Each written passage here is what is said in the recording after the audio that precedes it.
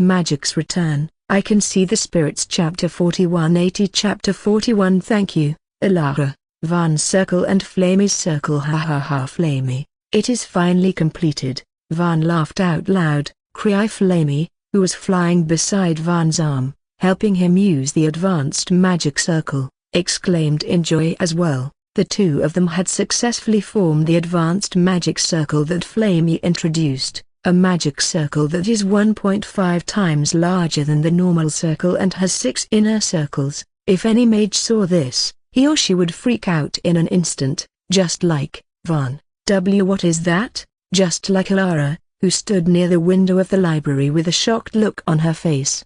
Elara? Van frowned. He then rushed towards the window and opened it. What are you doing here? He questioned as he helped her get inside the library. I came here to check up on you, but that aside, what was that magic circle? How did you cast it? That broke the magic theory of clashing patterns. There is also the theory of patterns that must be drawn together, the theory of circle stability, and also the theory of... All right, I get it. Calm down and come inside. I'll answer all your questions as we sit. Van calmed Elara down as he held her hand and walked in. The two then sat next to each other and Van spoke with a calm look on his face. This is the new circle I came up with. As you can see, it goes against many magic theories. However, I have tested it, and the circle is working perfectly. Not only that, it even increases my strength by 50%. Van spoke. But this doesn't make sense. Elara didn't know how to react. Well, what can I say? Does it make sense that I can learn new spells within a matter of minutes? Van smiled playfully. That's not the same, Elara shouted. At first, Van was just a never-seen-before magic prodigy. It was shocking. However, it was still in the range of believableness, but now a broken bar.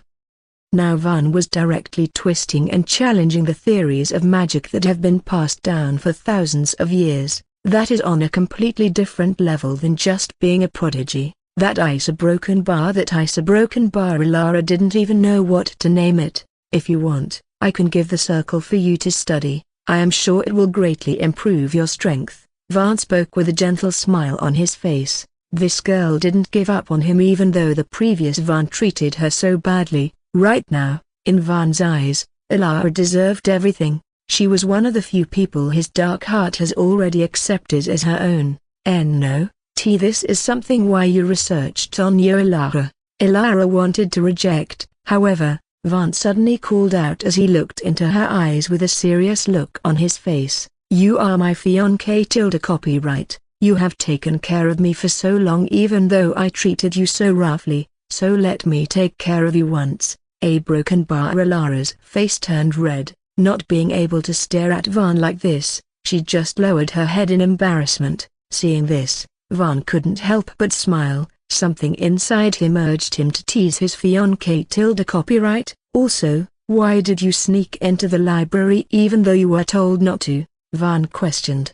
I came to check up on you. Oh, so it was not because you missed me? Van questioned. Huh? Missed you? You didn't miss me? Am I the only fool who was thinking about you? Van spoke with moist eyes. What? Elara was speechless. All these talks about missing each other and all, she heard it was very common between other fiancé. Copyright s. However, that was only true for other fiancés. Van and her were different, let alone missing her. The previous Van hated her and wanted nothing more than for her to disappear. Honestly, their relationship was so tense that Elara had never even thought about such things, and now Van was suddenly acting like this while holding her hands. Elara felt a strange feeling in her heart. However, her timid nature didn't allow her to express herself. She could only lower her blushing head and stay silent. Van realized that he might have gone too far, so he decided to tone it down a little. But I liked it. You coming here. I appreciate you always looking out for me. Thank you, Elara. Van spoke with a gentle smile on his face. And no worries, Elara stuttered. All of this was indeed too much. Van nodded. A broken bar. The situation became awkward. Honestly, Van wasn't much of an expert when it came to love either. After his parents' death, he didn't believe in things like love. He was a member of the pump and dump gang. Most of his sexual encounters were work-related or something to divert his attention for a while. He was never in a serious relationship. However, Ilara was different. What that girl did for the previous Vaughn, with how much she sacrificed, no man could possibly hate her. Vaughn was the same. Honestly, he didn't know how to act in front of Ilara either. He was just trying his best to not be awkward. Did he love her? The answer would be no. eth''pound eth.xt.fsothseth I diaresis I circumflex plus minus I circumflex d I circumflex plus minus s I circumflex inverted question mark vol.c I circumflex inverted question mark He just felt guilty about what the previous Vaughn did to her and wanted to somehow make up for it. He just wanted to protect her and give her all the happiness that she deserved. However, what he didn't know was that his feelings were slowly changing.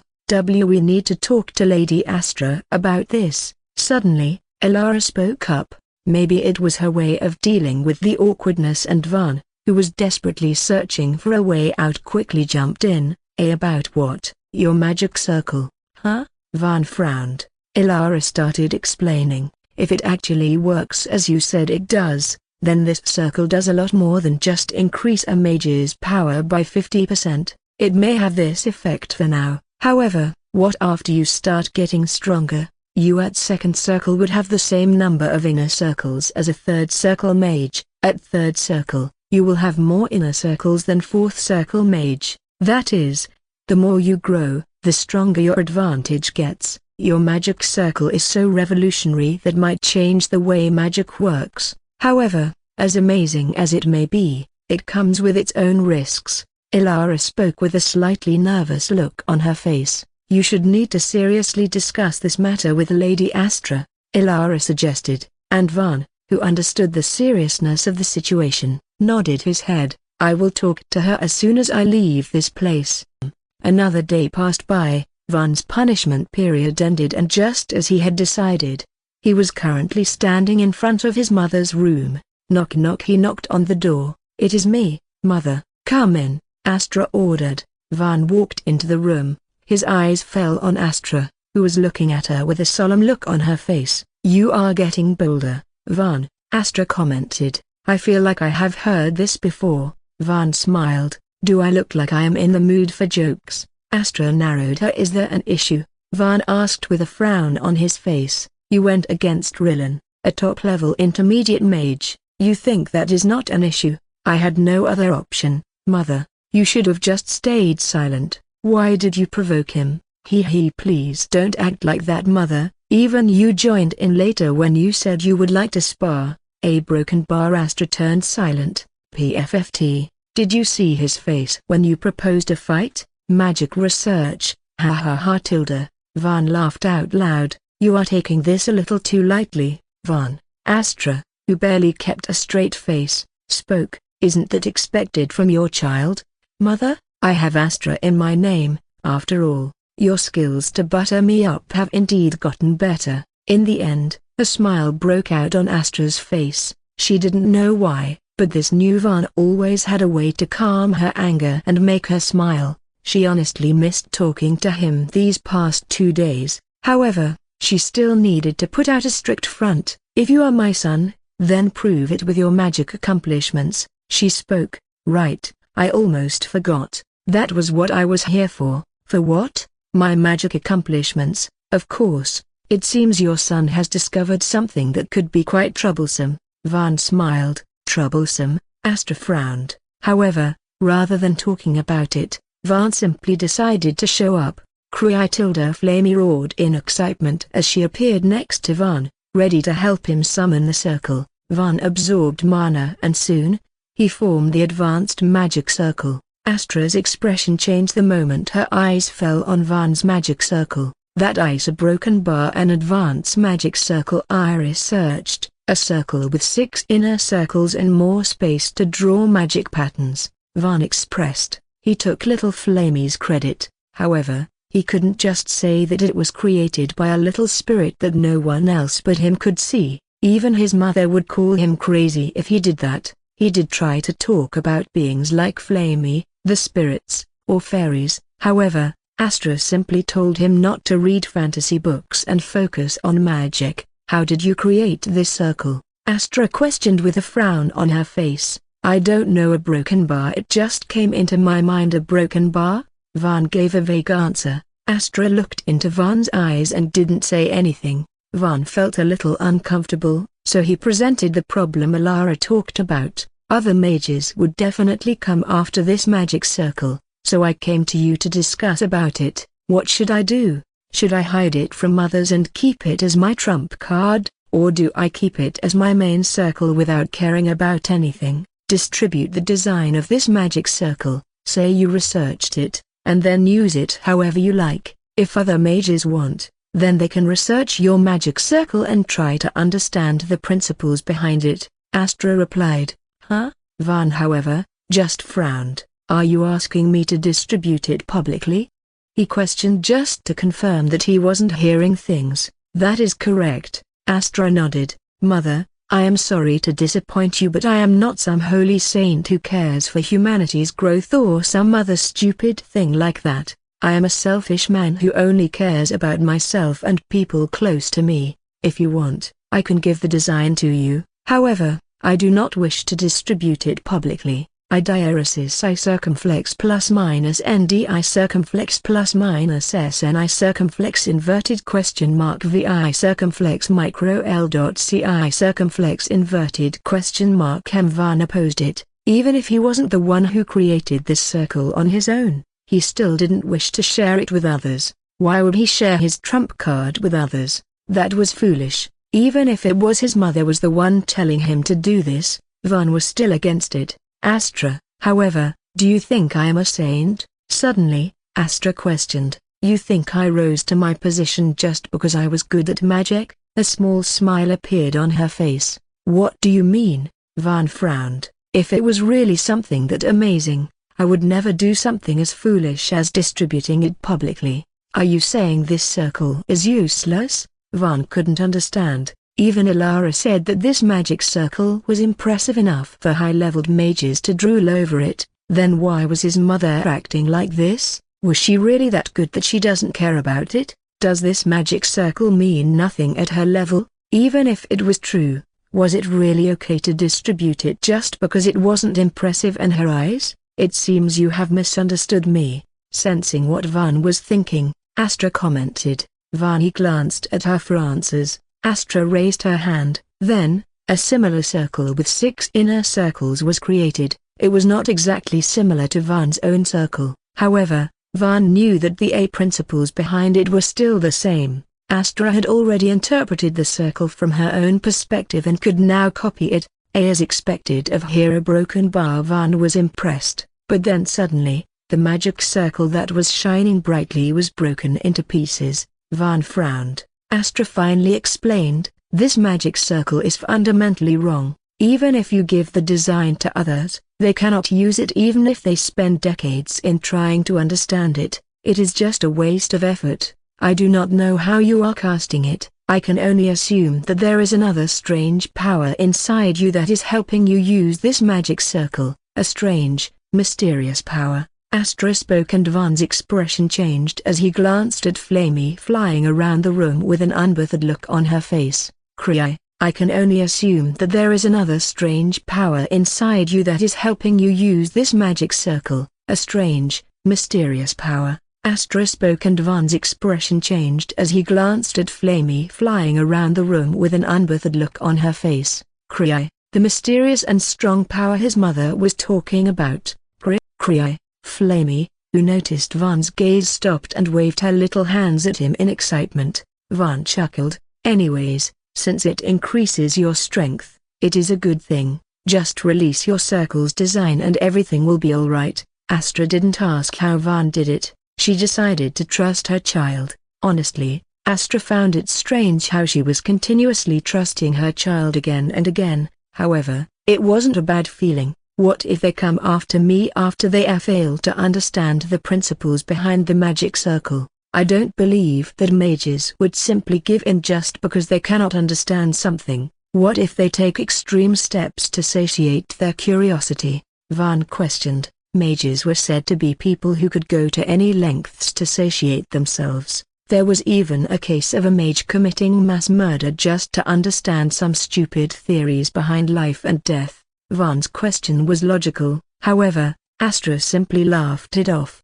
Hey, I thought you were braver than that, Astra teased. I may look rash, but I am quite calculative, Mother, Van replied.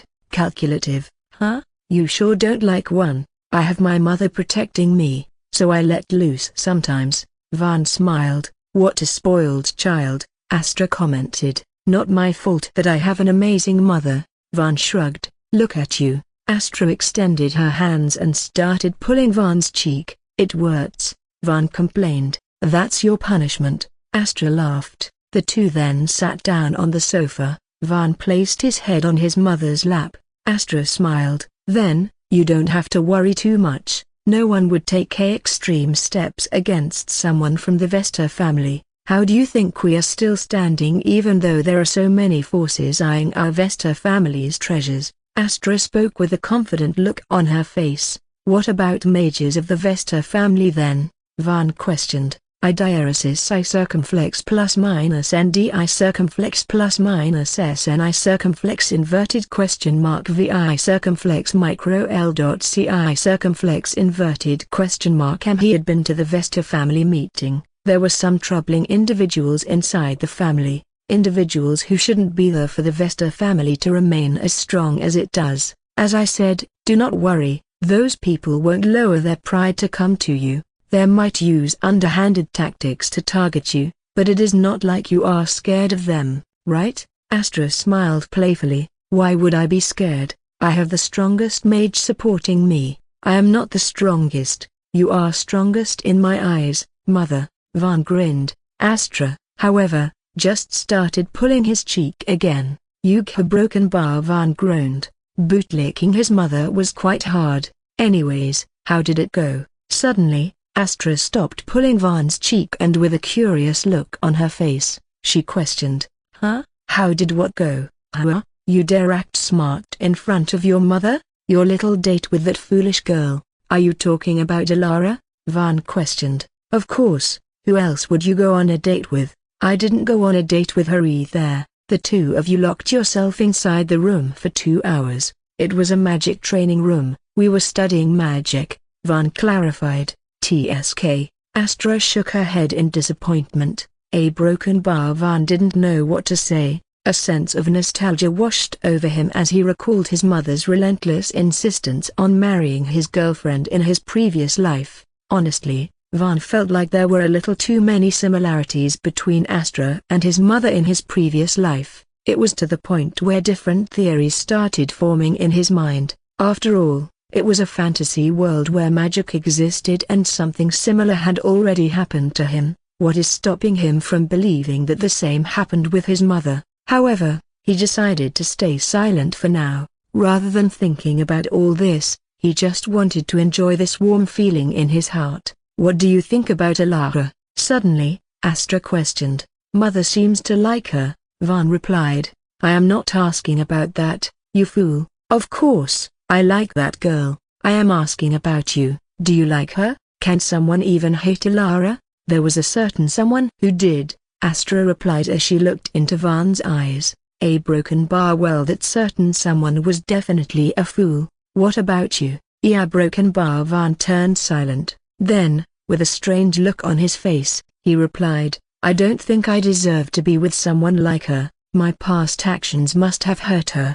By that logic, you don't deserve to stay here either, don't you think? A broken bar. Van turned silent. Your past actions hurt her, Van, but that doesn't mean you can't change that with your future actions. That foolish girl cares about you. Do you think I was the one who forced her to become your fiancé? Question mark. Well, I did at the beginning, making a 5-year-old girl your finance without asking her just because I saw how talented that child is, was my fault. However, when I noticed how you were treating her because of your petty jealousy, I told her to break off the engagement. She was the one who rejected my offer. Don't make her regret that decision, Van. You said you changed, didn't you? You said how you would become the son I would be proud of, right? Then be sure to become a man who treats his fiancée well. Make that girl the happiest girl in this world. Astra spoke as she looked into Van's eyes. Of course, she knew it was wrong to force someone to love someone else, especially when she decided to break off her engagement and marry Van's father, but humans were selfish creatures. Astra wanted Ilara and her son to be together. She absolutely hated thinking about how someone, not her son, would marry her lovely pupil. Astra wasn't willing to give Ilara away. A broken bar. Hearing her words, something inside Van changed. Astra was right, a broken bar. He was not Christopher anymore. He had now decided to live as Van. The biggest factor that was stopping him was that the person Ilara cared for was Van, not him. However, right now, he was Van. Just like how he decided to mend his relationship with his mother, he needed to do the same with Ilara, not as Christopher, but as Van. I understand, mother. I will not disappoint you, or a broken bar. Ilara. Broken bar. Van spoke. Good, because if you do, then don't expect me to be on your side. I will always be on my student's side, Astra commented. But I am your son, Van complained. So what? Ilara is my cute student. She is cute, that I agree with. Van nodded. She is much better than that Serafina girl, Astra commented. I agree again. Van continued to nod his head. Astra was about to speak, but then, knock knock a knock was heard. What is it? Astra questioned. Lady Astra, young Master Van's friends have come to visit him, the servant reported, and hearing that, an evil smile appeared on Van's face. Guess my moneybags are here. Lady Astra, young Master Van's friends have come to visit him, the servant reported. Guess my moneybags are here. Van spoke with an evil smile on his face. You really are acting like a thug, Astra commented with a small smile on her face. I am gonna bleed them dry. You know you can ask me if you need money, right? Astra spoke. Of course, but why would I bother you if I can earn it on my own? Earn it, huh? Astra raised her eyebrow. Don't mind the small details, mother. Van waved his hand as he stood up. Anyways, I'll go meet those idiots. All right, Astra nodded. See you later, mother. Van smiled as he walked out of the room. The moment he left, Astra formed Van's advanced magic circle again. However, just like before, 1 second later, the circle trembled before breaking away. A circle with 6 inner circles. Her broken bar. I don't even know what to say. A small smile appeared on Astra's face. A broken bar. On the other hand, Van, who was walking with the servant, was soon joined by Gabble. Young Master Van. Gabble greeted. Have they brought it? Yes, young master. Gabble nodded. Van nodded. Then, he walked into the guest room and, my 5 good friends, it is so great to see you. How have you all been? Van questioned with a beaming smile on his face. In front of him sat 5 men, Asher, Alaric, Silas, Calder, and Thorin. All 5 of them were Van's friends, friends who had once ganged up and attacked him. Now, however, they were all sitting in front of him, with their heads lowered, faces bruised, and sweat rolling down from their foreheads as they fidget their fingers. I heard you came bearing gifts? Van directly went to the topic. That's correct, young Master Van. We know that our previous foolish actions have offended young Master Van, so as a token of our apology, we brought a few things. It may not be much, however, we hope that young Master Van accepts our apology and forgives us. Asher stood up and spoke with a polite look on his face. The other 4 quickly stood up and, please be the bigger person and forgive our foolish mistakes, young Master Van. Saying those words, each one of them took out 1 pouch carrying 20 elemental stones. Ha ha ha. A simple apology would have sufficed. You didn't have to bring anything. Van laughed out loud. Gabble, on the other hand, had already moved and was taking away all the pouches. Not only that, he even went as far as counting all elemental stones inside the pouches right in front of everyone's eyes. Van nodded his head in satisfaction. Gabble was indeed a competent servant. There are a total of 100 elemental stones, young Master Van, Gabble reported. 100 elementals stones? That's quite expensive. You five didn't have to go that far, but since you have brought it, it would be rude of me to not accept this." Van smiled brightly as he waved his hand. Gabble understood. He put all the elemental stones in one pouch and kept the pouch with him. Asher and the other four just clenched their fists. "We brought it. It was you who threatened us, you thug-like bastard."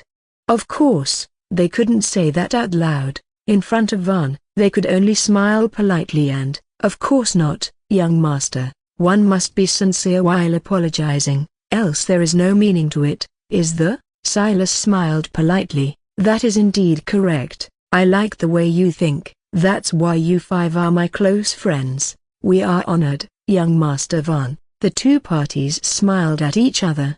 "Then we shall take our leave, young Master Van." Asher spoke up. "Yes, young Master Van must be busy. We won't be taking any more of your time. We shall meet again, young Master Van." "Take care, young Master Van." They didn't wish to linger around this place for even a second longer. Smiling and bowing their heads in front of this hateful bastard left a bad taste in their mouths. Not to mention how this bastard was shamelessly hoarding their money and was acting like they were the ones who gave it to them. What's worse, they were forced to comply with this stupid act. The five just clenched their fists in frustration and anger as they walked away. However, wait, Van wasn't done yet. The five of them turned around as they glanced at Van and noticed his fake smile was now gone. "Why did you do it?" Did what, young Master Van? A broken bar?" Asher questioned with a nervous smile on his face. "No matter what kind of person I was, there is no way cowards like you would have the guts to hit me to the point where I am bedridden.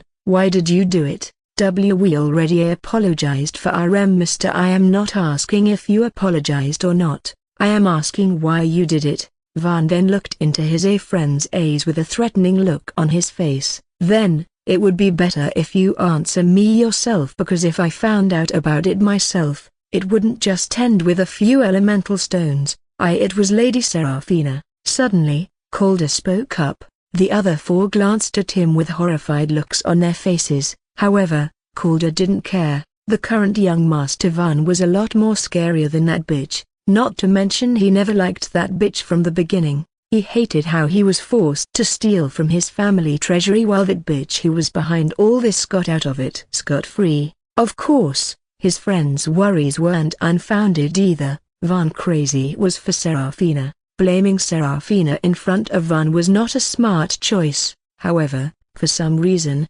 Calder felt that he should do it. A voice inside him told him that it was the right decision. Also, it was young Master Van asking about it. He was only answering truthfully. Calder felt young Master Van wouldn't blame him and act rashly, especially since they were inside the Vesta family grounds. "Go on." Van simply glanced at him and with a scarily calm look on his face, he ordered. "What did Seraphina do?" "Go on, what did Seraphina do?" Van questioned with a serious look on his face. From his expression, he didn't look like a crazy lover-struck fool like he did before whenever Seraphina's name was mentioned, and Calder, who finally saw hope, started. "It was Lady Seraphina who told us to spar with you. She ordered us to defeat you in magic spar and beat you enough so that it crushes your newfound interest in magic," Calder explained. Van narrowed his eyes as he started thinking. Aldrich said the same thing before. She placed a lyric around him to make sure that he does not learn magic. She even has his friends under her thumb, and when things didn't go her way, she was daring enough to order them and have him surrounded. "Is this the first time Seraphina ordered you to do something that hindered my magic study?" Van questioned. No, she has done it before. The time when we took you out to drink alcohol, she was the one who ordered us to do it. She told us to make you ready suddenly." Calder, who was answering, turned silent as he widened his eyes in shock. What was he just saying? He realized his mistake. The other four looked at him as they widened their eyes in horror as well. This bastard, did he have a death wish? However, it was already too late. "The time when you took me out to drink alcohol saying that you wanted to celebrate me becoming a first circle magia broken bar." Van spoke as he recalled the incident. Gulp. The five men in front of him gulped. "You better speak up if you want to live." Van threatened. His current expression was extremely dark. He was even considering killing one of these 5 to create an example and make the interrogation process smooth. When you successfully became a first circle mage, Lady Seraphina ordered us to turn you into an alcohol addict. That's why we took you to the bar. Initially, she ordered us to use Dreamweave, however, we rejected it. No matter what, we couldn't use something like that against young master, Asher replied. This fight between Seraphina and Van, at first, it was just Seraphina making plans and Van falling into her trap. However, things had now changed. Young Master Van was different. This battle between the two, it was getting much more messier. He wanted to come out clean and get as far away from it as he could. Dreamweave, a broken bar, Van muttered.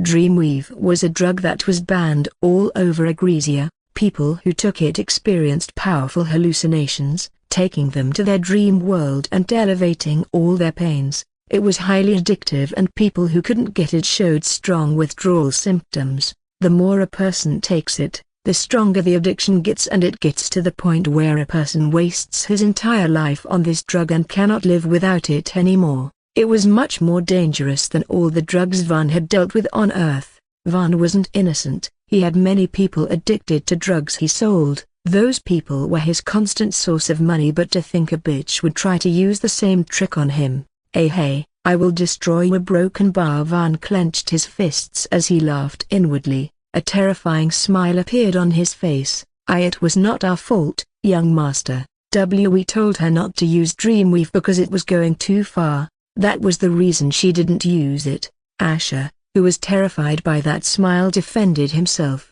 Oh yeah? Because it was going too far? Or was it because you were scared that my mother would find out? Van questioned. A broken bar. Asher turned silent and lowered his head. Seraphina Stormweaver, a broken bar, Van muttered. It was now official. She was now his official enemy. Suddenly, Van glanced at Asher and an idea popped up in his mind. You said Seraphina told you to use Dreamweaver? Why yes, but we reject. Where were you going to find it? The Dreamweaver, I mean, Van questioned. I don't know. She would have provided. Asher was about to answer, but then, he froze. He could guess why Van was asking it, and once he looked at that demonic smile on Van's face, his guess turned into certainty. Go to Seraphina, tell her that I am interested in magic again, make her take out the Dreamweaver. I need results within a week, Van ordered. Why, young Master Van, we would rather not involve ourselves in all this.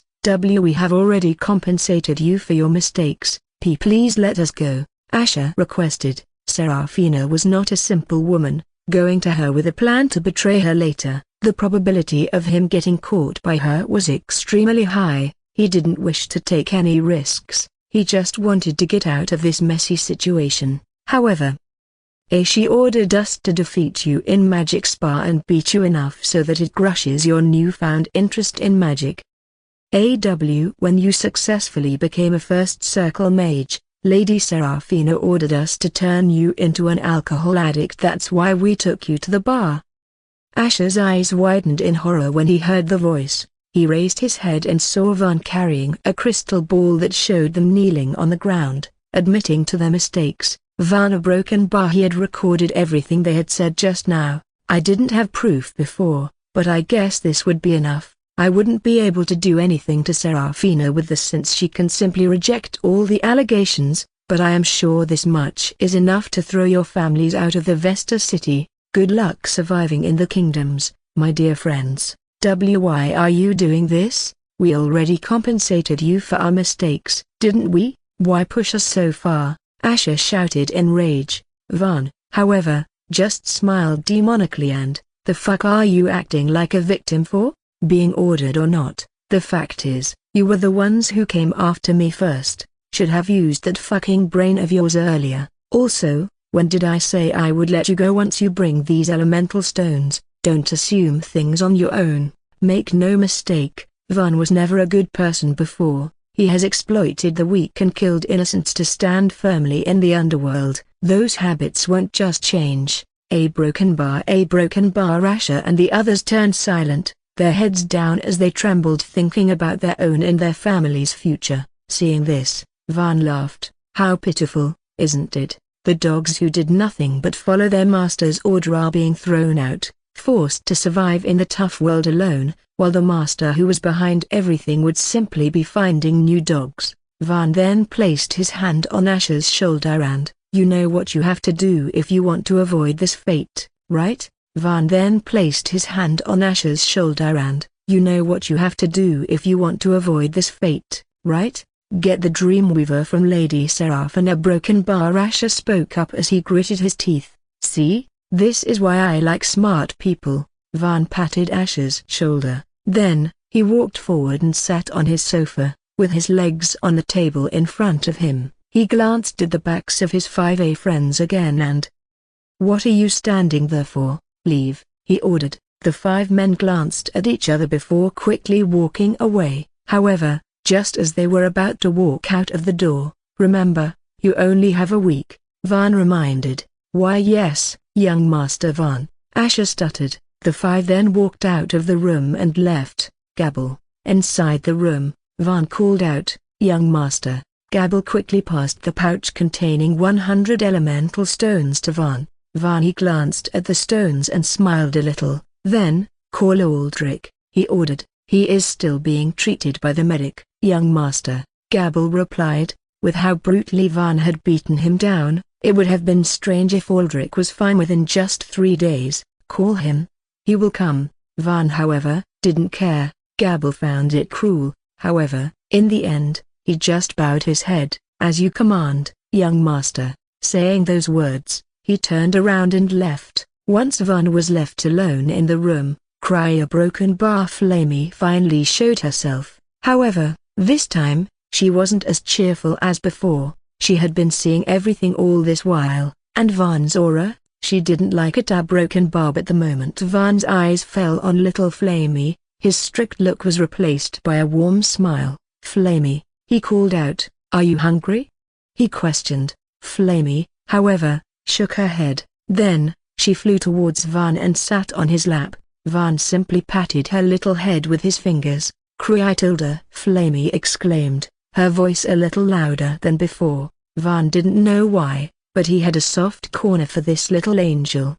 Suddenly, Flamey's eyes fell on the elemental stones. Oh, you want it? Van questioned as he took out one elemental stone and gave it to Flamey. Flamey tried to catch it with her 2 hands. However, her hands simply passed through the elemental stones. Just as mentioned before, Flamey couldn't touch anything other than Van. It seems like you can't touch it, Van spoke. Cryer Broken Bar Flamey pouted as she lowered her head.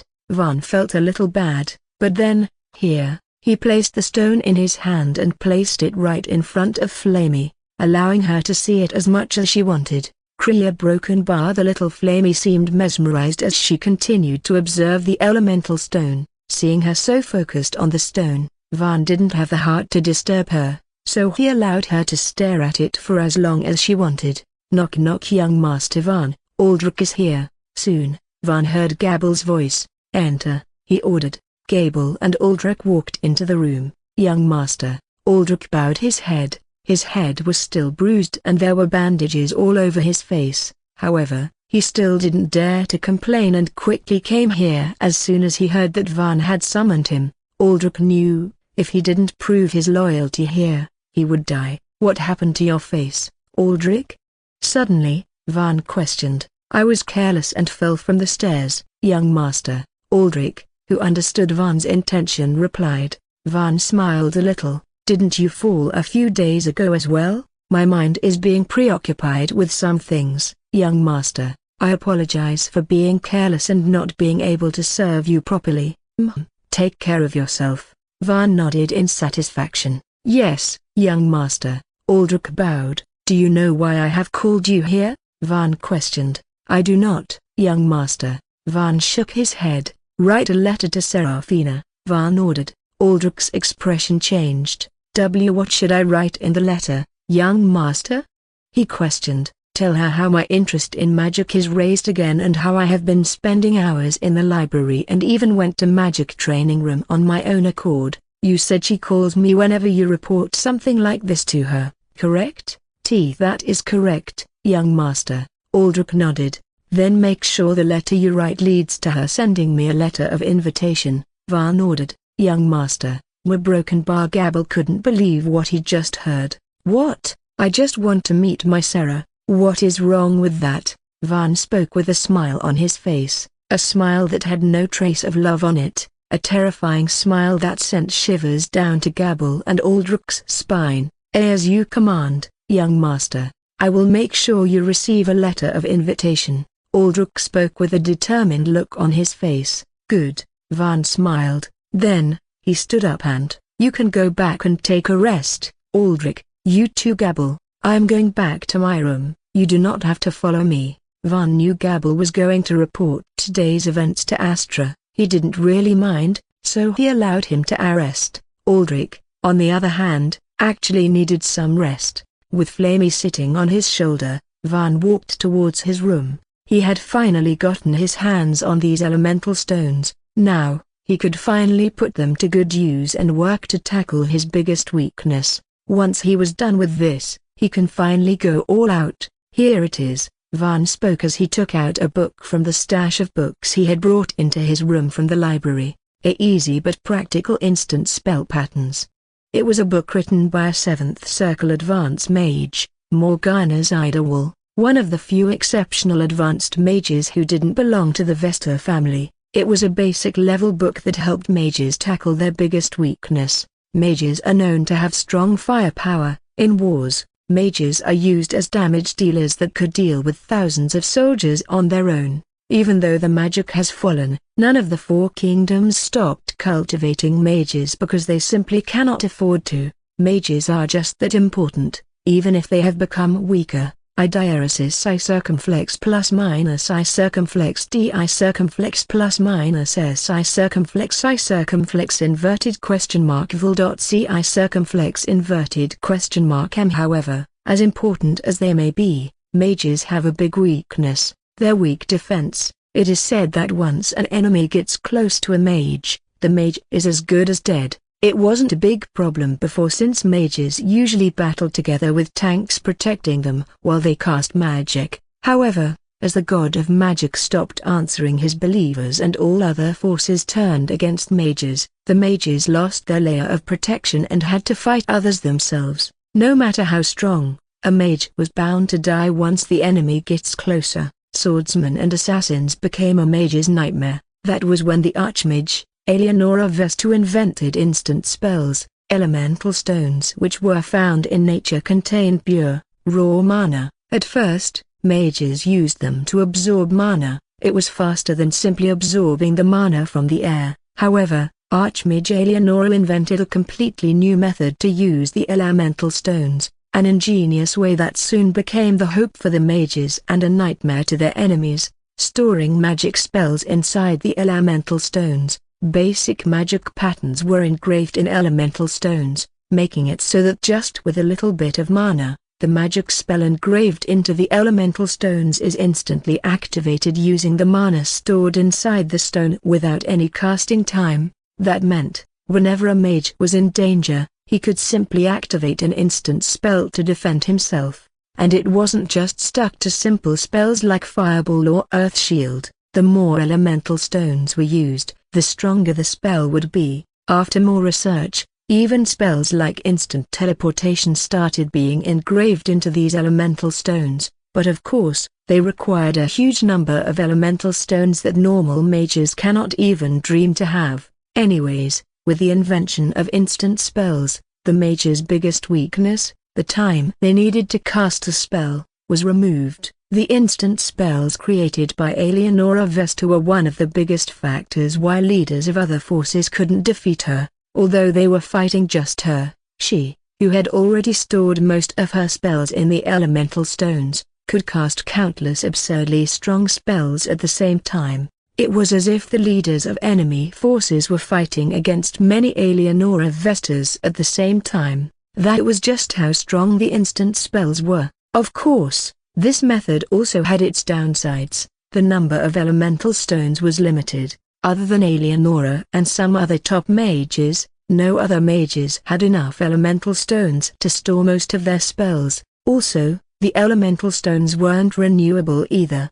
After a set number of uses, their efficiency in storing mana decreases and gets to the point where they can't be used anymore. Eleonora and other mages couldn't use these stones recklessly, they had to be careful. However, it was still an undeniable fact that after the god of magic's silence, the invention of instant spell was what brought the mages to a position where they could hold off their own against other forces. And what was the best part, unlike the normal spells, where a mage has to interpret the magic pattern for a said magic spell on their own and cannot just simply copy other mages' patterns, instant spells have no such limitation. As long as the pattern a mage engraves is valid, it could be used. What did that mean? It meant that if one had enough elemental stones and knows the required magic pattern, one could even cast Archmage Eleonora's spells. Of course, the only family all over Agresia who had the knowledge and resources to do something like this was the Vesta family.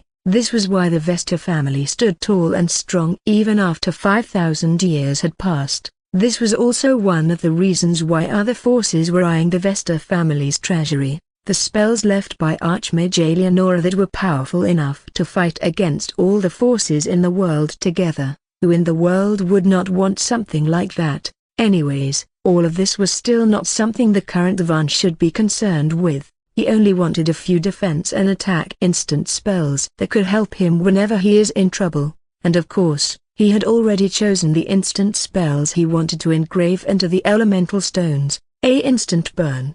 A. Ignis Pike Pursuit. A. Earth Fort. A. Heal. Out of these spells, Heal and Instant Burn needed 10 elemental stones each. Ignis Pike Pursuit and Earth Fort were comparably cheaper and only needed 5. So out of the 100 elemental stones he had received, Van was planning to use 30 already. The required patterns for all these spells were given inside the book he had gotten. First, Van wanted to engrave Ignis Pike Pursuit. It was an instant spell that creates a 3-meter-long fire spear that pursued the set target until it hits it. Yes, an absolute hit spell with firepower far higher than what his current fire spike combined with speed and burn had. Van then took out another set of elemental stones from his drawer. However, unlike normal elemental stones, which were clear, shiny, and transparent like a huge diamond, these were translucent with a milky texture. These were the used elemental stones which were absolutely useless now. Mages used these to practice engraving before doing it on the actual stones, which a determined look on his face. Van quickly took out an engraving pen. Then, he absorbed the surrounding mana, circulated the mana throughout his body, and infused the mana into his engraving pen before starting to engrave the required patterns for the instant spell, Ignis Pike Pursuit. However, right as he began, Right as Van began engraving the pattern into the elemental stone, Flamey appeared. "Are you interested in this?" Van questioned with a smile on his face. Flamey nodded her little head. Then, she pointed at the used elemental stone that Van was engraving on. He glanced at the elemental stone and saw that Flamey had created a huge X mark. He also noticed that she had drawn an A arrow on the unused elemental stone. "Are you telling me that I have to use this elemental stone?" Van chuckled. Little Flamey nodded. "I know that, Flamey, I am just practicing on it," Van replied with a smile. Flamey, however, shook her head.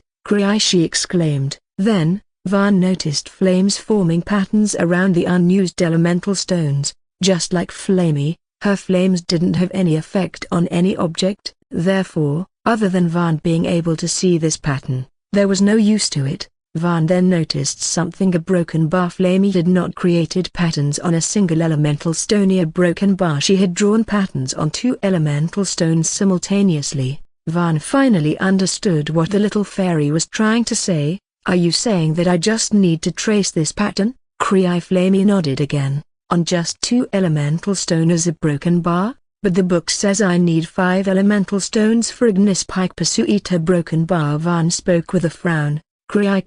With a pout on her face, Flamey pointed at the book. Her flames surrounded the book as if she was trying to burn it, but of course, nothing happened to the book. "Hey, are you saying I should burn the book and listen to you?"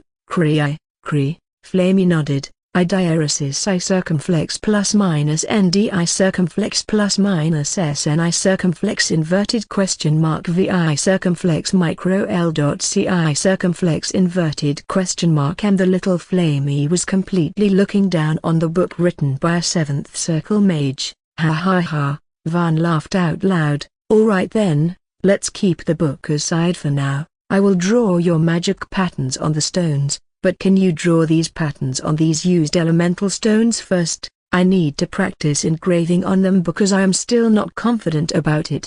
Flamey nodded. Then, she drew flames around the used elemental stones and Van started engraving the pattern by tracing Flamey's flames. Honestly, if it was before, he would have thought that Flamey was just joking around.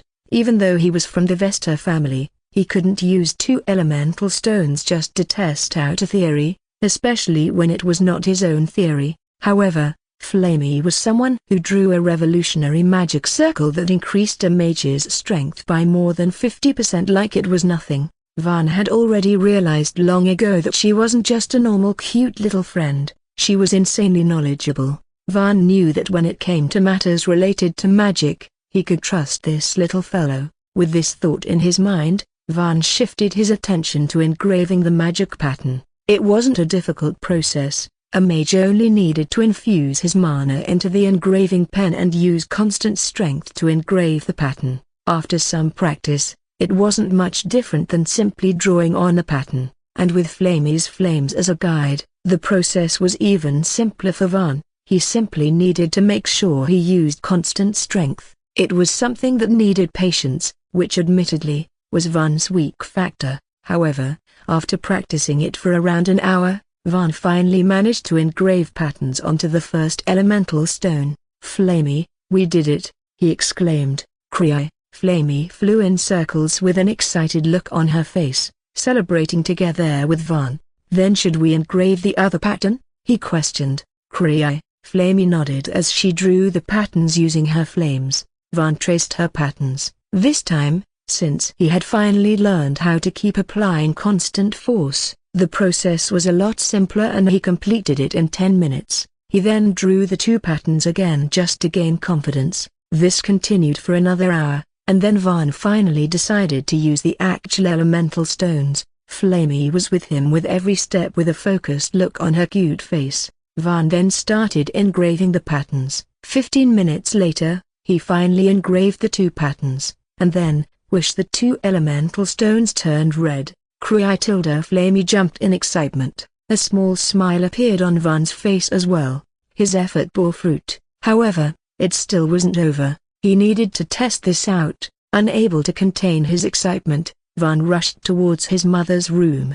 Mother, he spoke as he walked into his mother's room. Inside, he saw Gabble standing in front of his mother. Van finally came back to his senses and bowed his head. I apologize for barging in like this, Mother. I was a little too excited. Astra frowned. But then, what is it? She questioned. Van glanced at Gabble and then, I wish to talk to you, alone. Astra glanced at Gabble and nodded. Gabble nodded back and quickly turned around. He glanced at Van with a nervous look on his face, scared that young Master Van saw him reporting to his mother and might punish him later. Van, however, ignored him. He already knew, once Gabble left, what made you so excited that you barged into your mother's room like this, huh? Astra questioned with a small smile on her face. Van didn't say anything, he simply extended his hands, showing 2 red-colored elemental stones. An instant spell. Astra recognized it the moment her eyes fell on it. What spell is it? She questioned with a curious look on her face. Ignis Pike Pursuit, Van replied, and the moment she heard his reply, Astra narrowed her eyes. Ignis Pike Pursuit needs 5 elemental stones, Van. Some mages did manage to reduce the number of required stones to 4, but it wasn't perfect and the spell's strength was affected. That is why I said I wanted to talk to you alone. Your son is a genius, remember? Van replied with a smile on his face. I need to use the magic training room to test it out. Van seemed excited, and why would he not be? It was a great discovery after all. If this worked, not only his, but the entire Vesta family's strength would rise, and Astra, who understood the weight of this matter, ordered, "Follow me." "Whoa, what is this place?" Van exclaimed in amazement as he looked around. He was inside a large ethereal room, with a white floor, walls, and ceiling. At first glance, this place looked bland. However, as one carefully looked around and observed the patterns engraved on the walls, they would feel a mysteriously calming vibe. "It's my personal magic training room, the room used by the head of the Vesta family. It has stronger walls and a better regeneration system. It also has engravings that calm a mage's mind and allow them to concentrate," Astra answered with a slight smile on her face. "Having an amazing mother really is a blessing, isn't it? You get to see so many wonderful things." Van chuckled. Astra shook her head as she smiled. "Idiaresis I circumflex plus minus NDI circumflex plus minus SNI circumflex inverted question mark VI circumflex micro L dot CI circumflex inverted question mark." And then, to test his mother's words, he quickly formed his magic circle. Flamey appeared next to him to stabilize the circle. Flicker. Fire Spike was summoned, with speed and burst added to it. Van shot the spike towards the wall and boom! A huge explosion was heard. "Burst really does increase the firepower of the spell, doesn't it?" Van commented. He was impressed and satisfied by the firepower. However, as soon as the smoke cleared up, Van froze. The wall was completely fine. "That didn't do any damage." "A broken bar?" Van was taken aback. "No, there is a half a centimeter deep hole if you look closely," Astra pointed out. There wasn't much change in her expression. However, she was proud of her son who had started taking magic seriously. "Aren't these walls too strong? What's the point of testing the magic if you can't even tell how strong your magic is?" Van questioned with a frown on his face. Hearing his question, Astra just smiled. Then, she flicked her finger towards the wall and, flicker without any formation of magic circle, a fire spike shot toward the wall and, boom! A louder explosion was heard. The smoke cleared up and, what in the broken bar? Van's mouth remained open in shock. There was a 10 centimeters deep hole in the wall. Yes, just this seemingly casual spell from Astra broke the wall that he thought was too strong. "I am a 7th circle mage, Van. If the walls aren't durable, I would destroy the room even with my weakest smell. Don't underestimate your mother, okay? I am quite strong." Astra chuckled as she jokingly patted her bicep. A broken bar. Van was still too shocked to say anything. He knew his mother was strong, but a broken bar? What in the hell? That was just a flick on her finger. She didn't even create a magic circle. Where are all those magic theories now? If you had shot that spell outside a broken bar, how much damage would that have done? A broken bar? Suddenly, Van questioned. He was curious. "It is just a casual spell, so it should only destroy a 2-meter big boulder," Astra replied. "A casual spell? A broken bar? Mother, a broken bar? What if you use your strongest spell? A broken bar? How strong would that be?" Van couldn't contain his curiosity and questioning. Hearing that question, a big smile appeared on Astra's face and, "Do you really want to know?" she questioned back. "I do," Van nodded. Flick. Then suddenly, Astra flicked on Van's forehead and, "Stop wasting time on these useless questions and do what we are here for." "That's cheating. You should answer my question." "I am curious," Van retaliated. "Why should I answer you? Become a 7th circle mage and find the answer yourself. You just need to know that your mother is strong. I wouldn't know how strong you are if you don't tell me." A broken bar? Van muttered in an extremely low voice. "Of course," Astra still heard him. "I am strong enough to beat you again and again, young man. Now better get to what you came here for, or I will prove it to you myself." "Petty." A broken bar? Van muttered. Then, he took out his 2 elemental stones. Then, he injected mana into the stones and, flicker, a huge, 3-meter fire spike was formed. Which the spike rushed towards the wall and, boom! Another explosion was heard. This time, a 3 centimeters deep hole had appeared. "It has the same strength as the normal Ignis spike pursuit," Astra commented. Her tone may have sounded calm, however, her expression wasn't. She glanced at Van with her eyes shining. "How did you come up with it?" she questioned. "I just a broken bar got it." "A broken bar?" Van didn't know how to answer. "Are you trying to get back at me for earlier?" Astra narrowed her eyes. "Of course not. I am not like that, Mother. I really don't know how to explain it to you. It is the same as the magic circle. I just a broken bar got a feeling that it would work, and it did. A broken bar be, but isn't it a good thing for us? Ignis Pike Pursuit is not a weak spell. If we use these patterns rather than the ones used in the books, the Van family's strength would improve to another level. You can also take the credit for this spell. It would solidify your position as the family head even further." Van spoke, his golden eyes shining brightly. He could finally help his mother in some way. There is no way he would back away from doing that. "Are you trying to assist your mother?" Astra questioned with a curious smile on her face. "Of course. I can only live an easy life if my mother's position as the head is unparalleled," Van replied with a proud smile on his face. "How greedy," Astra chuckled. Van continued to smile. "But you don't have to worry, Van. Your mother is already unparalleled," Astra replied. Van didn't know. He was just confused because he saw other family members trying to use him to target Astra. However, Astra Alicia Vesta was not a normal woman. She was much stronger than Van's wildest imaginations, solidifying her position. If truth be told, then Astra's position couldn't be strengthened any further. In Vesta City, she was an absolute being. "You don't have to worry, Van. Your mother is already unparalleled," Astra replied. "That may be true, but those uncles of mine still dared to go against you in the meeting, did they not? If your position was that absolute, they wouldn't have bothered going against the head of the family now, would they? They are definitely up to something, Mother. I am sure about it." Van was an underworld gang leader in his previous life. He knew how these things worked. If Astra's position was as strong as she thought it was, those uncles of his wouldn't have dared to act like how they did back in the meeting.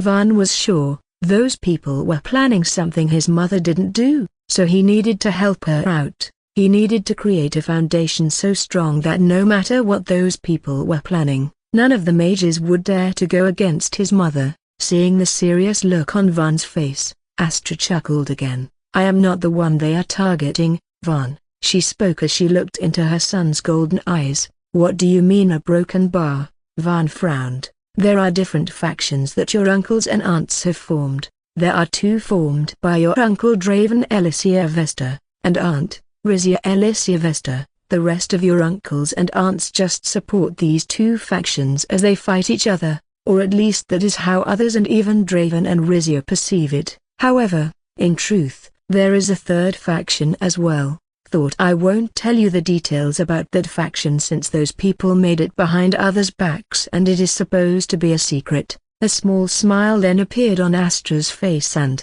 it won't be fun if everything is revealed so quickly, now will it?" Yes, that was what kind of power Astra held. Everything that was happening in the Vesta mansion, whether it was the two factions her elder brother and sister had created, or another faction that was formed in secret, she had her eyes on everything. Van worrying about someone like her, honestly, in Astra's eyes, it was silly but cute. She liked how her son was worried about her. Of course, it's a different thing that there was never anything to worry about. If you know everything about it, then why are you not destroying these factions? A broken bar? Van couldn't help but question. Why would I? As I said before, they are not targeting me, they are just competing amongst themselves. They are trying to gain their footing, showing their powers to the people of Vesta City and trying to gather more strength under them. What happened in the meeting was Draven's way to do this. If he had successfully made me, the family head, punish her own child, it would mean he and his faction holds the power to somewhat influence my decisions. There is no better way to flaunt and show their power than this, and it is quite a common tactic, since, you know, you are called the A-Waste. You are an easy target for them, though this time it backfired since the member of the brothers faction was humiliated in front of everyone. Astra chuckled at the end. Van, however, was still confused. Why a broken bar? Are they doing thieves a broken bar? If they knew that her mother held absolute power, then why a broken bar? Then suddenly, Van's expression changed. Did you realize it? Astra questioned with a curious smile on her face. From her expression, she was definitely enjoying seeing her child's involvement in these matters. This was the first time Van had shown interest in these matters after all. The wish that she had buried deep into her heart a broken bar. It was slow, but it was being ignited again. The next family head a broken bar, Van muttered. Astra's smile widened. Indeed, these factions support their children. The more power they gather, the more say they would have when the next heir of the Vesta family is chosen. Of course, the end result would still depend on how competent the children are. However, that doesn't mean that there would be no politics behind it. These factions would do whatever they can to make their direct blood the next heir. So they all are going after me, just so they could make their children the next family head? Van questioned. Well, pretty much, though they will not directly harm you since they know the consequences of that. You are still the hot target since you carry the name Astra. Astra then looked into Van's eyes with an interested look on her face. And, do you regret having my name in yours? Van, however, just smiled back. Of course not. I am rather glad that you are my mother. Mother, I really am, Van replied. Then, he snorted. As for those dear uncles and aunts of mine, since they dared to use me as a chess piece in the game they are playing, I guess it is time to retaliate. I diaresis I circumflex plus minus ndi circumflex plus minus sni circumflex inverted question mark vi circumflex micro l dot ci circumflex inverted question mark m. This time, Astra's expression changed. Van, do not do anything reckless. Your uncles and aunts are all strong mages. Going against them is not a wise choice. I won't be picking fights with them. Mother, in what way would that be entertaining? Rather than picking useless fights, I'll take away what they want so desperately. You mean a broken bar? Astra narrowed her eyes. She desperately hoped what Van was going to say next was the same thing she was thinking. The flames of hope that had flickered in her heart, she wanted Van to fan them, and Van didn't disappoint her. The position of the heir, I will be taking that for myself. A big smile appeared on Astra's face. Soon, however, she contained that smile. Then with a slight cough, that's quite a great ambition you have, she commented. Well, I am your son, what did you expect? Don't think I will support you just because you are my son. As the family head, I have the duty to be impartial and choose the best heir possible, Astra replied with a strict look on her face. Of course, I will be doing everything on my own. It wouldn't be fun if you, the queen, join the games of her subject, now would it? Those factions and the 8 prospective heirs they support, I am going to destroy them all. Van spoke, determination burning in his eyes. Those factions and the 8 prospective heirs they support, I am going to destroy them all. Van spoke, determination burning in his eyes. Ha ha ha. This time, Astra couldn't contain her smile and laughed out loud. I will look forward to what you have to show to me, son. She spoke, I assure you it will be worth your time. Van replied with a confident smile on his face. All right then, this instant spell you discover, since you now know that I don't need it, use it to increase your contribution points to the family and enter the succession battle. Please keep it as a present, mother. Van, however, shook his head. Then, he looked into his mother's eyes and, keep it as a proof that your son is changing. Trust me, this won't be the last spell I will be improving. I will improve countless spells to increase my contribution points. I plan to make a grander entrance later. A small smile appeared on Astra's face. She then grabbed the elemental stones Van was passing to her. The stones which were bright red earlier had now turned dull. Astra filled the stones with her mana and they regained their color. Then, she injected her mana to activate the instant spell. But a broken bar. Nothing happened. What, a broken bar? Astra frowned. What happened? Van questioned. It isn't working, Astra replied. Huh? Van took the stones, then he injected his mana, and just as Astra said, the spell wasn't working. Was it just one-time use? Van was doubtful. If that was the case, then it was much worse than the normal Ignis Pike pursuit. However, then, Cry Flamey flew in front of Van's face. Flamey used her flames to draw an AX in front of the two elemental stones. "Are you saying that I can't use them?" Van questioned. Flamey nodded her head. "So broken bar, these stones are useless now." "A broken bar?" Cry. Flamey shook her head. Then, she pointed at Astra and formed an AX with her hand as she shook her head. Cry. "What, a broken bar?" This time, Van couldn't understand what Flamey was talking about. Cry. Flamey flew around Astra and circled around her head. Then, she formed two stones that had similar shapes to the elemental shapes and placed them on Astra's hands. Then, the flames got brighter and she brought those fire stones to Van and Cry. She shook her head again and formed the cross using her flames. "The spell isn't working because Mother was the one who refilled the elemental stone as a broken bar. Am I the only one who can refill them?" Cry. Flamey nodded her head. Van frowned. That was not how instant spells work. "He'd a broken bar." On the other hand, seeing her child talking in the air and making different expressions, Astra didn't know how to react. Was his injury acting up? But didn't they use heal on him? She even called those followers of God of Light just because she wanted to be sure nothing is wrong with her child. Did they fool her? Astra narrowed her eyes. Honestly, it was highly unlikely for the followers of God of Light to fool others. God of Light represented kindness, happiness, love, compassion, forgiveness, and all other positive values. The more these values a person has, the more affinity he has with God of Light's blessings and the higher his position gets in the Church of Light. So the higher the position, the kinder the person was. The three people she called were the bishops. People like them couldn't cheat others since that would not be a positive value and would affect their affinity with the God of Light, which would later harm their position. Honestly, Astra didn't really believe all this bullshit.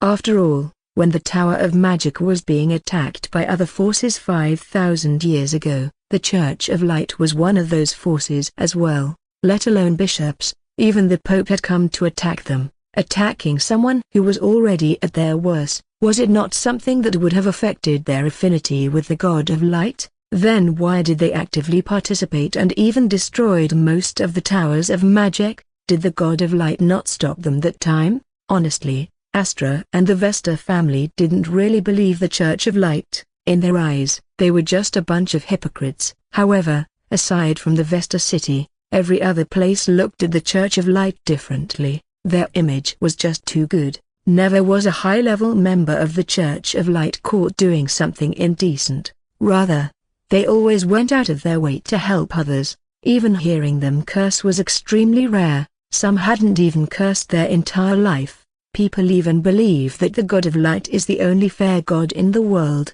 The Church of Light's influence was so strong, that even the dragons, who only followed the dragon god, trusted the high-level members of the Church of Light and only communicated with them. Diaresis I circumflex plus minus NDI circumflex plus minus SNI circumflex inverted question mark VI circumflex micro L dot CI circumflex inverted question mark M. Yes, other humans were too violent, scheming in their eyes. They didn't interact with anyone other than the people of the Church of Light. Mother, can you remove mana from these stones? While Astra was thinking all this, Van questioned. Astra came out of his reverie. Then, she glanced at Van and, "Who are you talking to?"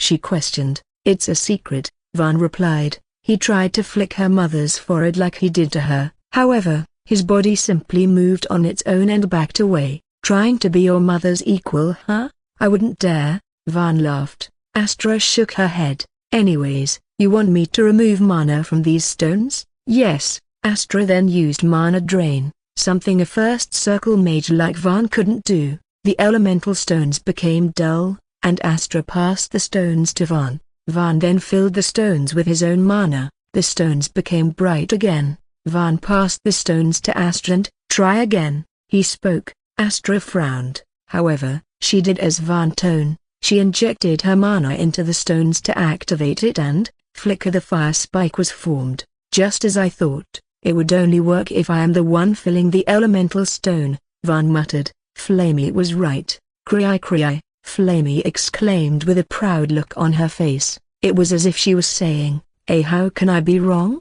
Van just chuckled. His little friend was really too adorable. This is strange, a broken bar. It shouldn't be like this. A broken bar. Suddenly, Astra spoke up with a strange expression on her face. This is strange, a broken bar. Astra commented with a frown on her face. That's not how instant spells work. Even Archmage Eleonora's instant spells could be copied by other mages. There was no restriction, like only her mana could be used to activate those spells. Astra then glanced at Van and, I had my doubts before, but your mana is different from other mages, isn't it? What do you mean? Van frowned in confusion. Astra then extended her hands towards Van. Give me your hands, she requested. Van extended his hands. Astra held her son's hand and then injected her mana inside as she closed her eyes. Her mana circulated throughout Van's mana veins. Then suddenly, Astra raised her eyebrow in surprise. Your mana veins are thicker than before. You are about to become a second circle mage, isn't that a good thing? Van questioned as he glanced at the strange expression that had appeared on Astra's face. This shouldn't be possibly broken bar. I checked your mana veins when you had passed out before. Your mana veins weren't this thick. A broken bar by default. A human's mana veins are clogged or sealed, at basic level, that is from first circle to fourth circle. Mages open up these clogged or sealed mana veins. At first circle, mages can barely circulate mana throughout their mana veins. However, as the mages progress, the mana veins open up, making the mana flow faster and easier. Once a mage becomes a peak fourth circle mage, all his mana veins are unclogged, releasing his utmost potential and allowing him to form the mana core. It all depended on how much time and effort a mage put into their studies and moving their mana to open up their mana veins. There was no shortcut to this. However, Van, who had barely become a first circle mage, never practiced. His mana veins were clogged and his mana flow was a mess, and all that was just less than a month ago. But now, as Astra circulated her mana throughout Van's mana veins, she could see that his mana veins were a lot clearer than before a broken bar. Soon, his mana veins would be thick enough to store a sufficient amount of mana, enabling him to form his second circle. That kind of absurd speed. A broken bar. Astra had never heard of something like this before. Even she, who was considered one of the most talented mages the Vesta family had seen, needed around 2 years to form her second circle. How did do it in just a month? No one in the history of the Vesta family, no, let alone Vesta family, no one in the entire Agresia had done something like that. The magic records that mages of Agresia had created in these past 5,000 years, Van's existence defied them all. Mother, a broken bar? Van, who didn't know what his mother was thinking, frowned in confusion. He couldn't understand why his mother was so surprised. Of course, he couldn't possibly know what his cute little fairy friend had done when he offered her his mana. Flamey just continued to observe Van and his mother with a curious look on her face. Her innocent eyes were just adorable, and Astra, who was trying to make sense out of this situation, blamed Van's strange mana. Van, can you try and inject your mana into my body? Astra questioned. She needed to see what this mana was. She wanted to make sure that it was safe for her child. Like, injecting after circulating throughout my mana veins? Van questioned. This was the same thing he did when he fed Flamey his magic. Yes, Astra nodded. I'll recreate. However, just as Van circulated the mana throughout his body and was about to inject it into Astra's body, Flamey appeared in front of him with a panic-struck look on her face. Cry, cry, cry. She desperately shook her head as she formed more than 50 AX with her flames. She looked into Van's eyes, then, she formed a strange skull as she pointed at Astra. Cry, cry. She tried to push Van away from Astra, however, she was just too weak to move him. Van frowned. Are you telling me something would happen if I inject my mana into her? He questioned. Cry, cry, cry. Flamey nodded desperately, forming more and more skulls in the air. She even formed a dagger on Astra's neck. Van's expression changed. She broken bar will die. Ear broken bar? He guessed what Flamey was trying to say and Flamey nodded again. Van's eyes widened in horror. He quickly backed away. Seeing him act like that, Astra frowned. "What's wrong?" she questioned. "Yeah, broken bar, I cannot do what you asked, mother." "A broken bar," Van replied. "Why?" "Yeah, broken bar just can't." Van didn't know how to explain. Astra narrowed her eyes, however, in the end. "All right," she just nodded. "Also, mother, a broken bar." Van called him out again. "What is it?" "The Vesta underground prison, a broken bar." "Are there any criminals that will be executed any time soon?" "The Vesta underground prison, a broken bar." "Are there any criminals that will be executed any time soon?" "Huh?" Astra's expression changed. "Why are you asking that?" she questioned as she narrowed her eyes. "I need to confirm something," Van replied. "And that something might harm the life of another human?" Astra questioned. "It might." "Then you are not allowed to do that, but do not talk back, Van," Astra said firmly. However, seeing that Van was still trying to say something, "No matter what it is that you need to act confirm, and no matter how insignificant the life of that prisoner is, I will not allow my son to take a human life. I need to do that at some point, mother. I, as the next head of the Vesta family, cannot be weak-willed." "You don't want your son to start trembling just at the idea of having to kill someone, do you?" Astra looked into Van's eyes. "Then, your logic is flawed, Van. Not taking someone's life doesn't make you weak-willed, it is the opposite. Having the ability to kill and the ability to control that urge is what makes you strong. Being powerful is important, however, learning to control your power is more important, and that is what you lack. You are impulsive, you try to solve everything with violence, but that is not how you become a ruler, Van. That thug-like attitude would at best only make you the head of the Wardens of Vesta, a group that ensures security and safety in the Vesta city. In more brazen words, you will be reduced to a mere tool that the head of the family can use to get rid of his enemies, a dog who bites when he is ordered, but you would never be able to become the owner yourself. Keep this in your mind, Van. If you do not do something about that impulsive attitude of yours, then even if you become the strongest mage out there, I will still allow you to become the next family head." Astra spoke with a firm look on her face. "Also, if you want to experiment with something that might harm human life, then it makes you no different than those rouge mages we hunt down, and I would rather have a weak-willed son than someone who treats human lives carelessly." A broken bar. Van turned silent. For him, killing someone was not a big deal. Heck, he killed 3,000 people before he came to this world. However, his mother's words a broken bar. They reverberated in his head as he started thinking about his past actions. Honestly, even now, he didn't think any of his actions were wrong. He was rather holding back. He hadn't killed anyone ever since he came here. Honestly, that was a record for him already. However, even so, Van contemplated how he lived his previous life via broken bar. 7 years of being an underground gang leader. A broken bar. His perception of human life via broken bar. It might be different from other human beings. "I will think about this thoroughly, mother." Van spoke with a serious look on his face. "Please do, future family head." Astra spoke with a slight smile on her face. Van smiled back and then, he bowed his head. "I will be taking my leave now, mother." Astra nodded. Van left the room. After a while, Astra walked towards her room, and as she entered, her eyes fell on a certain red-haired girl sitting inside the study room, drawing something on a book with a concentrated look on her face. A slight smile appeared on Astra's face. Then, a white light covered her entire body and she walked towards Ilara. She then peeked at what Ilara was doing, and even though she was standing right behind Ilara, the girl couldn't sense her at all. Astra noticed a first circle spell drawn on the book. Ilara continued to draw more. Then, the white light surrounding Astra disappeared and, "What are you doing, my pupil?" Astra questioned. Ilara's eyes widened in surprise. She quickly slammed her notebook shut and turned towards Astra. "That's the 3rd day of you working on that book."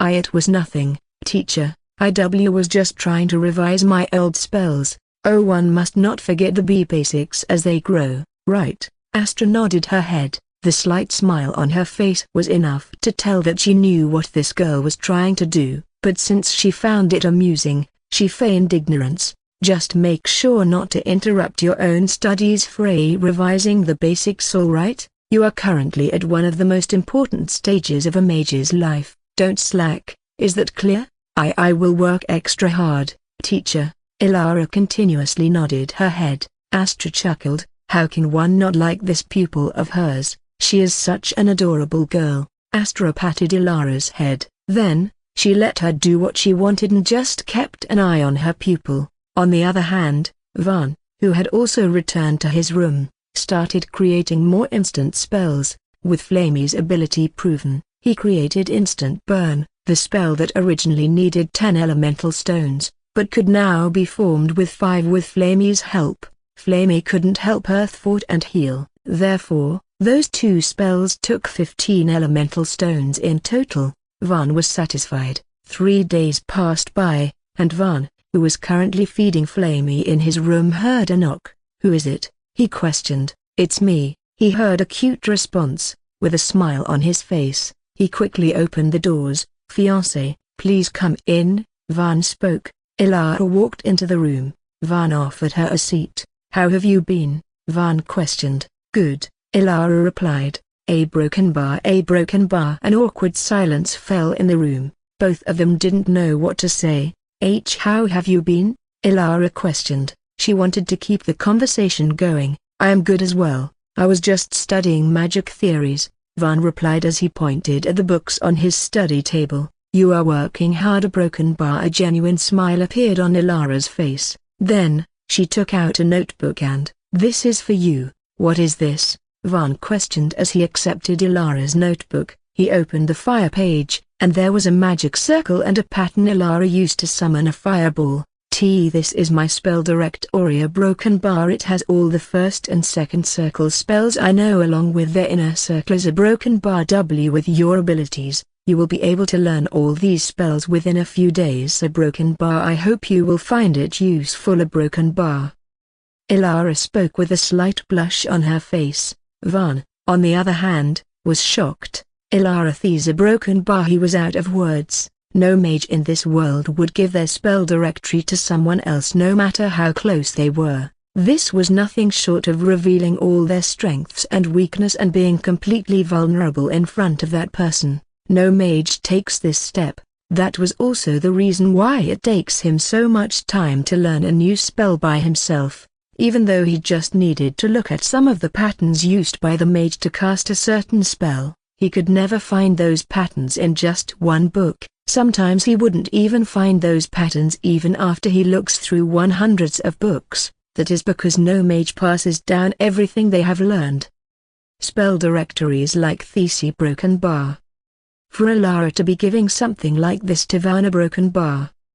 Elara, I can't take it. Van shook his head. This directory was too precious, especially for someone like him, who could simply copy all the spells without any sort of research at all. It was no different than Elara giving away her years of hard work to him. It was something he couldn't accept. It took me 6 days to make it. A broken bar. Please don't return it to me. I would waste all my hard work. A broken bar. But this is the hard work you did all your life, Van tried to explain. I would be glad if you can use it and get stronger. I am actually looking forward to it. A broken bar. Elara replied. Elara broken bar. Van didn't know what to say. A broken bar.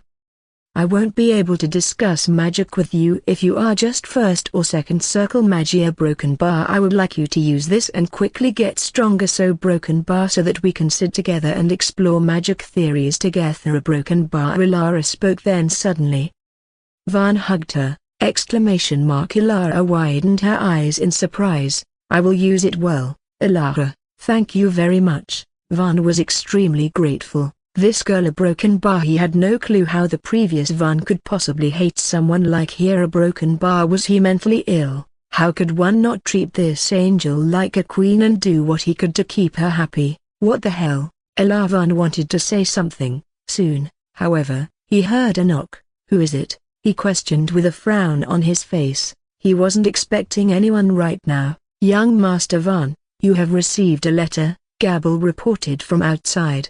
A letter? Yes, it is from Lady Seraphina, Gabble reported. Ilara's expression changed. Van, however, just smiled widely. It was time to meet the A-woman he loved again. Now, however, he was a little busy. Keep it safe for now. I am spending time with my fiancée tilde copyright right now. Don't disturb me. As you command, young master. Gabble bowed his head as he walked away. Van then glanced at Ilara and, would you please help me with this spell I am trying to learn? Of course. Ilara nodded with a cheerful smile on her face. The carriage stopped. From the carriage, Aldrich stepped out. Then, he cleared everything and in a respectful tone, young master, please.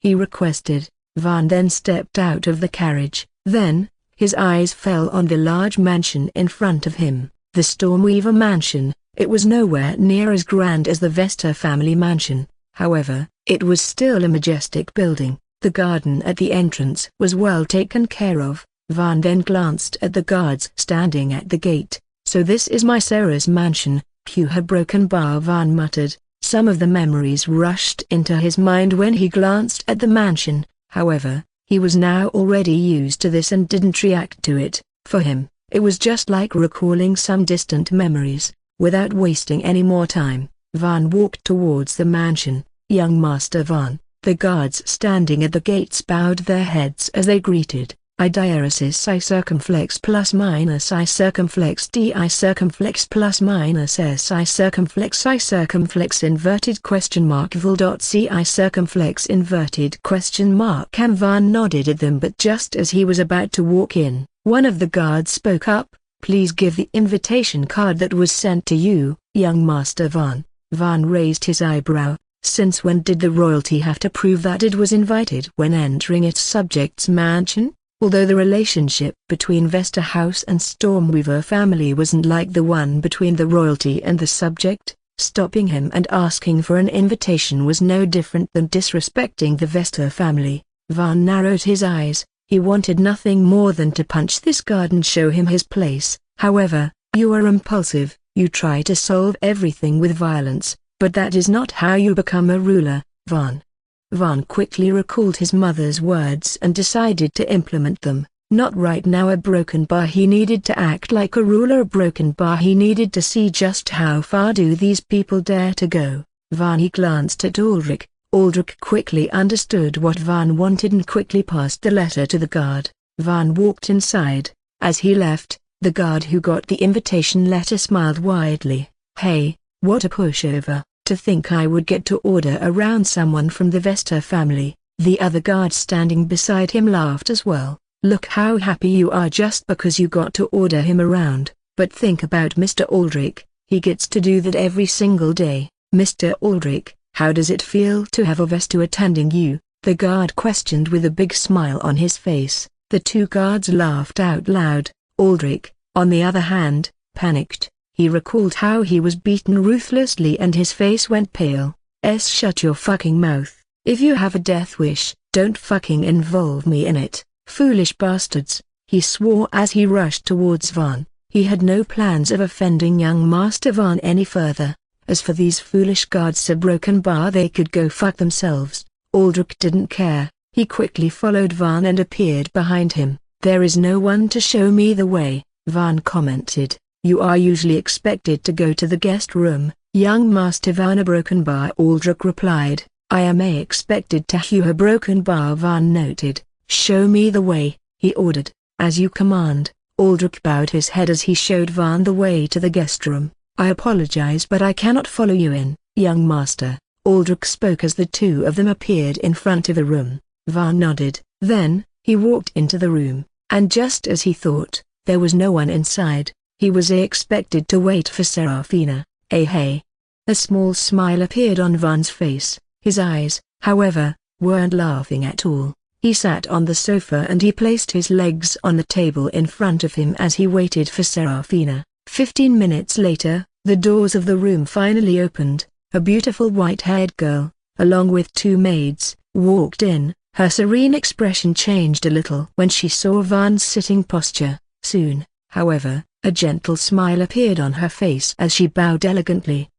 It has been a while since we saw each other, young Master Van. Please forgive me for coming late. I was getting ready since young master had come to visit. Of course, Van wasn't buying any of that bullshit. However, he controlled his emotion and smiled. I do not mind at all, Sarah. Have a seat. He spoke as he pointed at the chair in front of him. All this time, he didn't stand up from his chair, neither did he remove his legs from the table. Serafina and her two maids narrowed their eyes when they saw this attitude. However, Serafina then smiled and sat on the chair Van pointed at. Van finally fixed his posture as he moved his legs from the table and leaned towards Serafina. It has been a while indeed, Van muttered. He was currently experiencing an influx of memories. All the time he spent with this woman in front of him, how she treated him, looked down on him, made fun of him, duped him, and used him. He learned about it all. Van was enraged. However, his anger wasn't directly towards Serafina. Serafina was just an ambitious young woman who did everything she could to increase her family's status. For her, the previous Van was simply a tool to achieve her dreams. Honestly, Van didn't think what she did was wrong. A pushover like the previous Van, he would have done the same if he ever encountered a fool like him. Van's anger was directed toward the previous Van. Just how much of a simp can one be? That bitch would have licked her feet if she asked him to. Van cursed inwardly, disgusted by how the previous Van acted. I heard young Master Van has been working hard and studying magic. While Van was thinking all this, Serafina questioned. Van looked at Serafina for a while, then, he just smiled. He didn't mind what Serafina did before. However, things change if just like the previous Van, this woman was trying to use him as her tool as well. He didn't like that one bit. Indeed, studying magic is important, after all. Indeed, I completely agree with young Master Van. Serafina nodded continuously, then, she glanced at Van and, by the way, young Master Van, did you manage to get your hands on that? She questioned directly. Right, you wanted the How to Stabilize Your Magic Circles book from the Vesta family's library, correct? Van questioned. It would forever be indebted to young Master if he could lend me that book for a few days. Serafina looked into Van's eyes as she put her hair behind her ears. The previous Van would have started to blush if he saw something like this. However, of course, I can do anything for you, Sarah, Van replied. Then, he suddenly moved and held Serafina's hands. But that book is quite precious. You aren't thinking of getting it for free, are you? But that book is quite precious. You aren't thinking of getting it for free, are you?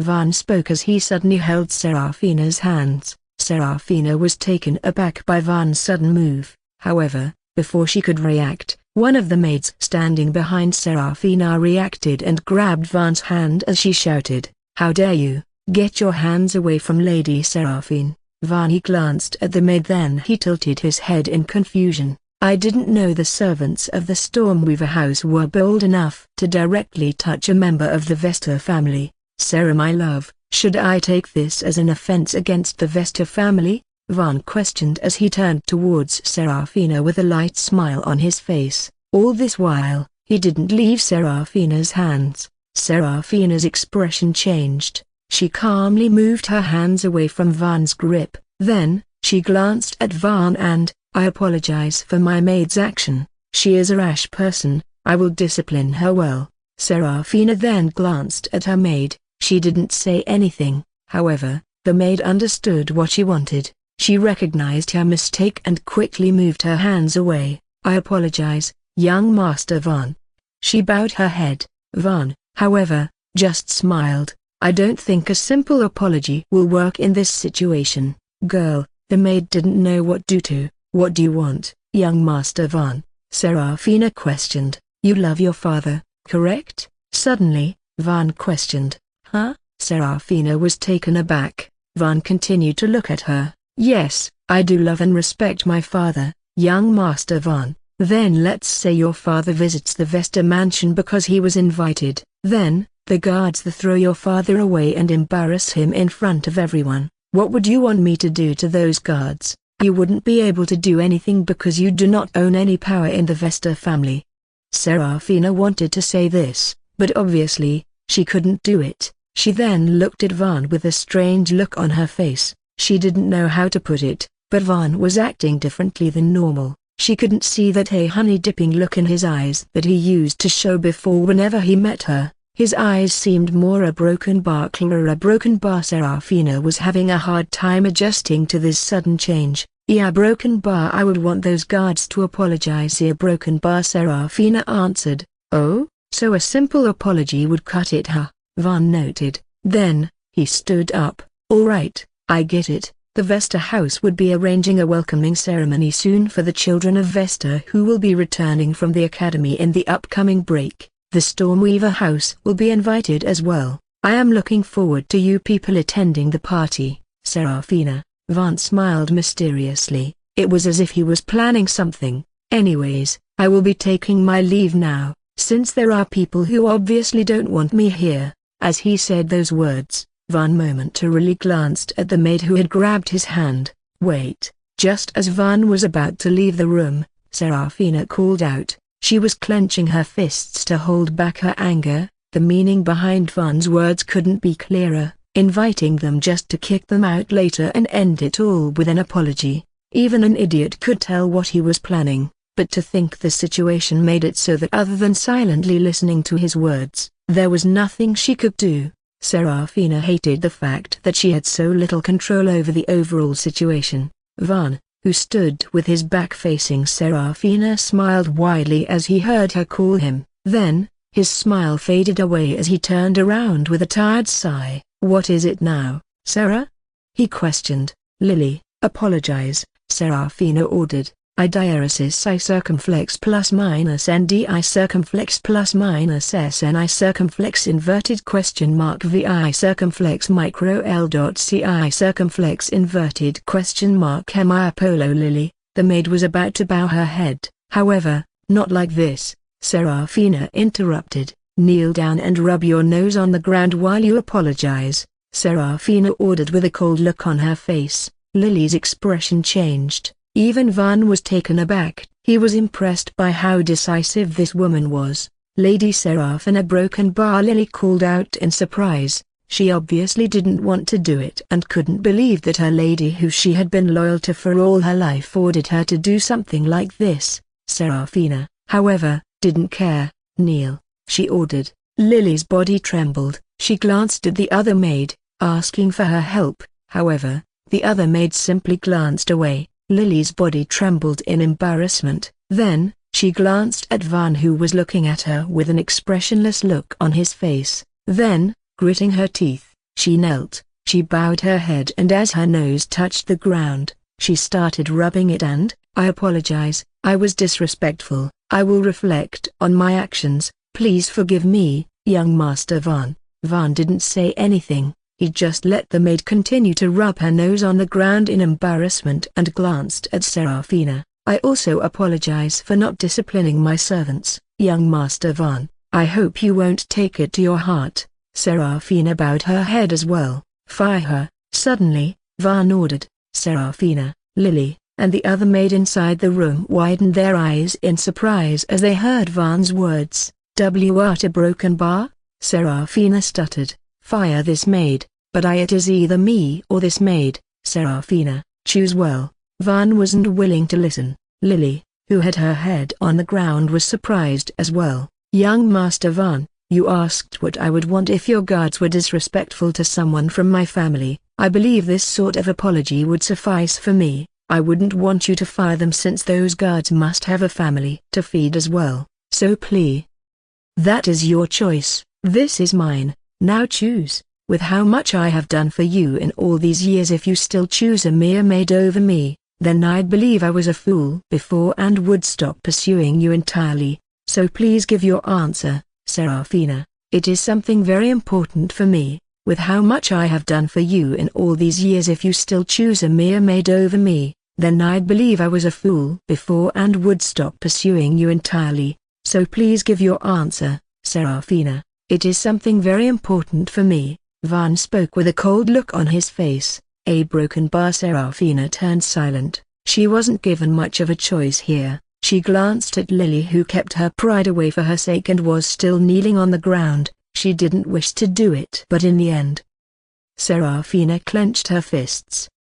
Lily, you can leave, you do not have to come starting tomorrow. Serafina had to throw Lily away. Lady Serafina broken bar? Lily was absolutely shocked. But Lady Sarah, know your place, maid. This time, Vaughn was the one who spoke up. Then, he glared at Lily and, be glad that you are even alive after what you have done. If you weren't Sarah's servant, I would have killed you right here and now. Now get the fuck out, else I won't mind changing my decision. Lily gulped in fear. A broken bar? You know what, you think too much of yourself. You need to face the reality of the world and realize who you are standing in front of. Once I return, I will make sure that the entire Vesta city knows you were kicked out because you offended Varnastra Vesta. Let's see who hires you or keep any sort of connection with you at all. Vaughn spoke. Lily widened her eyes as her body trembled. She was frustrated. She knelt, she rubbed her nose on the ground,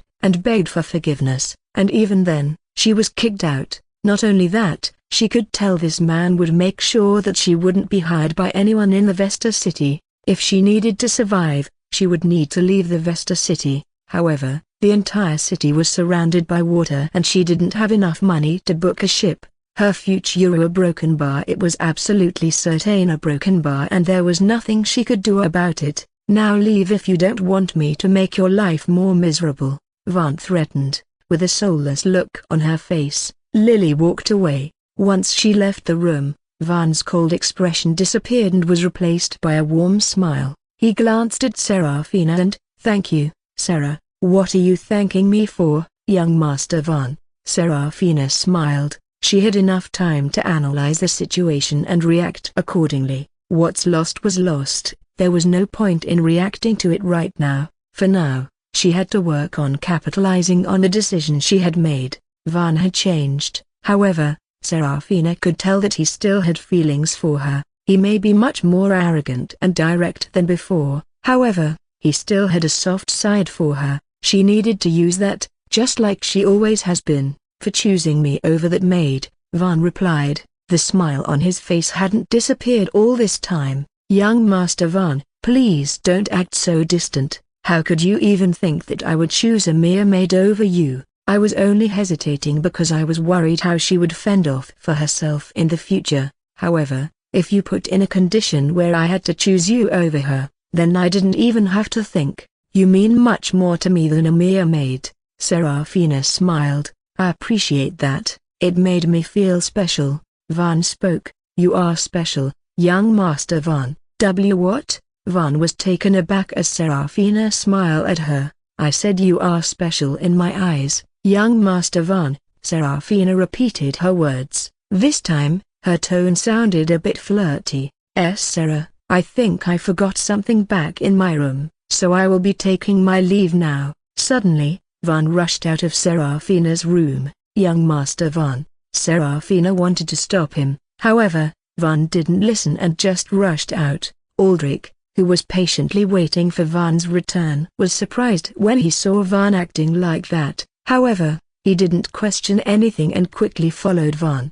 Soon, the two of them sat on the carriage and left. A broken bar. On the other hand, Lily, who packed her stuff and was about to leave her room, paused as she saw Serafina's other maid standing in front of her. Why are you here, Anna? She questioned. Take care, Anna replied. Hearing that, Lily just chuckled. I will take care. Don't worry. I mean, what even happened? Not like I lost my job or won't be able to work anywhere anymore, right? I will talk to Lady Sir. 23 years, Anna. I have been by Lady Serafina's side ever since she was born. I treated her like a family and was absolutely loyal to her. It was to the point where even if she asked me to kill myself, I would have done it without hesitation. And what did I gain back in exchange? She kicked me away just because that man said so. She doesn't even love him. Heck, he is nothing more than a golden egg-laying hen in her eyes. But to think she would throw me away for someone like him.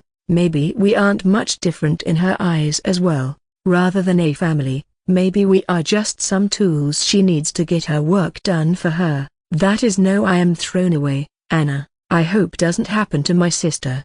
Be careful, and do not trust Lady Seraphina too much." Saying those words, Lily decided to leave without hearing what Anna had to say. Once she left the Stormweaver mansion, she headed towards her small house. It was an hour-long walk. Lily had the money, but she wasn't foolish enough to waste money on the carriage in this situation. An hour later, Lily walked into her house. Then, she froze. "Keeping me waiting for this long, you really are daring, aren't you?" Seraphina, who was left alone in her room, sighed. To think that man would blush like this just because she flirted with him a little. Was he even a man? If he didn't have the blood of the Vestas flowing through his veins, Seraphina wouldn't even have looked at him. Van was just too pathetic. Thinking all that, Seraphina sighed again. She didn't get the book she wanted today as well. I need to direct his desperation somewhere else and make him bring that book to me. A broken bar, she spoke to herself. Knock knock. Suddenly, Seraphina heard a knock. "Who is it?" she questioned. "It is me, Sarah." A man's voice was heard. Seraphina's expression changed. "Please come in, father." She stood up and spoke in a respectful tone. A tired-looking man with wrinkles on his face and dark circles under his eyes walked into the room. He had natural white hair and blue eyes just like Seraphina. Even though his face was wrinkled, his sharp features were still visible. It was clear who Seraphina inherited her beauty from. Seraphina's father, the head of the Stormweaver family, Anderson Stormweaver, called out with a slight smile on his face. Anderson did what no one in the Stormweaver family had done before and had just recently become a fifth circle mage, significantly raising the status of the Stormweaver family in the Vesta city, and he did it by using the resources his daughter Seraphina had received from Van. "Father, what are you doing here?" Seraphine questioned in a respectful tone. "I think you should stop what you are doing, Sarah. I have a feeling it won't end well." Anderson spoke with a worried look on his face. He clearly knew what his daughter was doing, and while he was grateful to her because he managed to break through because of her actions, he still felt messing with the Vesta family was not a good idea. A broken bar. Hearing her father's words, Seraphina sighed. "Father, didn't I tell you already? Just leave everything to me. Just let this princess handle it." She laughed. Anderson glanced at his daughter and a weak smile appeared on his face. "This is what worries me the most, my girl. You are doing something so risky for the sake of our family. Don't think I don't know that while doing all this, you are also preparing so that if in the future something happens, you alone would be taking all the blame and the family would be spared. Father, you are a kind person who genuinely cares for everyone around you." Suddenly, Seraphina spoke up as she made her father sit on the sofa before sitting next to him. "I knows that you, just like the grandfather, want to raise the status of our family. However, you have to know, this world isn't a fairy tale where putting in the effort would get you what you want. Magic is an unfair study, father. Not only do you need talent, you need resources as well. Resources that our family, with its current power, cannot gather. Do you really think there is something in Vesta blood that helps them produce advanced mages for generations? Of course not. It is the resources and the knowledge they possess that make them as strong as they are right now. If our family wants to raise our status, we need those resources, and the only person who can provide us with those resources is that man. Father, if I do not do this, our condition would never improve no matter how much we struggle," Seraphine explained with a serious look on her face. Anderson, however, was still not convinced. "But do you really have to trick him though? It is apparent that that boy likes you. If you agree to marry him, not only would I not have to worry about my daughter, you wouldn't have to worry about our family either." Hearing those words, Seraphina just smiled. "Father, the moment I marry him, my value becomes zero. Do you really think that person is in love with me? Well, you and even he may think that. However, in truth, what he wants is to own me. There is no love in his heart, father. He would chase me till he doesn't own me, but when I marry him and becomes his, the chase is over, his interest is over, and whatever he is doing for me right now, everything would end." "What do you think happened to his so-called fiancée Tilda Copyright? Do you think he pushed her away just because her magic talent outshined his? It was already clear that she was a magical prodigy when Lady Astra herself accepted her, someone who did not have Vesta blood, as her pupil. Although I would not deny that I played my part in it, the biggest reason why the Van pushed Ilara away was because she gave herself to him, and that fool continued to do it, making Van take her for granted. So if I want to use Van, I absolutely cannot become his. The chase cannot end. Serafina spoke with a serious look on her face. She wasn't a fool, she knew just how dangerous what she was doing was. If she could achieve that simply by marrying Van, then she wouldn't mind doing that at all. Van may be a fool and a sore loser, but he was, in the end, a Vestu, and he was blessed with a good appearance either. Marrying him for the sake of her family was no problem, but just as she mentioned before, Serafina couldn't do it. She couldn't become the second Ilara. This time, Anderson had no words. His daughter was just too smart, so smart that he had no way of convincing her. Just be careful, okay? Anderson sighed. Don't worry, father, I will be careful. Serafina smiled. What about Lily? That maid was loyal to you this whole time. You aren't just going to abandon her, are you? Of course not. I needed to keep a tough act in front of that man. However, I'm not an ungrateful person. I will secretly find her, give her money and help her leave the Vesta city. However, after that, she would have to survive on her own. She is a smart girl. I believe she will be able to do it. Anderson smiled. I believe so as well. Serafina smiled as she placed her head on her father's shoulder and closed her eyes. Anderson shook his head and then started gently patting his daughter's head. So you have published your theory of a advanced magic circle. Astra spoke as she continued to ruffle Van's hair. Van, who was resting his head on his mother's lap, nodded. Did it a few days ago. You did a good job on it. I didn't think you would make it so formal. You even added acknowledgement, reference books, an introduction, a summary, and even created an index. It looked like it was written by a professional. Astra praised. Honestly, I just wanted to draw my circle and end it there, but Ilara helped me and added all of that. I told her that there was no point in doing it since no one is going to understand anything anyways.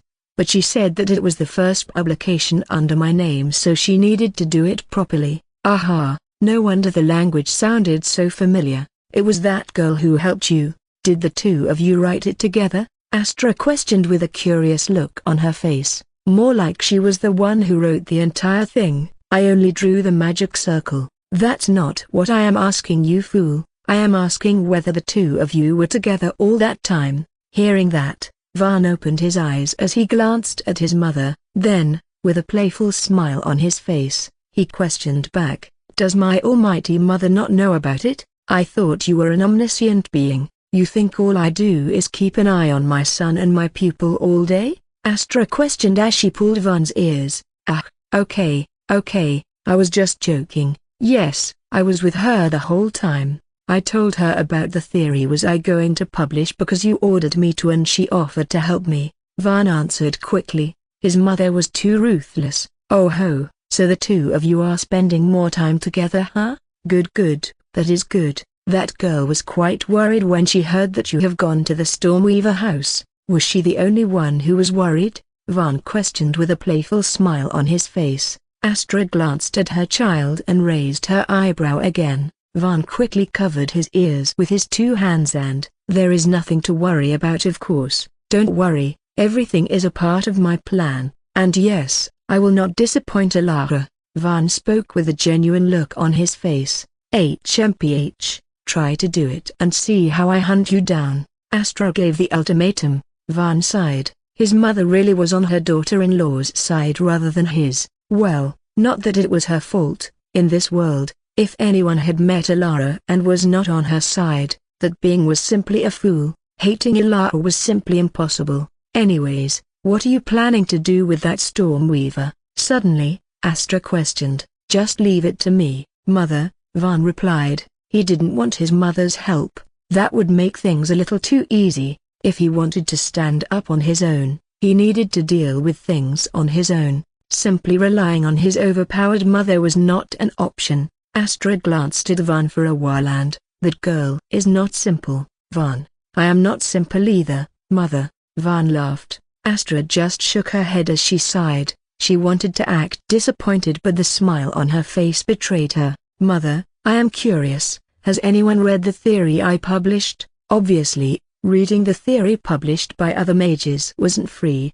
All the public theories cost something, and although the theory published by Van was so cheap that even commoners could afford it if they tried, reading theories written by a first circle mage, that too a bogus theory like an advanced magic circle, Van knew that most people won't even touch his theory and would completely ignore it. However, he was still curious. Well, your uncles and aunts were the first ones to read it. I believe they read it as soon as they received the news.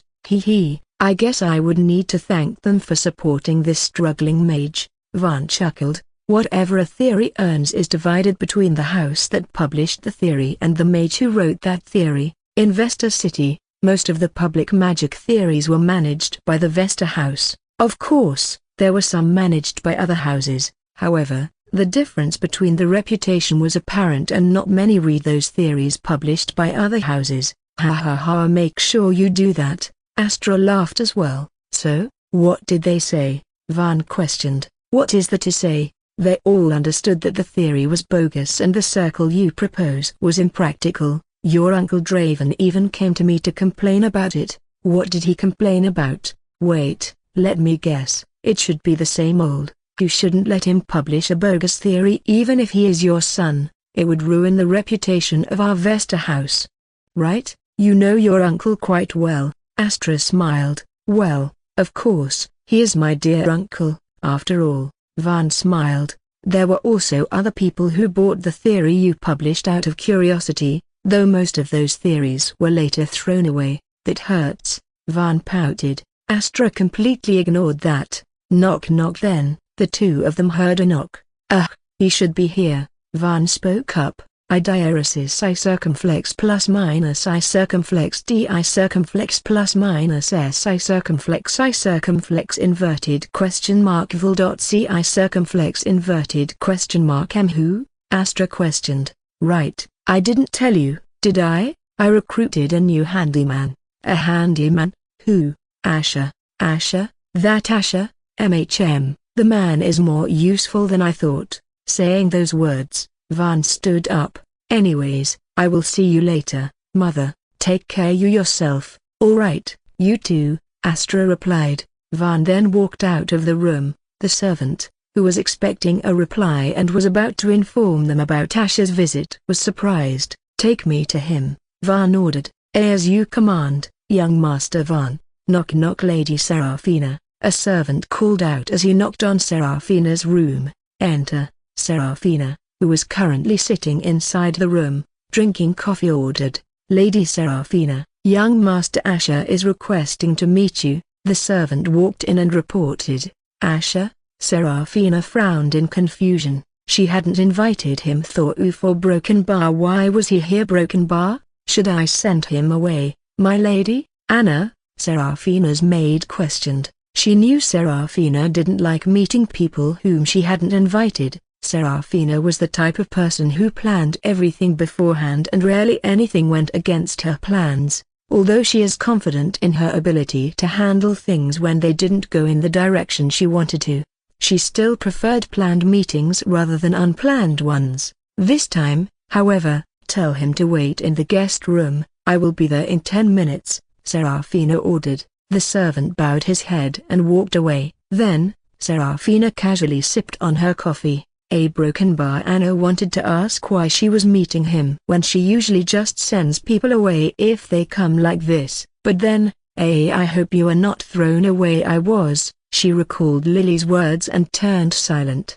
There was no reason for her to question her master's decision. Seraphina noticed the fluctuations on Anna's face and she knew it was because of what happened to Lily. She could feel that a small crack had appeared in their relationship. She wanted to fix it, however, there was nothing she could do about it. When she sent someone to find Lily and help her get out of this city, she realized that Lily had disappeared. She considered the possibility of something happening to Lily, however, then she scratched it away. The only person she had enmity with was Van, and if Van wanted, He could have killed her right there and then. There was no need for Van to do something this foolish, especially when his mother, Lady Astro, absolutely hates suppressing the weak. Lily had run away on her own. Serafina was sure about it. To think that girl would make such a rash decision. A broken bar. Serafina sighed. Once she drank her coffee, Serafina stood up and walked out of the room. Anna followed the two of them and walked into the guest room.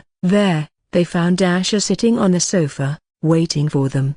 Lady Serafina, I apologize for coming in unannounced and thank you for coming to me. I honestly feared that you would send me away. Asha spoke with a slight smile on his face. Of course not, young Master Asha. Why would I send you away? You are an important friend of mine, Serafina replied with a slight smile on her face as she sat on the chair placed in front of Asha. Anna quickly brought some refreshments and placed it on the table. Anyways, what brought you here, young Master Asha? You rarely come announced. Is everything all right? Serafina questioned directly. Hearing that, Asha looked around a few times, then he glanced at Anna and, Lady Serafina, can I talk to you alone? Serafina narrowed her eyes, then, she raised her hand. Anna nodded, then with a slight bow, she left her room. What happened, young Master Asha? Serafina questioned with a solemn look on her face. Asha looked around again as if he was trying to make sure no one else was around. Then, he leaned forward and, young Master Van is trying to fool you, Asha revealed in a low voice. What do you mean? Serafina narrowed her eyes. Asha then took out a 15-page long A theory and passed it to Serafina. This was the magic theory recently published by young Master Van. Huh? Magic theory published by him? Serafina frowned in confusion. Why did she not know about it? Why didn't Aldrich report her about this? Did he not know about it? Was Van hiding this from him? Or was he trying to hide it from me? These questions popped up in her mind. Soon, however, she focused her attention on the theory. Most of it was general stuff, so she quickly started skipping all the pages. Then, her eyes fell on the advanced circle Van had drew and she paused. A circle with 6 inner circles? With a shocked look on her face, Serafina muttered, and this was researched and published by Van? Serafina couldn't believe it. Then, however, she frowned in confusion. Does this magic circle work? I do not know. Asha shook his head and Serafina's expression changed. You are worrying too much, Asha. Van doesn't have the capability to come up with something like this, and even if he did, the Vesta family would never reveal it to the general public. This is just a bogus theory that he had published to earn some extra cash. Serafina waved her hand as she dismissed Van's theory. You are not getting the point, Lady Serafina. There are many ways for him to get money, and this theory he published cost only 2 gold coins. It is nothing for someone like him. What are you trying to say? Serafina questioned. Diaresis I circumflex plus minus NDI circumflex plus minus SNI circumflex inverted question mark VI circumflex micro L dot CI circumflex inverted question mark M. Lady Serafina, you were the one who didn't want young Master Van to study magic, but now, not only is he not studying it, he is even publishing magic theories. No matter how irrelevant and bogus of a theory it is, it still shows that his interest in magic is rising each and every single day. That is not something you want now, is it? Asha questioned. You sound particularly alarmed about this. Suddenly, Serafina narrowed her eyes. That because let's drop the formalities here, Asha. We both have done things that would put us in a bad position in front of the Vestas. I know, Van has changed. I have met him and I was surprised as well. I can sense that you are panicking inwardly, so I am guessing something happened. Tell me, what is it? I know you don't like to stick your nose in sticky situations, so tell me what's wrong and I will help you get out of the trouble, permanently. Serafina spoke. Asha stared at Serafina for a while and then, Van is blackmailing me. Asha stared at Serafina for a while and then, Van is blackmailing me. Huh? Serafina frowned in confusion. Then with a serious look on his face, Asha started. Van isn't the same as before. He has changed, a lot more than you think. I know, I have met him. I know, you do not know. I know you met him and I can tell that you think that he still likes you, but in truth, he does not. He was acting all along. I do not know what happened, but do not treat Vaughn like the fool he was before. He is a lot smarter and more ruthless than before. He forced me and my friends to steal 20 elemental stones from our family treasury and give it to him. He threatened us that if we do not do it, he would use the power of the Vesta family to put our family in a disadvantageous situation. Asher revealed the truth. He wanted to get out of this messy situation. At first, he decided to side with Vaughn. However, today after meeting with Serafina and seeing just how perceptive she was, his decision wavered. He does not have the power to do that. The Vaughn family values its reputation more than ever. They would never attack a smaller family just because someone like Vaughn said so. Although Lady Astra may be his blood mother, Vaughn does not hold that sort of status in his family to make them do anything like that. Serafina quickly shook her head. Do you think I would still want an heir of the Vesta family coming after me with everything he had? With his status, he doesn't even need the Vesta family. If he tries, many fourth circle mages would be ready to do what he wants just to win his favor. I have no choice but to bow down in this situation. Asher explained his situation. Serafina started thinking, but then, Asher dropped another bomb. Don't think I am the only one. He hasn't shown you his true face yet because he is waiting. Waiting?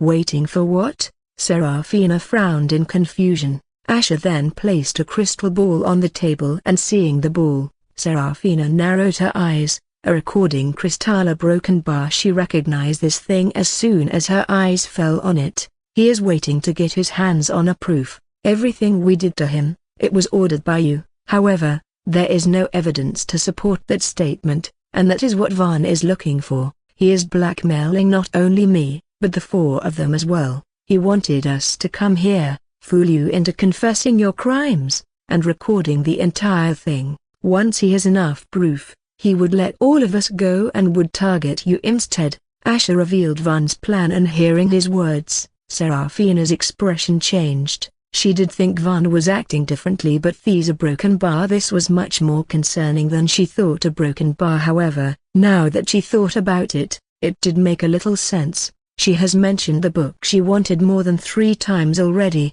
If it was the normal Vaughn, then he would have brought the book to her even if that meant getting punished by his mother. However, now, every time she mentioned the book, he always changed the topic, and what's worse, she would always fall into his rhythm and would forget about the book. Even the meeting before, she thought that he ran away while he blushed, but now that she thought about it, rather than running away in embarrassment, Vaughn got away after getting what he wanted. That was to test her limits and make her fire one of her most trusted subordinates. A broken bar. Thinking about it, Serafina clenched her fists in frustration.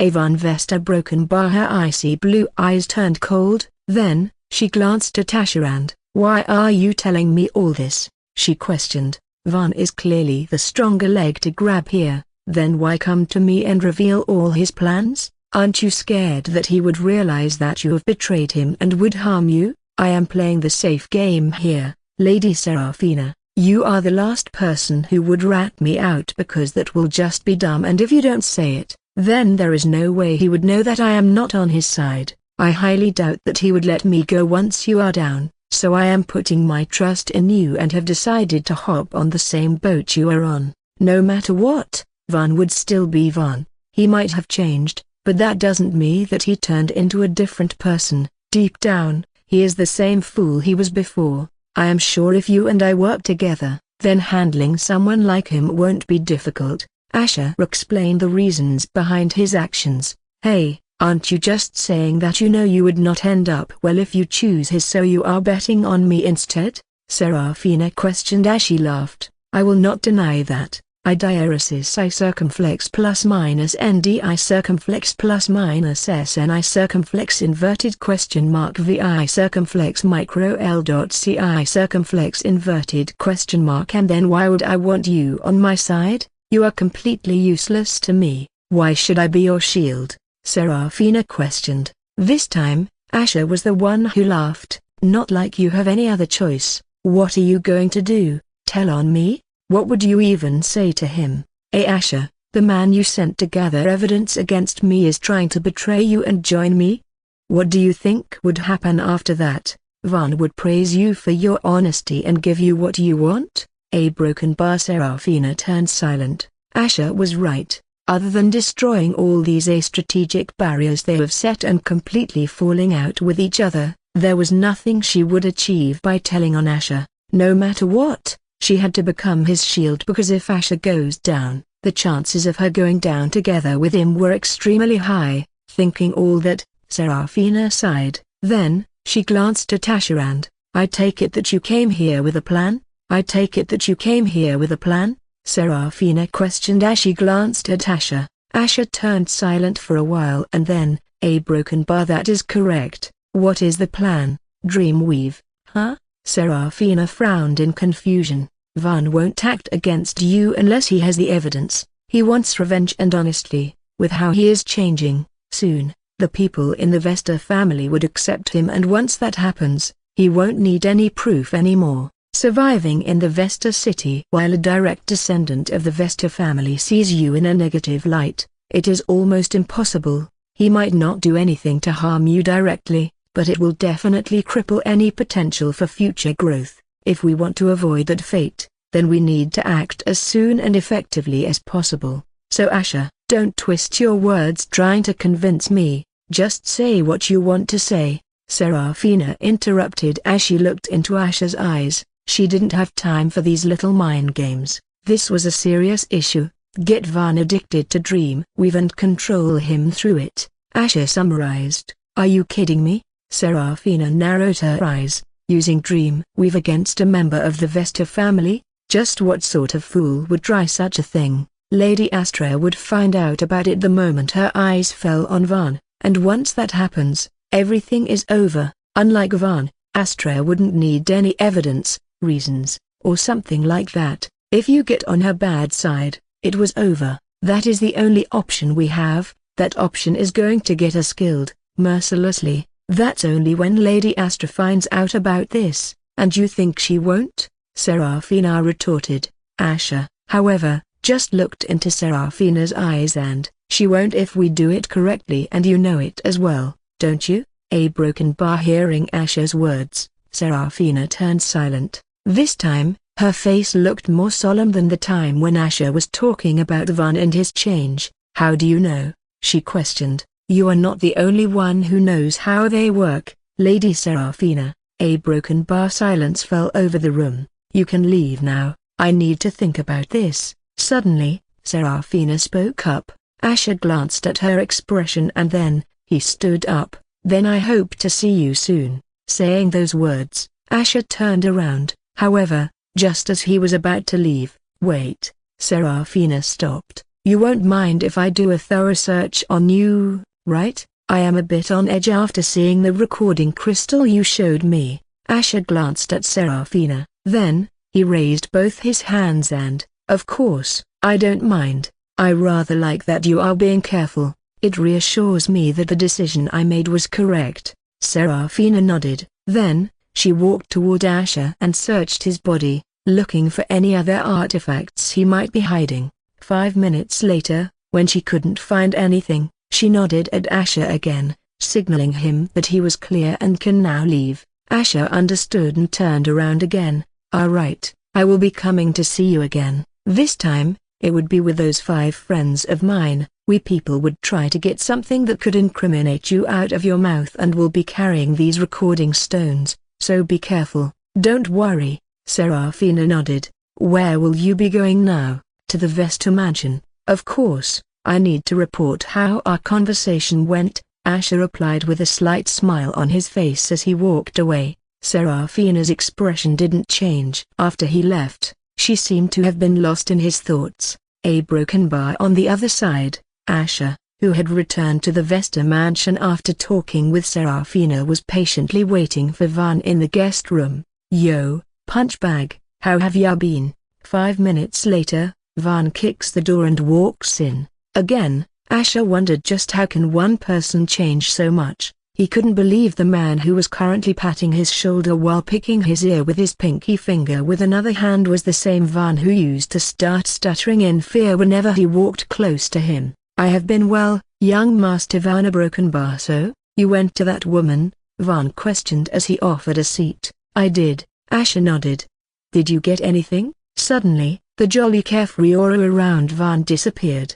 Asher's expressions changed as well. "There's a broken bar." The way how Van completely changed in an instant, this was what made him so fearful of him. A broken bar. It was as if this man had two different personalities. One, a carefree thug who thought he could solve everything with his fists. A broken bar. And second, the more hidden one, the cautious man plans all his steps to absolute perfection. A broken bar. "You were right, young Master Van," Asher nodded. "I realized that she was not answering the questions the way I imagined her to. She wasn't saying anything directly. Then when I took out the recoding crystal, although she acted surprised, from her expression, I felt like she had already thought of that possibility. She is an extremely cautious woman." Yes, Asher never switched sides. What he did in the Stormweaver mansion, it was Van who ordered him to do it. Even the part where he revealed how he and his friends were being blackmailed, or taking out the recoding crystal telling Serafina that Van wanted some evidence against her, Asher was just following orders. "Have you managed to win her trust?" Van questioned. "I believe so, yes, though she did search me and tried to look for some other things that could put her in danger before I left, so I am not sure," Asher replied. But hearing that, Van just waved his hand. "Don't bother about that. That was just her way of telling you that she still has her eyes on you and creating a clear distinction in this relationship. She was telling me that I am the subordinate and she is the leader." "Ha ha ha, that's correct." Van laughed out loud. Serafina broken bar. She reminded him of a very interesting character from his previous life, the city mayor of the city he lived in. Serafina was just like that woman, ambitious, talented, emotionally strong, and scheming. It was a pity that, unlike the mayor, this woman was not on his side. He would absolutely destroy such a capable woman. A pity indeed. A broken bar. A cold glint shone in Van's eyes. "Why, young Master Van?" A broken bar. Suddenly, Asher called out, "What is it? Did we really have to do it?" "I am talking about how you told me to reveal your true nature to Serafina. You clearly had the advantage in this situation because Serafina was still underestimating the broken bar. Wouldn't it have been better if you had kept her in the dark and used that to your advantage? But that wouldn't be fun, now would it?" Van smiled. "Fun? A broken bar?" Asher tilted his head in confusion. Was this man really thinking about a fun right now? A broken bar? Then the time when he punched him so many times to the point his face was all bruised, was that also just him having a fun? Just what kind of person has this bastard become? Also, who said that Serafina trusts your words? Suddenly, Van questioned with a playful smile on his face. "Huh? Sometimes, the best way to confuse your enemy is to tell them the truth. I don't understand." A broken bar. Asher was confused. Van just laughed. Then, he placed his hand on Asher's shoulder and, "Don't worry too much, punchbag. You just do what I tell you to, and everything will be fine. Just know that there is no way we can lose this battle. I have the biggest trump card one could possibly imagine." Knock knock. Suddenly Van heard a knock. A wide smirk appeared on his face and, "Enter," he ordered. A familiar maid walked in while pushing a table with tea and snacks on top of it. Soon, the maid then served the tea and snacks. Van glanced at the maid and, "Thank you, Lily," he spoke. "I am grateful to be at your service, young Master Van," the woman replied. Asher glanced at the maid and couldn't help but be surprised. The main reason why Asher had decided to stay absolutely loyal to Van a broken bar, this maid was none other than the maid who served Serafina. The woman who took care of Serafina and watched her grow from a baby who knew nothing but crying to the woman she was now a broken bar. A woman who was once absolutely loyal to Serafina and knew almost everything about her a broken bar, and that woman now stood before him a broken bar on Van's side. A broken bar. Van practically had an encyclopedia who knew almost everything about his enemy. How could they possibly lose in such a situation? Honestly, The decision of kicking Lily out just because Vance said so broken bar Asher found it stupid. He knew how Serafina was cornered and was practically forced to make that decision. A broken bar, but still a broken bar. Losing Lily was not something Serafina could afford, because now Van had Serafina's biggest weakness right in the palm of his hand, and that was what made Vance so scary. A broken bar. 3 days earlier, when Lily was kicked out of the Stormweaver house by Serafina, she walked back to her house. Normally, she would have taken a carriage, especially since she was carrying 2 of her bags with her. However, knowing her conditions, she knew she couldn't afford a carriage right now. She needed to survive for as long as possible before finally getting out of the Vesta City. There was no other way. Lily was worried. She wanted to live normal life. However, she knew just how badly she had messed up, living a normal life in Vesta City while having offended the young master of the Vesta family. A broken bar. This was absolutely impossible. No matter how useless that young master was, no man was insane enough to get in his bad books just for a mere maid. Thinking about this, Lily sighed, and with her 2 huge bags and a mind filled with worry, she walked to her house, which was 8 kilometers away. However, just when she walked into her humble house, "Keeping me waiting for this long, you really are daring, aren't you?" Her eyes widened in surprise when she entered her house. The door was locked. She was the one who opened it with the key. Then a broken bar. Why was this voice coming from inside her house? And just as Lily was wondering this, the lights of the room were automatically turned on, and when Lily saw the person comfortably sitting on a chair with his legs on her bed, her eyes widened in horror. Why young Master Van?" she screamed in shock and fear. TSK, why do you always shout whenever you see me? Do you have a grudge against me or something?" Van questioned as he picked his ear with his pinky finger. "Why you? What are you doing here?" Lily questioned as she pointed her finger at Van. "TSK, I have been waiting for you for more than an hour, and when you finally show up, you aren't even offering me some snacks. Just how rude can one be? Isn't this world like some medieval shit with kings and other stuff?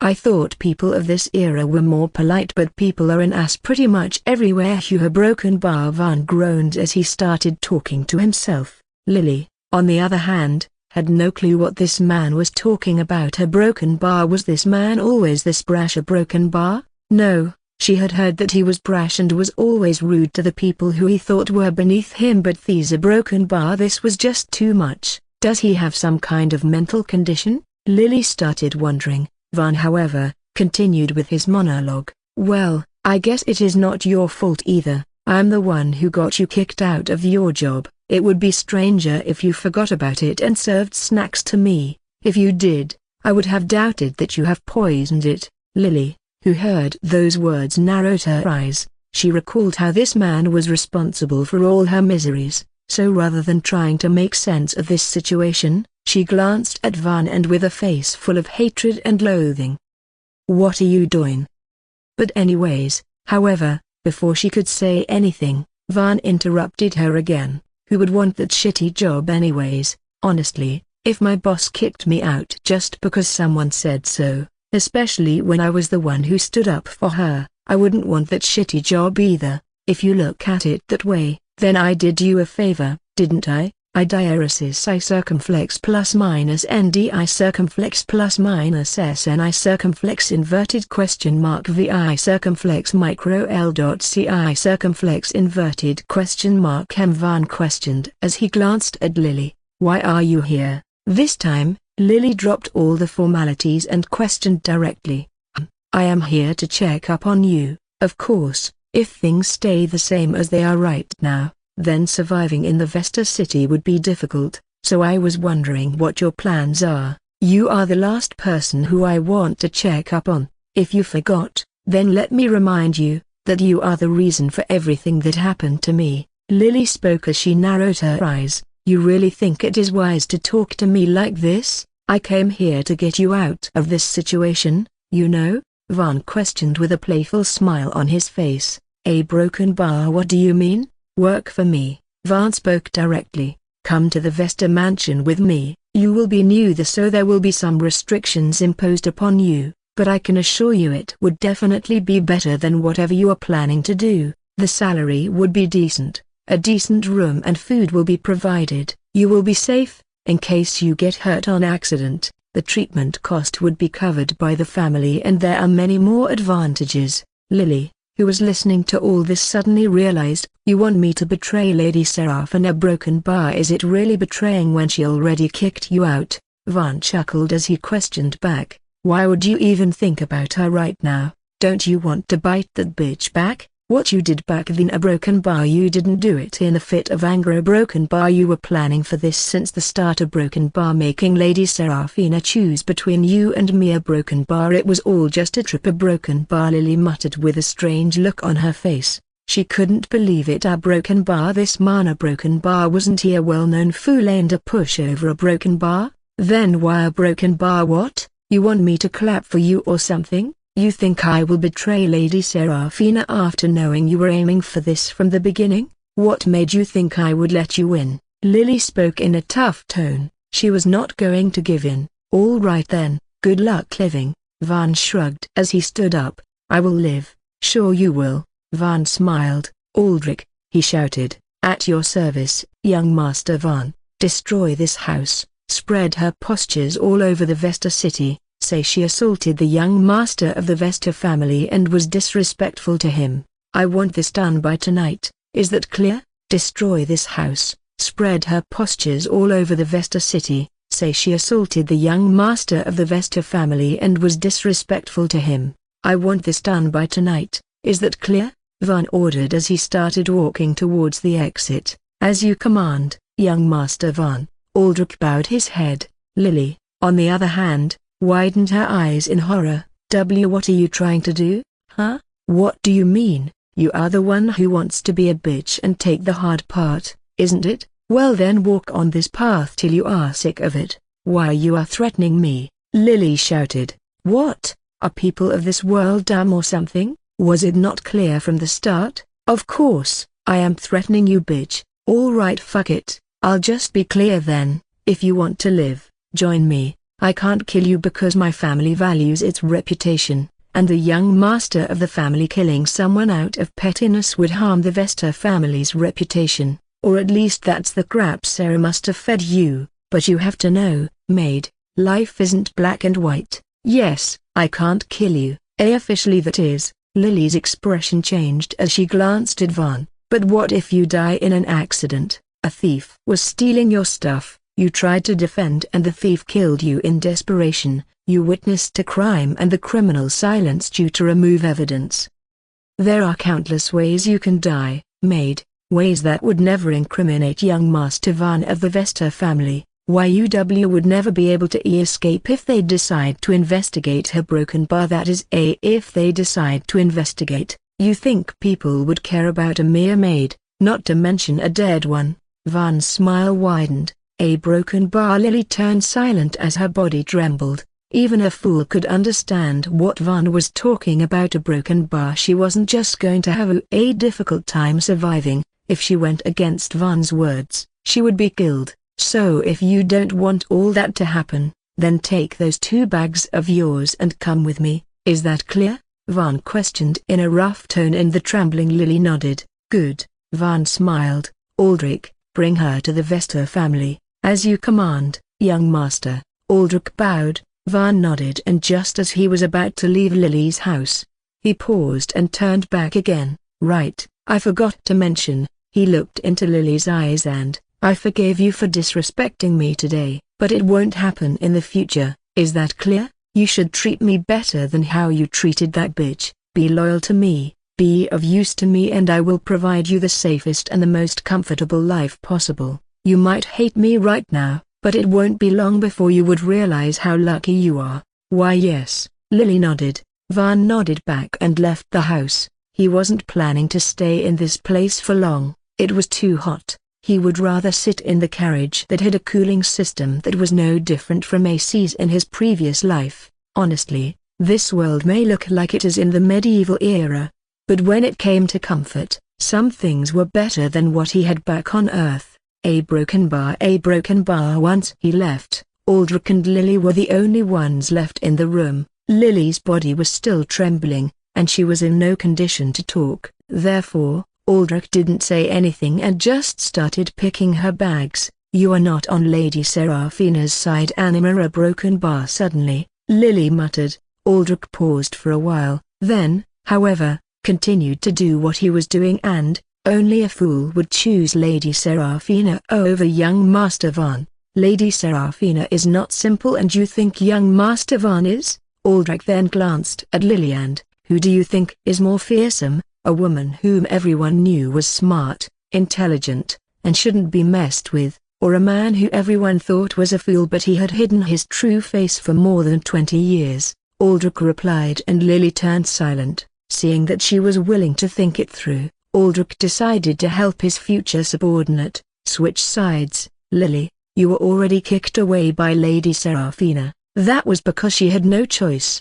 Van would do the same if he was in that situation. He is not different. No, he is even worse. At least Lady Seraphina still tried to talk. He would simply agree and and who do you think would have the power to put young Master Van in that situation? Aldrich interrupted. How many people do you think there are in this world who can put the young master of the Vesta family in a situation he doesn't wish to be in? That's why I said only a fool would choose Lady Seraphina over young Master Van. Lady Seraphina is weak. In her journey to possibly become strong, she would be forced to make a lot of sacrifices like this. Young Master, on the other hand, has no such worries. Even if he doesn't become the next head of the family, he is still destined to live an easy, better life, being loyal to someone who may sacrifice you to achieve her goal or someone who has the power to reign over all and live comfortably. The choice cannot be more obvious. Aldrich shrugged. Then, he picked up Lily's bags, then he glanced at Lily and, also, it is not Van, it is young Master Van. As someone who has served young Master Van, I suggest you respect him properly just like he told you to. Make a habit out of it, because if young Master Van takes matters into his own hand, it won't be pretty. I diaresis I circumflex plus minus I circumflex d I circumflex plus minus s I circumflex inverted question mark vol dot c I circumflex inverted question mark m. Spoke from true experience indeed. Saying all that, Aldrich left the room and loaded Lily's bags into the carriage. Lily stood in silence, thinking about what Aldrich just said. Oi, we don't have all day. Get your ass here, Van shouted from the carriage. Why yes, I can't believe these are broken bar. Astra spoke with a strange look on her face as she glanced at her son. Van just smiled proudly as he stood in front of her. Honestly, Astra would have been proud and joyful if it was a normal situation. But a broken bar. It was not a broken bar. I know I sensed it before, but I still thought you needed at least a month, and that was when I was calculated using Ilara's talent as the reference, and mind you, hers is better than mine. I thought you would need at least 25 days if not a month. But a broken bar. How are you here in just 10 days? Astra questioned as she looked into Van's eyes. Don't forget, your son is a genius, Mother, Van replied. Astra clenched her fists in frustration. I am a genius. That's no answer to her questions. Astra finally realized how her siblings and mother must have felt when they asked her how she managed to do it. Astra's magic talent was good, however, what made her different from others was her comprehension speed, the speed at which she understood magic patterns and created her own. People were always surprised by how quickly she mastered different spells, and whenever someone tried to ask her secret, she just replied, I am a genius.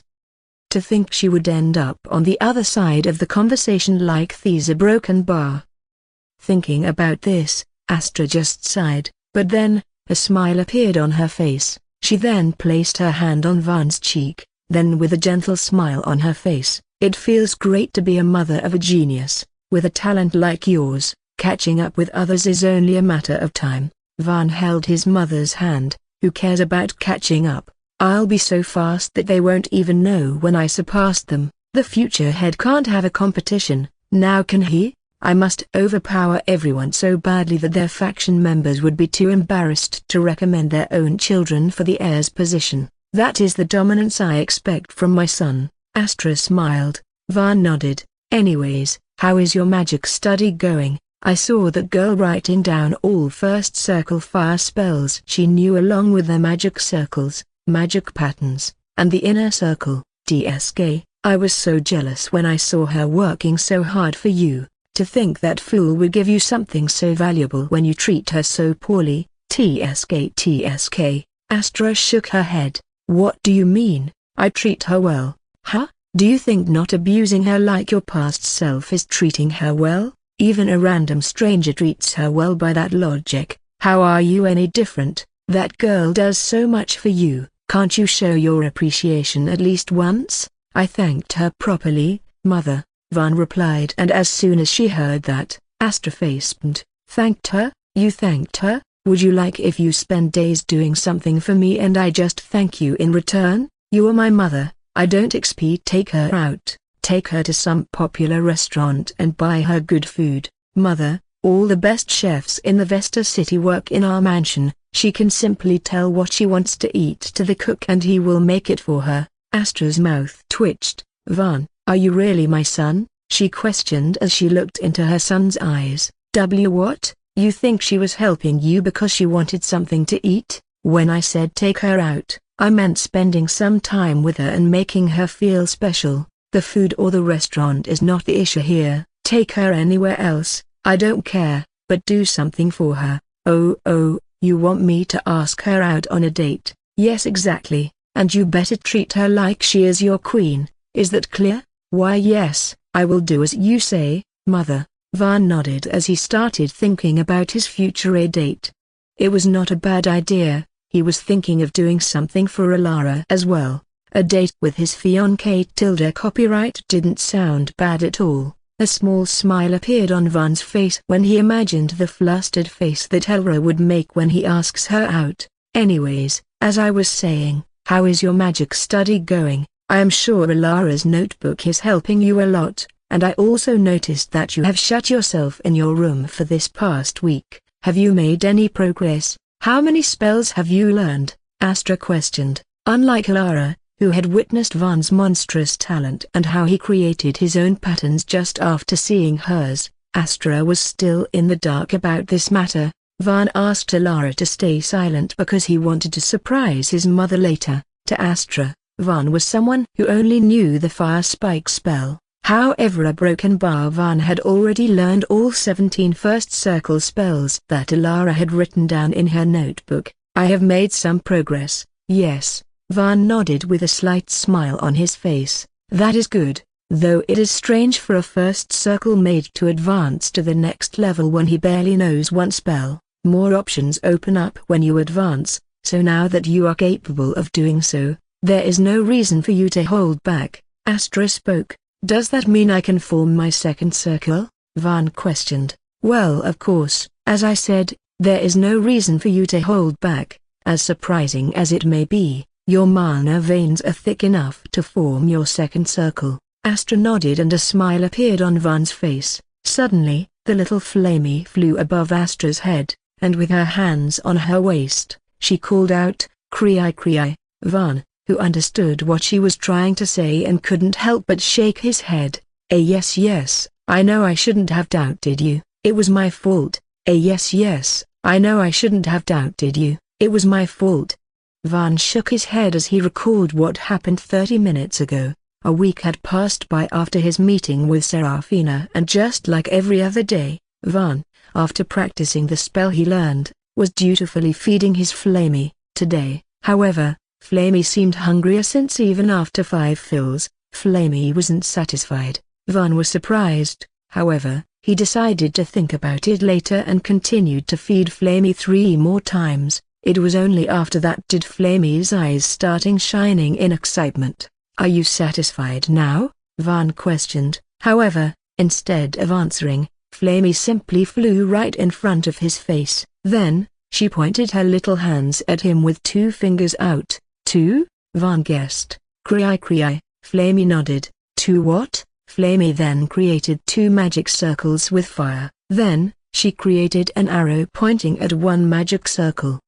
She looked at Van to confirm if he was still with her, and then, she herself pointed at the second circle before pointing at Van. Krikara. Second circle? You want me to form the second circle? Van questioned. Cry. Flamey nodded as she flew around in excitement. Van couldn't help but notice Flamey looked a lot more cheerful today. However, forming the second magic circle isn't that simple. Flamey, I need to continue practicing spells and clear my mana. Van suddenly froze mid-sentence. Who was he talking to? Has Flamey ever said something stupid before? Well, she did say quite a lot of unrealistic things. However, those unrealistic things she said are broken by all of them came true without fail. An advanced magic circle, highly optimized instant spells which were half as costly as the complete ones. Can someone who came up with things like that be wrong in her judgment? Are you saying I am ready to form my second magic circle? Van questioned with a serious look on his face. Cree. Flamey nodded continuously. Van didn't know Flamey's language, however, he had formed a considerable level of connection with her after living together for such a long time and could roughly tell what she was saying. And right now, according to Van, if Flamey could speak, she would have said, yes, that's what I am saying, you dumb fuck. Now stop wasting time and start forming the second circle. We don't have all day. No, even if the little Flamey could speak, she wouldn't have used such vulgar words. It was just Van's imagination, and since his head was filled with cuss words like these, the Flamey translation that worked in his mind used the same vocabulary as well. Anyways, all in all, Flamey seemed excited and wanted Van to quickly form his second magic circle. Van, however, decided to confirm this and came to his mother, and again, Flamey was right. Anyways, have you comprehended the required magic patterns to form your second circle? Suddenly, Astra questioned. Forming the first circle was comparatively simpler since one only had to know basic theories of magic before designing a circle that followed all those theories and summoning it using mana. The second circle, however, was different. For this, one needed to research the magic patterns used to form the second circle and create one for themselves, just like how it was done with magic spells. To successfully for the second circle, a mage should not only have enough mana in his mana veins to draw another magic circle but also have to create the required magic patterns. These magic patterns were then drawn inside the first circle, and if mage had enough mana, a second circle is formed automatically, and then, a connection with this circle is established, successfully allowing the mage to summon two circles next time. Astra doubted that Van would probably not know these required patterns since the only spell he knew was the fire spike and his magic language vocabulary wouldn't be strong enough to comprehend this pattern. However, with a confident smile on his face, he replied, I have. Astra was taken aback, however, this time, she didn't ask more questions. If Van was confident, then getting on it with that confidence was important. Her baseless questions will only result in him doubting himself for no reason. Alright, my personal magic training room is free, you can go in and form your second circle. I wish you luck. Astra was a firm believer of if you think you know something, try it out. The worst that can happen is you fail. I diaresis I circumflex plus minus I circumflex d I circumflex plus minus s I circumflex inverted question mark vol.c I circumflex inverted question mark m. If Van felt like it, she wanted to give him a chance. Van smiled. Cry. Flamey, on the other hand, had already flown near the doors as soon as Astra gave the permission and was now waving at Van to come. Van sighed, then, he nodded at his mother before walking towards Flamey. The two of them then entered Astra's personal magic training room. Van wanted to admire the familiar white room for a while, however, Flamey was just too excited for anything. Stop wasting time, you fucker.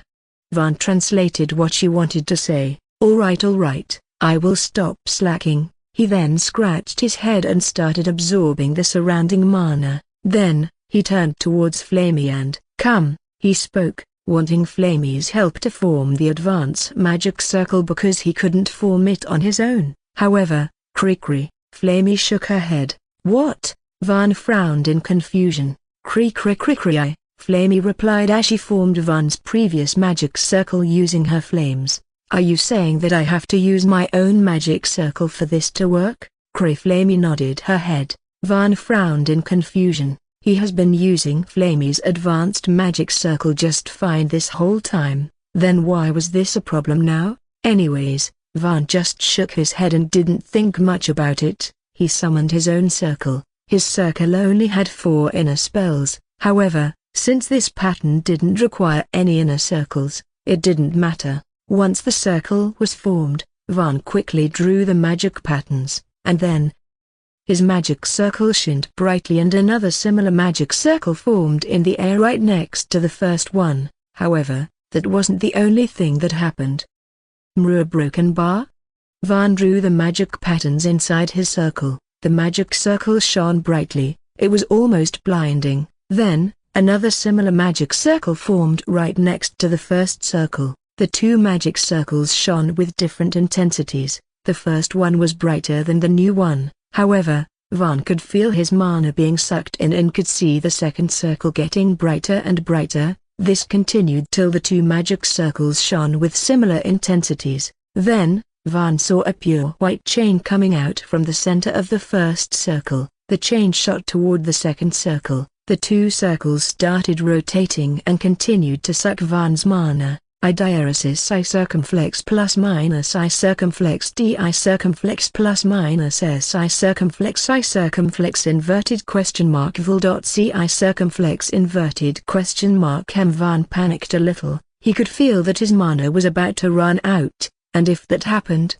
everything he did so far would be all for waste and he wouldn't be able to use mana for the next 3 days. This was called a setback. Van, however, doubted he would suffer from the setback. Both Flamey and his mother had confirmed it. His mana veins should be thick enough to form the second circle, so although his mana was being sucked out at a rapid pace, he knew it wouldn't run out, and just as he expected, the 2 circles stopped rotating. The A chain that was formed dispersed into small particles and Van could feel the A connection with his second circle. He was now officially a second circle mage. Flamey, I did it. With an excited look on his face, Van turned around to celebrate together with his little friend. However, Flamey was nowhere to be seen. Flamey? Van frowned.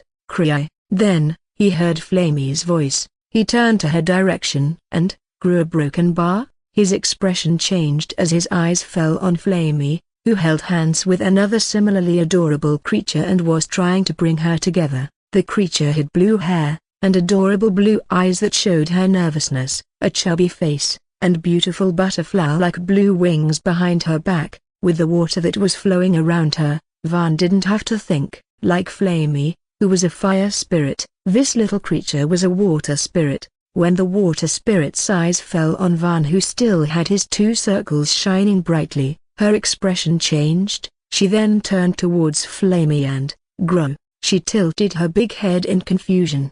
Flamey nodded. Then, a determined look appeared on her face as she and Flamey flew towards Van. Flamey spoke to Van. Okay, Van replied. No, he had no clue what she was talking about. He could somewhat understand this little friend of his, however, there were still limitations to it. Flamey turned towards the water spirit. The 2 spirits continued to converse with each other for a while. Van, of course, had absolutely no idea what they were seeing, but since it sounded cute and looked adorable, he continued to watch. Suddenly, the 2 spirits moved. Flamey appeared behind the first magic circle and the water spirit appeared behind the second. The 2 spirits spoke at the same time and then, the advanced magic circles, the one with 6 inner circles formed right behind Van's 2 magic circles. Van was surprised. His mana that has stabilized since his circles weren't sucking it anymore started being consumed by these 2 advanced magic circles the 2 spirits had formed. Another A chain appeared from Flamey's circle and shot towards the water spirit's circle. The A connection was formed and the 4 circles in front of Van finally disappeared. Van's mana finally ran out. Grew a broken bar. The water spirit looked tired as well.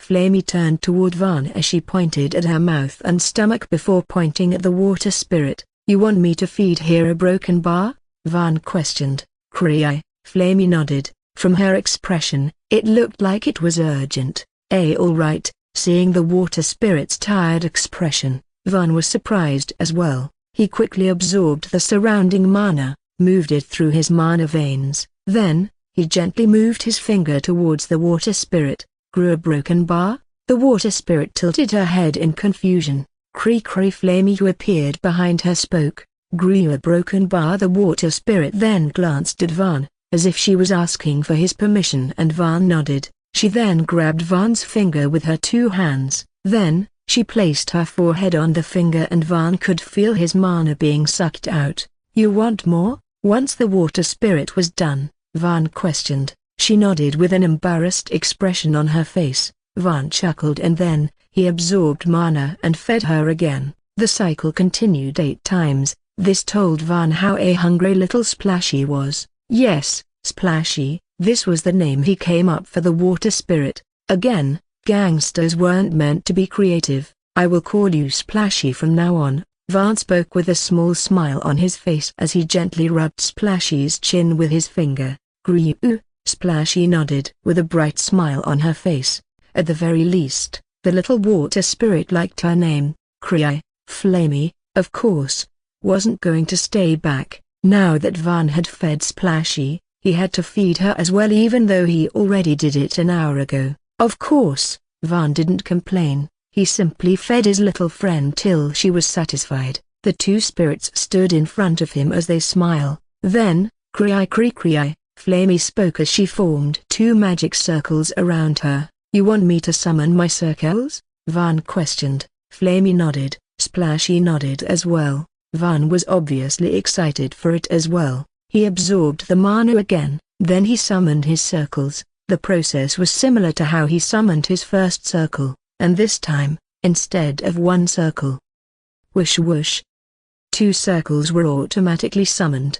"Hey," a smile appeared on Van's face. Then, he turned towards his friends. The 2 spirits understood what he wanted and appeared beside him. The circles Van summoned disappeared. Then, he summoned them again. This time, the 2 spirits joined in as well and 2 advanced circles with 12 inner circles in total were summoned. Van had successfully become a 2nd circle mage, who wasn't much weaker than the 3rd circle mages. "Enter." Astra gave her permission and Van walked into her room with a slight smile on his face. "Did you succeed?" Astra questioned with a curious look on her face, and as if she was waiting for this question this whole time. Van instantly summoned his 2 magic circles and stood there with a proud look on his face. "I am officially a 2nd circle mage now, PFFFT. Astra laughed out loud as she shook her head and glanced at Van again. "I can't believe you came in prepared for that question. You even absorbed the mana before coming in."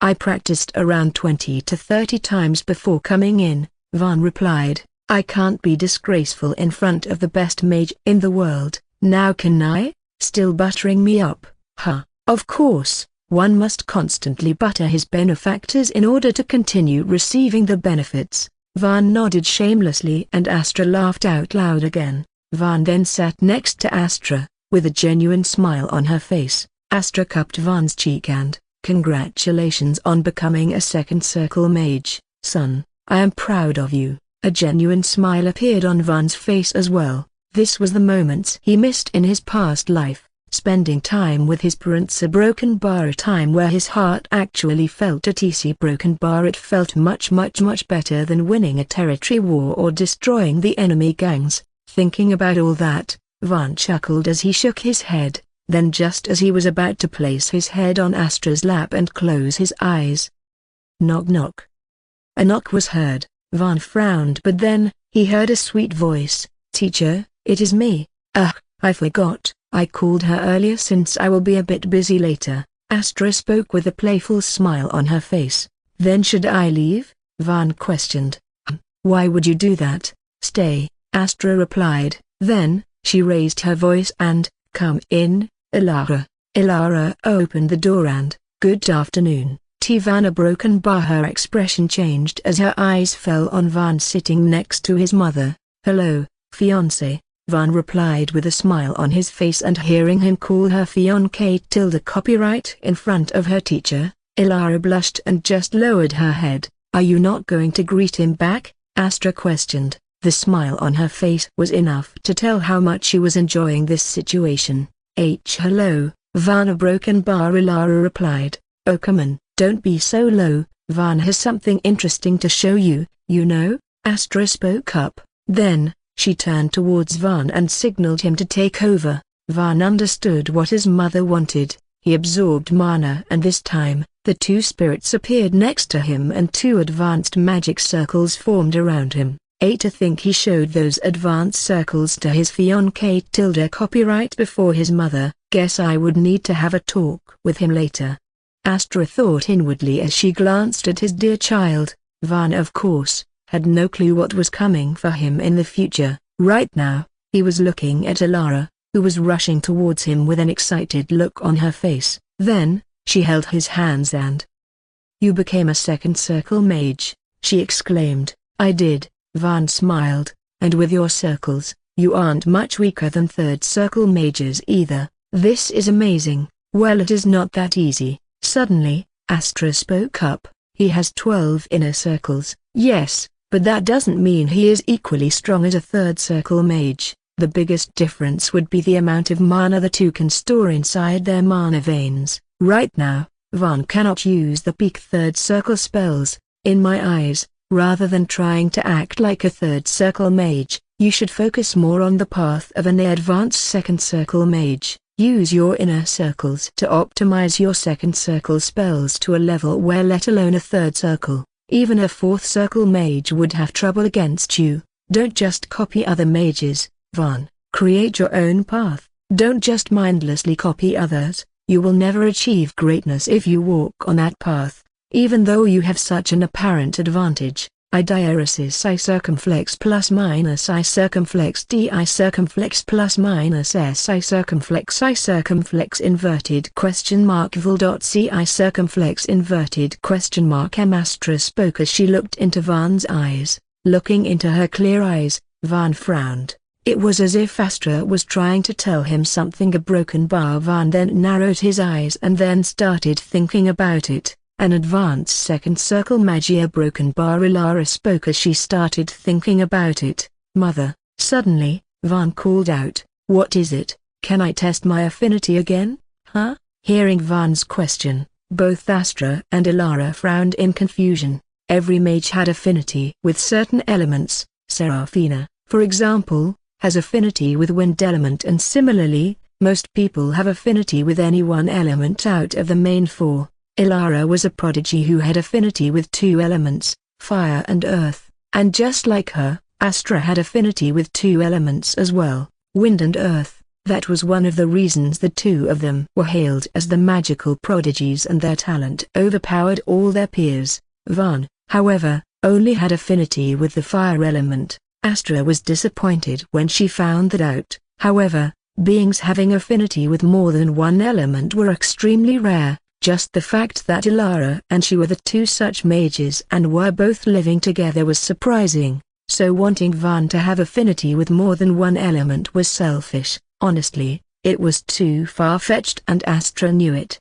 "What is there to check? You have affinity with the fire element," Astra replied. "I know that." A broken bar. Van. He glanced at Splashy, who was looking around with a curious look on her face, while Flamey, who was acting like a big sister, was showing her the room that wasn't even hers. A broken bar. "I want to test it again." A broken bar. Van replied. Astra narrowed her eyes. "All right then." Van had shown her many miracles before. Expecting one more wasn't too greedy, right? A mother is allowed to be greedy. "All right, place your hands on it," Astra ordered. Right now, Van, Astra, and Ilara were inside a bright room, and in front of them, there was a 3-meter-long transparent crystal of an irregular shape. This was the Affinity Stone, a device that was used to measure the elemental affinity of a human. It was found in nature, and the bigger the size of the crystal, the more accurate readings it took. Normally, these crystals were 8 to 10 centimeters long,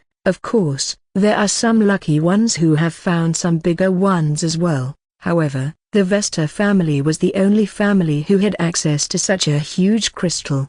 The other crystals found elsewhere may give a wrong reading or might not even give a reading. However, this crystal had never given a wrong reading ever before. Van walked forward with a curious look on his face. Then, he placed his hand on the crystal in front of him. Elara and Astra both focused on the crystal and soon, the entire crystal turned white. The two spirits observed the crystal with curious looks on their faces. Flamey, the more mischievous one, tried to touch it, but just like every other object, her hand passed through this one as well.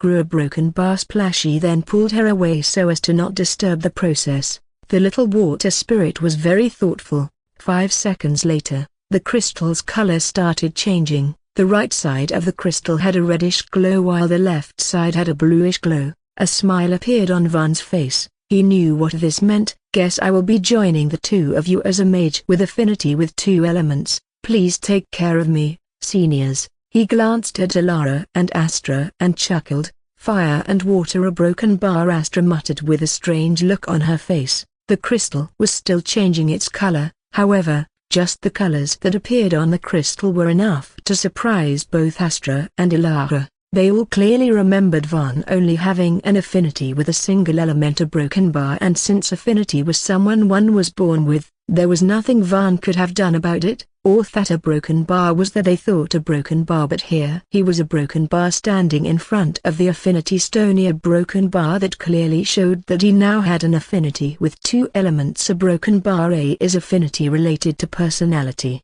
Does Van losing his memories and creating another personality awakened another element that was suited for his new personality? Astra questioned inwardly. It was just her guess, however, it was definitely something worth studying. After all, it could possibly turn into a way to awaken affinities with more than one element, if she could study that and find a fixed way of doing that without actually harming the mage in question. Then the Vesta family's powers would increase to another level. Thinking about it, Astra decided to stop her magic study for a while and decided to give most of her time to this theory she just came up with. If only it was any element other than water, a broken bar. While Astra was thinking about her new theory, Elara muttered with a disappointed look on her face. She had no clue how Van suddenly has affinities with 2 elements. She was happy about it. However, if he miraculously did awaken his affinity with another element, Elara found it disappointing that it was with the water element. Why, is water a weak element? Van questioned with a frown on his face. He may not know much about all the elements except fire, however, he did know that there was no sort of concept like a better or a worse element. In this world, all the elements were treated equally, with each one having a role of their own. No, that's not what I meant. No element is weak or particularly strong, and Elara was quick to shake her head. She, however, didn't know how to explain her thoughts to Van. Water is not weak. It is just that your 2 elements are completely opposite of each other. You won't be able to cast twin elemental spells. Twin elemental spells? Yes, mages having affinity with 2 elements. What makes them scary is not the fact that the number of spells they have is almost 2 times that of a single mage. It is the ability to fuse their spells into one and increase the strength of their spell to an entirely different level without actually consuming much mana. This is called the twin elemental casting. You, however, have an affinity with fire and water, the 2 elements that practically hate each other, making them impossible to fuse with each other and taking away your biggest advantage as the mage with 2 elements. Astra explained clearly. Fire and water hate each other, a broken bar? Van muttered, his eyes stuck on the 2 spirits who were flying around the room hand in hand as if they are the closest friends in the entire world. Seeing this adorable scene, a small smile appeared on Van's face. Then, I doubt that is the case, Mother, a broken bar. Astra frowned in confusion, unable to understand what Van just said. However, before she could say anything, the affinity stone that was still changing showed something much more shocking. Teacher, is that a broken bar? Normal, a broken bar? Elara questioned as she pointed at the affinity stone with her mouth wide open. diaresis I circumflex plus minus NDI circumflex plus minus SNI circumflex inverted question mark VI circumflex micro L dot CI circumflex inverted question mark. And the intensity of the color the affinity stone showed was usually related to the degree of affinity a mage had with the said element. However, since this affinity stone was much larger than any normal affinity stone, the glow usually disintegrates all over the crystal, and the intensity is dimmed down significantly. However, right now a broken bar, the affinity stone in front of them, which used to be white, had completely turned into a red-blue colored stone. The intensity of the colors it showed was so high that rather than looking like a crystal, the stone looked like a normal rock that was painted fire and blue. Element's favorite had broken bar. Element's favorite had broken bar, Astra muttered with her eyes stuck on the scenery in front of her. Element's favorite?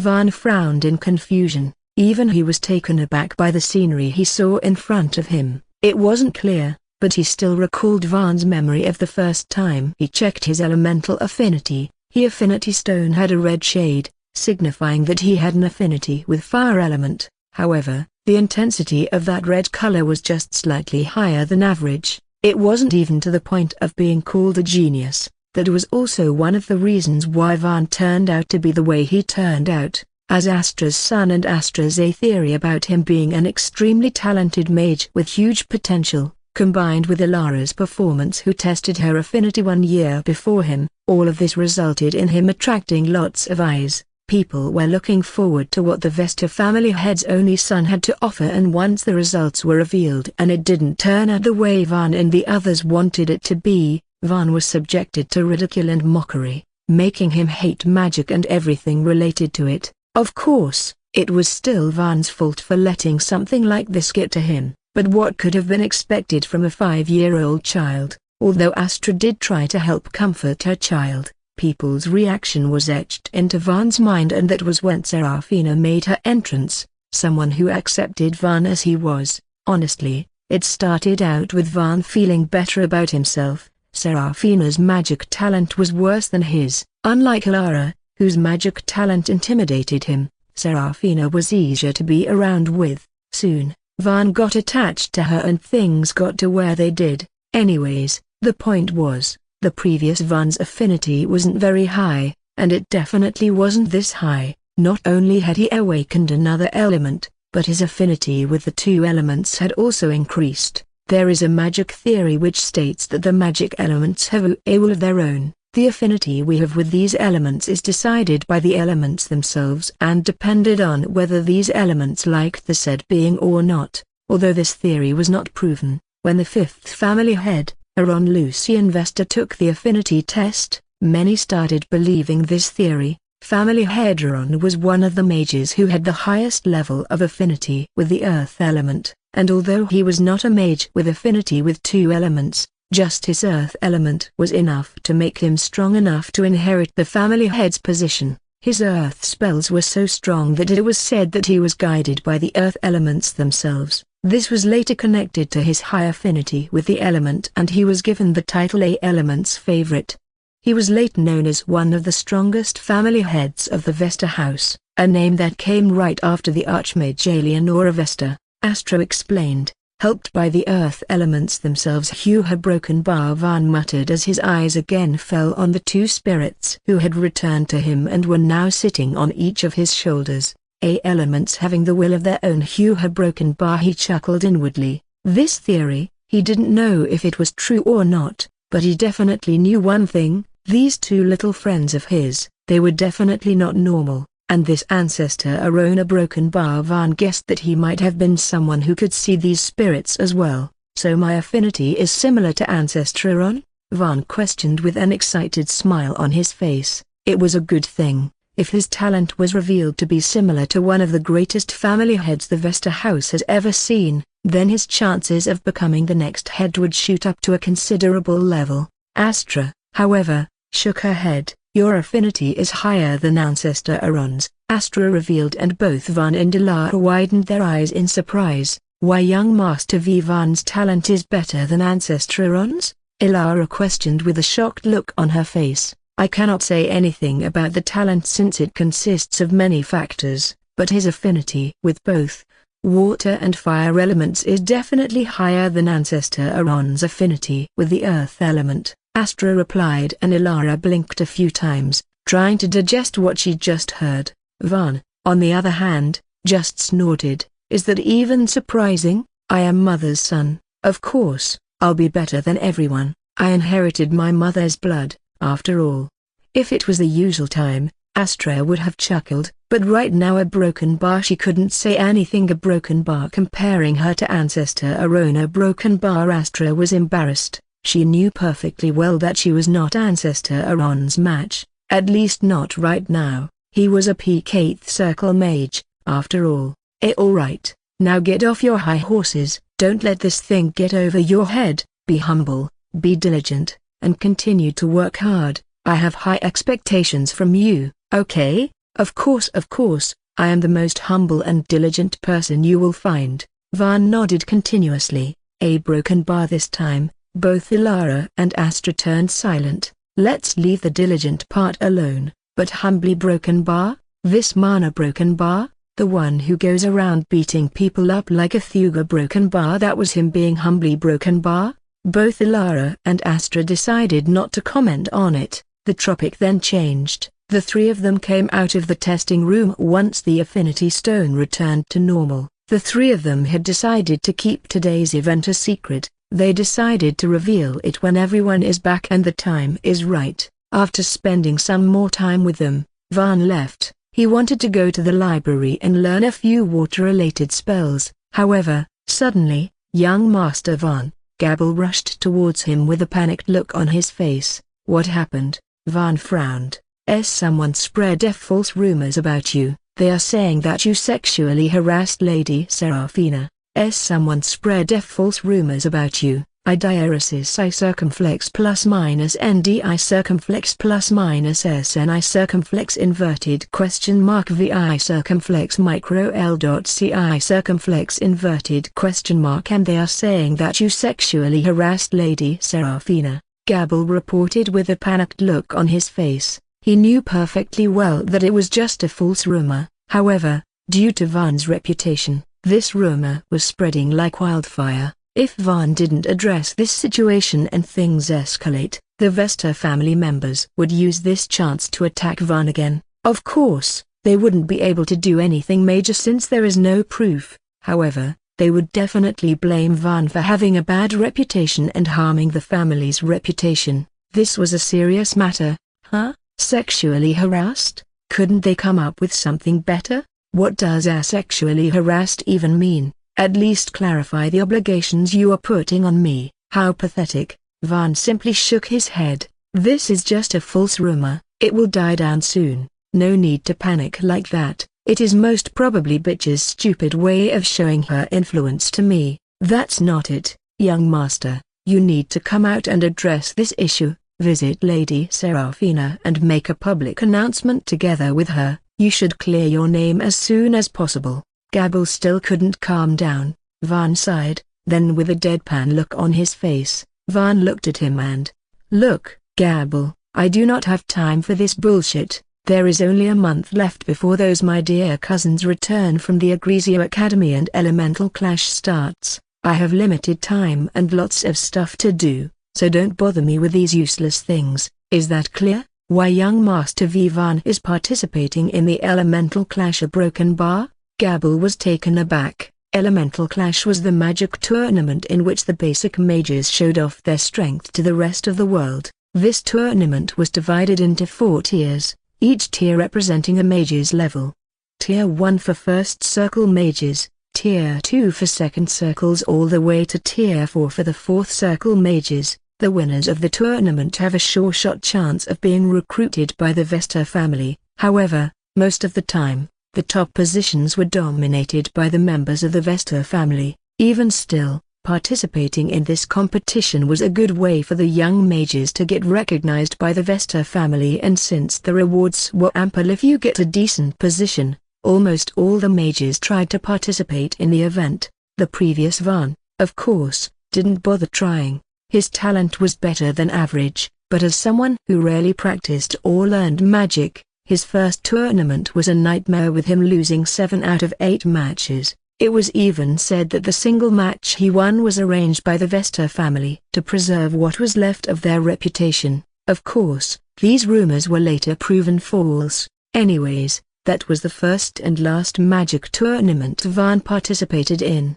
He realized these things were not for him and swore not to participate in any tournaments anymore. Of course, that was how the previous Van thought. Christopher, or the new Van however, was different. A stage to kick someone's ass? Legally at that? What kind of fool would leave such an opportunity? And not only would he be allowed to satiate his cravings for beating people up, but he would also be able to get rid of this annoying reputation of his. Van knew damn well just how important someone's reputation is. Others may like to stay low and take their enemies by surprise later. However, Van used a different part. Scare the enemy to the point he doesn't even dare to fight back. Rather than fighting weak opponents again and again, Van was a firm believer of using fear to get things done. How else could he have achieved so many things as an underground gang leader in such a short period of time? He liked beating people up. However, Van always made sure to advertise how he beat them up.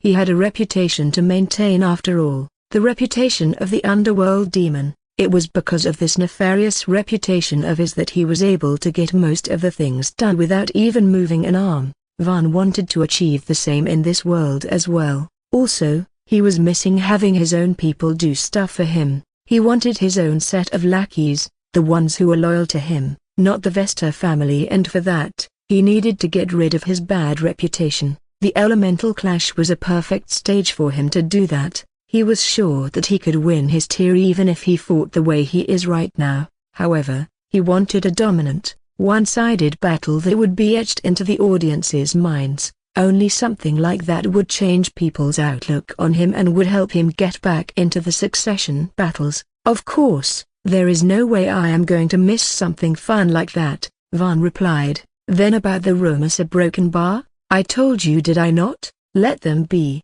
I have better things to do. But your uncle and aunt, they won't do anything for now. There is no proof. If they try to pin this on me, who is only trying to study magic in peace, they would definitely offend my mother. Creating rumors isn't difficult. If a bitch like that could do something like this, then imagine what mother, who rules over the entire city, could do. Who is to say that there won't be any rumors attacking one of my uncles and aunts in the next few days? You think my mother would let the topic go at that time if those uncles and aunts of mine didn't me go today? Van questioned with a slight smile on his face. Gabble, who understood what he implied, was taken aback. Was Lady Astra capable of doing that? She was more than capable, but to think young Master Van would act this confidently in this matter and think from his uncles and aunts' perspective rather than panicking a broken bar. Anyways, I'll be going in. Saying those, Van waved his hand and walked towards the library. Young Master Van, you have been studying for 8 hours now. I know you won't stop even if I tell you to, so I won't try it. However, please eat something before continuing. Lily walked into the library pushing a table as she spoke in a respectful tone. Van, who was inside the library, glanced at her.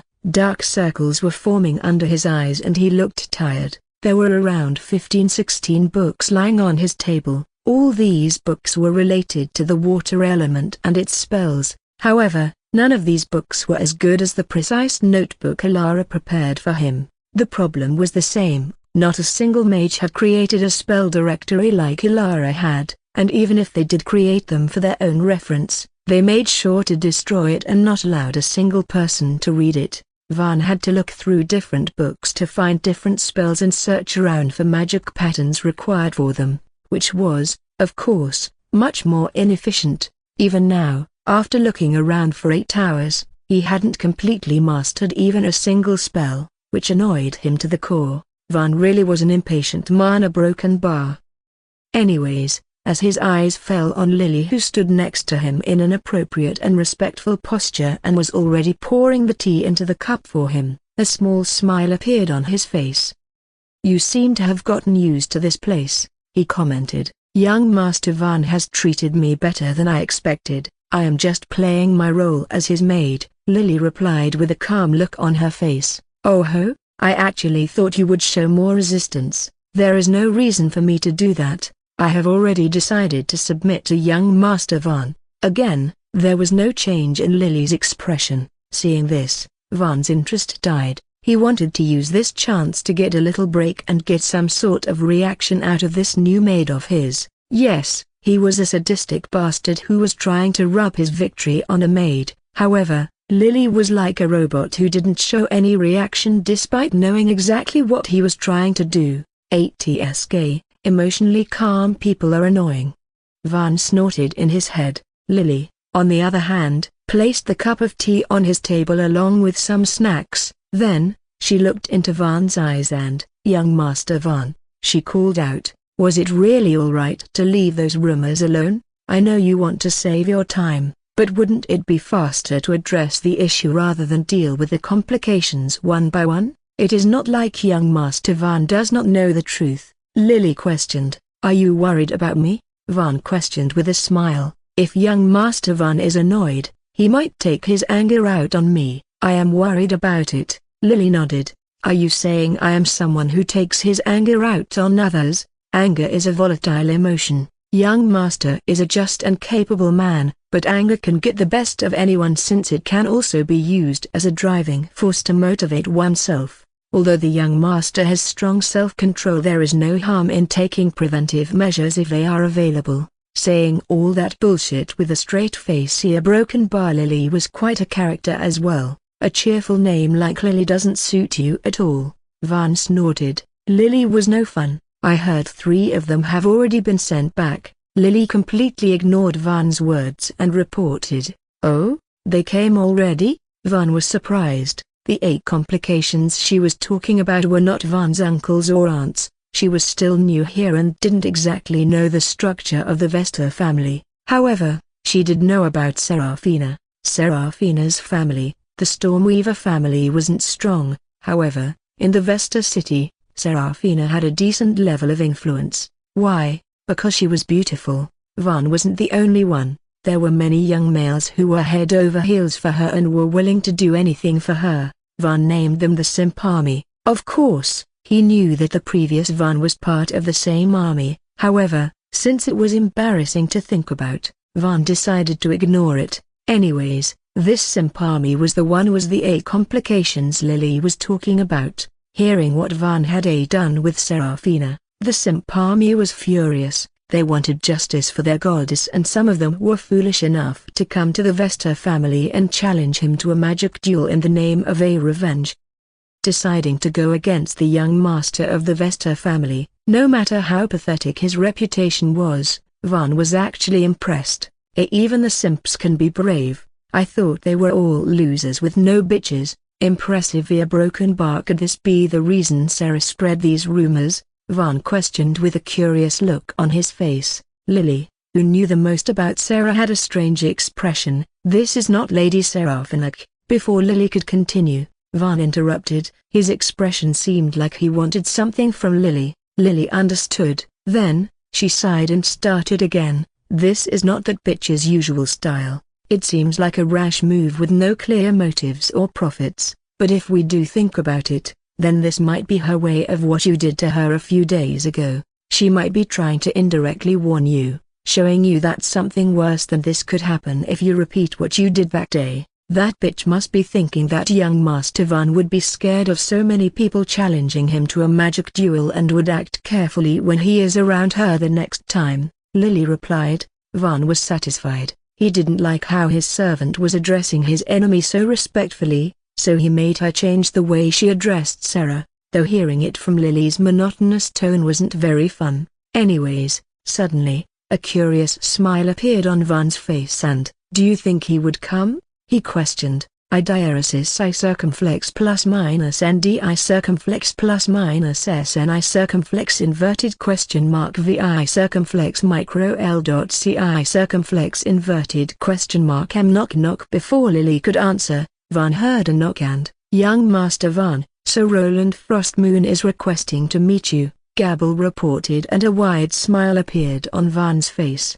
To think the simp general would be here while I was just talking about him. Guess today is my lucky day. Shall I buy a lottery ticket? Young Master Van, Sir Roland Frostmoon is requesting to meet you, Gabble reported, and a wide smile appeared on Van's face. To think the simp general would be here while I was just talking about him. Guess today is my lucky day. Shall I buy a lottery ticket? Van spoke with a big smile on his face. A broken bar Lily, who was standing right next to him, had a solemn expression on her face. She observed Van for a while, and seeing his carefree attitude, she spoke up. You shouldn't underestimate him, young master. Well, of course, how can I possibly underestimate a general of an army, even though the army only has simps? After Van, Roland was Seraphina's strongest backer. However, unlike Van, who only had his family name behind him, Roland was hailed as a genius, a very rare genius whose potential was strong enough to be compared with the children of the Vesta family.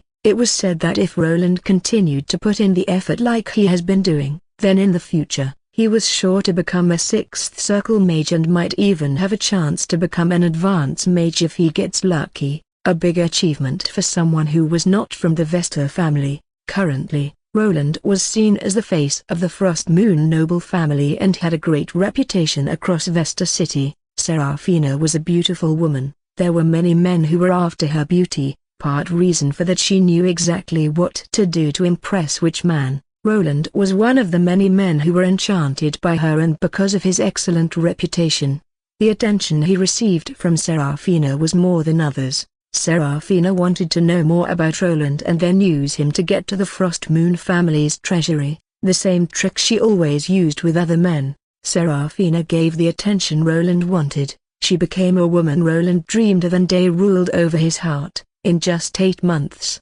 Roland fell head over heels for her and was at her beck and call. Heck, he even revealed his deepest secret to her, a secret that he shouldn't have revealed to anyone. Roland was a drug addict. His daily life functioned around the Dreamweave drug, a drug that was banned in Vesta City. Roland's condition was so bad that if he doesn't consume Dreamweave in the morning, the withdrawal symptoms would start showing up, and once it is revealed that he consumes those drugs, his life would be ruined. There was a reason Dreamweave was banned in Vesta City. First, it was extremely addictive, and getting rid of that addiction was difficult. Second, Dreamweave had an adverse effect on one's body. Roland may be called a rising genius right now, however, as he continues with his life, slowly and surely, the Dreamweave would eat away his A potential. While they talk about how he would become a sixth circle mage, Roland's potential would be dried up after he becomes a fifth circle mage. Not only that, but since Dreamweave has a strong effect on consumers' mental health, brain capacity, and attention span, Roland would become a fifth circle mage who can't even remember most of his own spells. In short, Roland, the high and mighty prodigy of the Vesta City, would be reduced to nothing but a spell-less mage in the future. Of course, to Seraphina, this didn't matter. If Roland was useful, she would use him. What happens to him in the future was not her concern, and Roland, a broken bar, he turned out to be of much more use to Seraphina than she initially thought. Being addicted to the Dreamweave when the drug itself is banned in Vesta City, a broken bar, this didn't make sense. A broken bar, where did he get the drug from? Seraphina wondered and soon realized that there must be someone brave and foolish enough to sell the Dreamweave in the Vesta City. Roland's value in Seraphina's mind became higher. Roland started receiving more attention, and little by little, he started spilling all his secrets, the people he received the Dreamweave from, the inner workings of that organization, and their future plans. Roland revealed everything he knew about, and Seraphina, who now had the general direction, started doing some research of her own.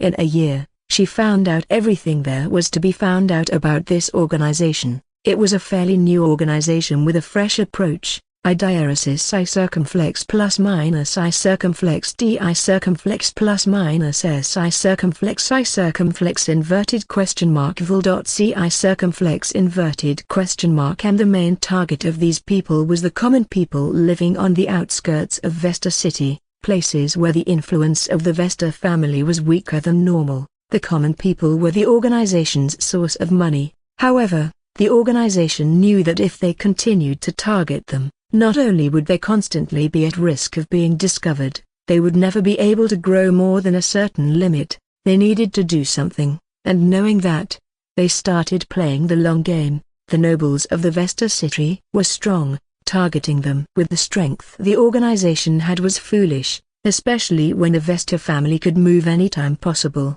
Therefore, rather than targeting the nobles, these people started targeting the noble children. These children became their investment. They introduced the Dreamweave and continued to provide it to these children for free. The plan was simple. In a few decades, these people would become the head of their families. If not heads, they would at least be in influential positions, and by then, they would be so addicted to the Dreamweave that they would do whatever they could to get their hands on it. The organization planned to use these people to set up their base, then they would use their influence to take over the villages and districts present on the outskirts of Vesta City. Continuing the same strategy, the organization was planning to take over the entire Vesta City's underground, even hoping to get some of the Vesta family children under their influence. Of course, that would take a long time, probably more than 200 years, and the current leaders wouldn't be able to see it. However, they all wished to create a solid foundation for their descendants, a thorough plan, a plan that Serafina liked. However, whether this plan would work or not, she didn't know. The plan was good, yes. However, if Vesta family was so weak that they would lose the Vesta city to a bunch of thugs, then they wouldn't have held their position for so many centuries. Serafina was a careful woman. If she was unsure about something, she would not involve herself with it, and she decided to do the same in this case as well. Everything she had researched, she documented it and went to the organization. Her demand was simple: 100 gold coins every month and I will keep your secret. Yes, she decided to threaten and extort money out of an underground organization that wanted to rule over the Vesta city through Dreamweave, a risky decision. However, this time, Serafina's backer was the Vesta family. She was in a safe position. If she didn't return to her mansion safely, her loyal maids would report everything to the Vesta family, and the organization's business would be over and they would be done for. A bold move. However, it wasn't reckless, and since her demand was not too overbearing, the organization agreed. That was how Serafina got a fixed income for herself and her family. And since this organization bought the Stormweaver family's service rather than simply giving them money, she or her family couldn't be connected with them. She and her family were absolutely safe. However, Serafina made one mistake. For the sake of keeping Van around her and keep making use of him, she threw away an extremely important person, a person who knew about everything she had been doing for all these years. And after Lily reported Serafina's actions to Van was surprised and embarrassed. An underground organization that was being threatened by a 23-year girl, a broken bar. Van wanted to facepalm. He really wanted to meet these people who were an embarrassment to all the underground thugs and personally kill all of them. 8tsk, ruining our names like this. Don't join the game if you gonna be scared of some 23-year-old bitch. TSK. Van snorted inwardly. Young Master Van? Then suddenly, he heard Gabble's voice. Should I send Sir Roland away like the rest of them? Gabble questioned. Number. Van, however, shook his head. Then he stood up and stretched his body. I have been studying for 8 hours. I can use a little entertainment. Saying those words, Van walked out of the library. Let's meet the Simp General, shall we? Gabble nodded. Then, he took Van to the guest room where Roland was waiting in. You stay here, Van ordered. Gabble nodded. Then just as Van was about to enter, he paused. Then he glanced at Gabble and, are there enough plates inside? Yes, I have placed 5 extra plates in case some of them break because of the unforeseen accidents. There are also 2 light lamps inside that can be used. Gabble was a responsible man indeed. Young Master Van, Roland greeted him when he saw Van walking into the room. Seeing that, Van's mouth twitched. Why is everyone related to that bitch always acts like a bitch? He didn't like how Roland greeted him without standing up. Although Van wasn't someone stuck up about manners and things like that, Being disrespected like this was unfortunately not one of his hobbies. Roland, Van greeted back as he sat on the chair in front of Roland. Honestly, Van was getting used to this guest room now. That was how many times he had used it. Broken bar, why am I so popular? A broken bar, Van sighed. It has been a while since we last met, young master. Roland started. Van nodded. Yes, the previous Van had met the simp general before. Honestly, if the previous Van wasn't such a fool, it was easy to tell that the simp general didn't like him, although he acted like he respected him on the front. From his actions, it was clear that he actually looked down upon him. Right, I remember Sarah introducing you. She said you were quite useful. Van nodded as he looked forward to Roland's reaction with a curious smile on his face. What, a broken bar? And just as he thought, he got a reaction. Roland was a handsome 22-year-old man. His silver hair gave him a unique charm, combined with his black, clear eyes. His features were definitely one of the sharpest Van had seen ever since he came to this world. Of course, he was still far away from him. Van knew that he was much more handsome. However, he also knew that if he compared everyone with him, the best rating anyone would get would be average looking. That was just how handsome Van regarded himself as. Narcissist? Maybe, but Van has worse qualities than simple narcissism, so he didn't mind. Van tilted his head in confusion. What are you trying to imply, young Master Van? Huh? Why would I imply anything? I am just saying what Sarah told me after you left. I shouldn't have said it. Broken bar, Van realized. Young Master Van, please do not say things carelessly. I know Lady Serafina for quite a long time now. She is not the type of person you are implying her to be. I never said anything about Sarah though. Lady Serafina and I are close friends. You saying that I am useful to her can be taken as you trying to cause a rift between our friends. Look here, hotshot, two things. First, I don't have any reason to cause a rift in your friendship. If I wanted to do that, I wouldn't need to imply these dumb things. I can simply ask Sarah and she would throw you away, just like how we throw a tool that is no longer useful. Second, who told you that I give a fuck about what you think? It can be taken as you trying to cause a rift in our friendship. You think I care what you take it as? You can take it in your ass for all I care. How did you think you became important enough to even talk like that? Aren't you from the Frost Moon family? You guys actually think you are important? That's a surprise. I diaresis I circumflex plus minus ndi circumflex plus minus sni circumflex inverted question mark vi circumflex micro l dot ci circumflex inverted question mark m. At least I am not someone who was born into the prestigious Vesta family and still turned out to be a waste. If you think Lady Serafina would choose you over me, then you are deeply mistaken, young master. Other than your family name, you have nothing going on for you. A useless waste of the Vesta family who has nothing going on for me, yet Sarah still contacts me even when she has the great magic prodigy of the Frost Moon family around her. Hey, you really think being good at magic is all that? Broken bar, what a fool. Van laughed out loud.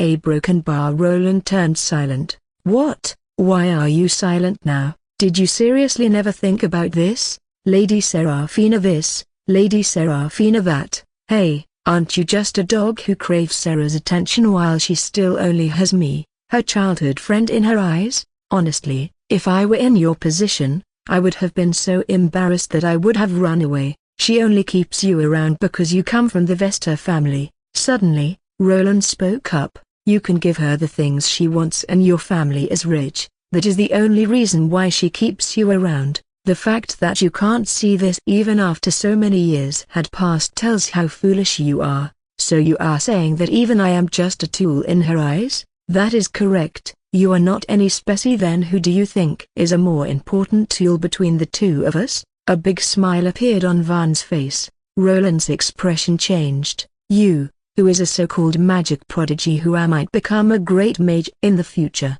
or will it be me, who is the direct heir of the Vesta family and can give Sarah whatever she wants for the rest of her life? Isn't it obvious that she will choose a future 7th Circle mage? Roland replied. Hey, The fact that you say you will become a 7th circle mage when you fully know you will never make it, is kinda amusing, but who are you trying to fool? Doesn't Serafina know the truth as well? Or are you just trying to fool yourself to live in a delusion? What truth are you talking about? Roland stuttered as she thought about something. Soon, however, he shook his head.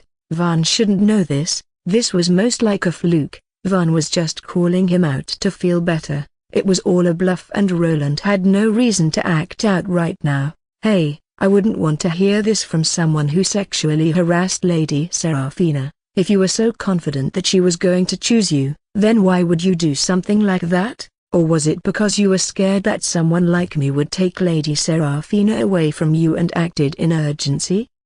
So is that why you are here? The rumors, if you don't know, those rumors are obviously fake. A pathetic attempt to drag my reputation down. If I had actually done something like that, there would have been evidence to back those claims, or Sarah herself would have come forward to accuse me. Who in the right mind would directly accuse you, the mighty young master of the Vesta family? Obviously there was no evidence found. Roland snorted. Did you just imply that I would use my family influence to get rid of the evidence? Suddenly, Van narrowed his eyes. When Roland realized what he just said, his expression changed. Roland, if the Vesta family was like that, then you wouldn't be here, daring to talk to me like this. The fact that someone of your standing was bold enough to directly come to the Vesta house and request a meeting with me was only possible because the Vesta family is fair. Even your father wouldn't have the guts to come here if the Vesta family was like what you mentioned.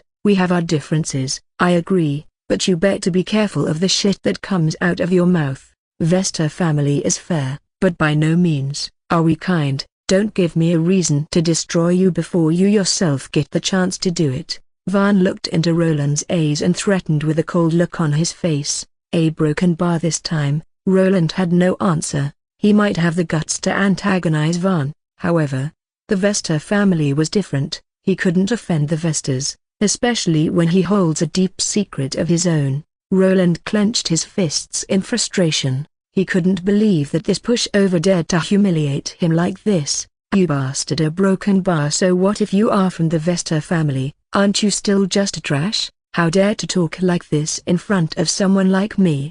Roland then glared at Van and, I heard there were some reckless youngsters who came here before me since they didn't like the rumors that were spread and challenged the young master to a magic duel. There were some fools like that, fools who think that even if I did do something, they would be able to exact revenge on their goddess, my close childhood friend. Of course, I sent them away because I do not have the time and energy to entertain fools like them. I only came here because I thought you were different from them, you know, since they called you magic prodigy and whatnot, but I guess I should have treated you in the same way. What a waste of time. Roland's face twitched when he heard those words. He, however, kept a straight face and, why didn't you just accept their magic duel to shut them up? There are thousands of people who want to challenge me. You want me to fight all of them? I don't know about you, but I have better things to do in life. Oh, but if you crush them a few times,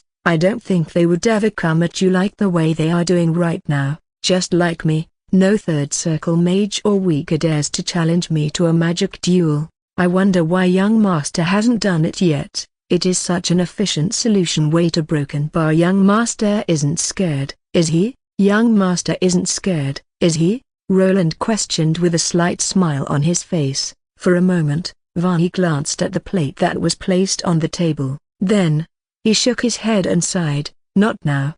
He was calmer and more reasonable than that.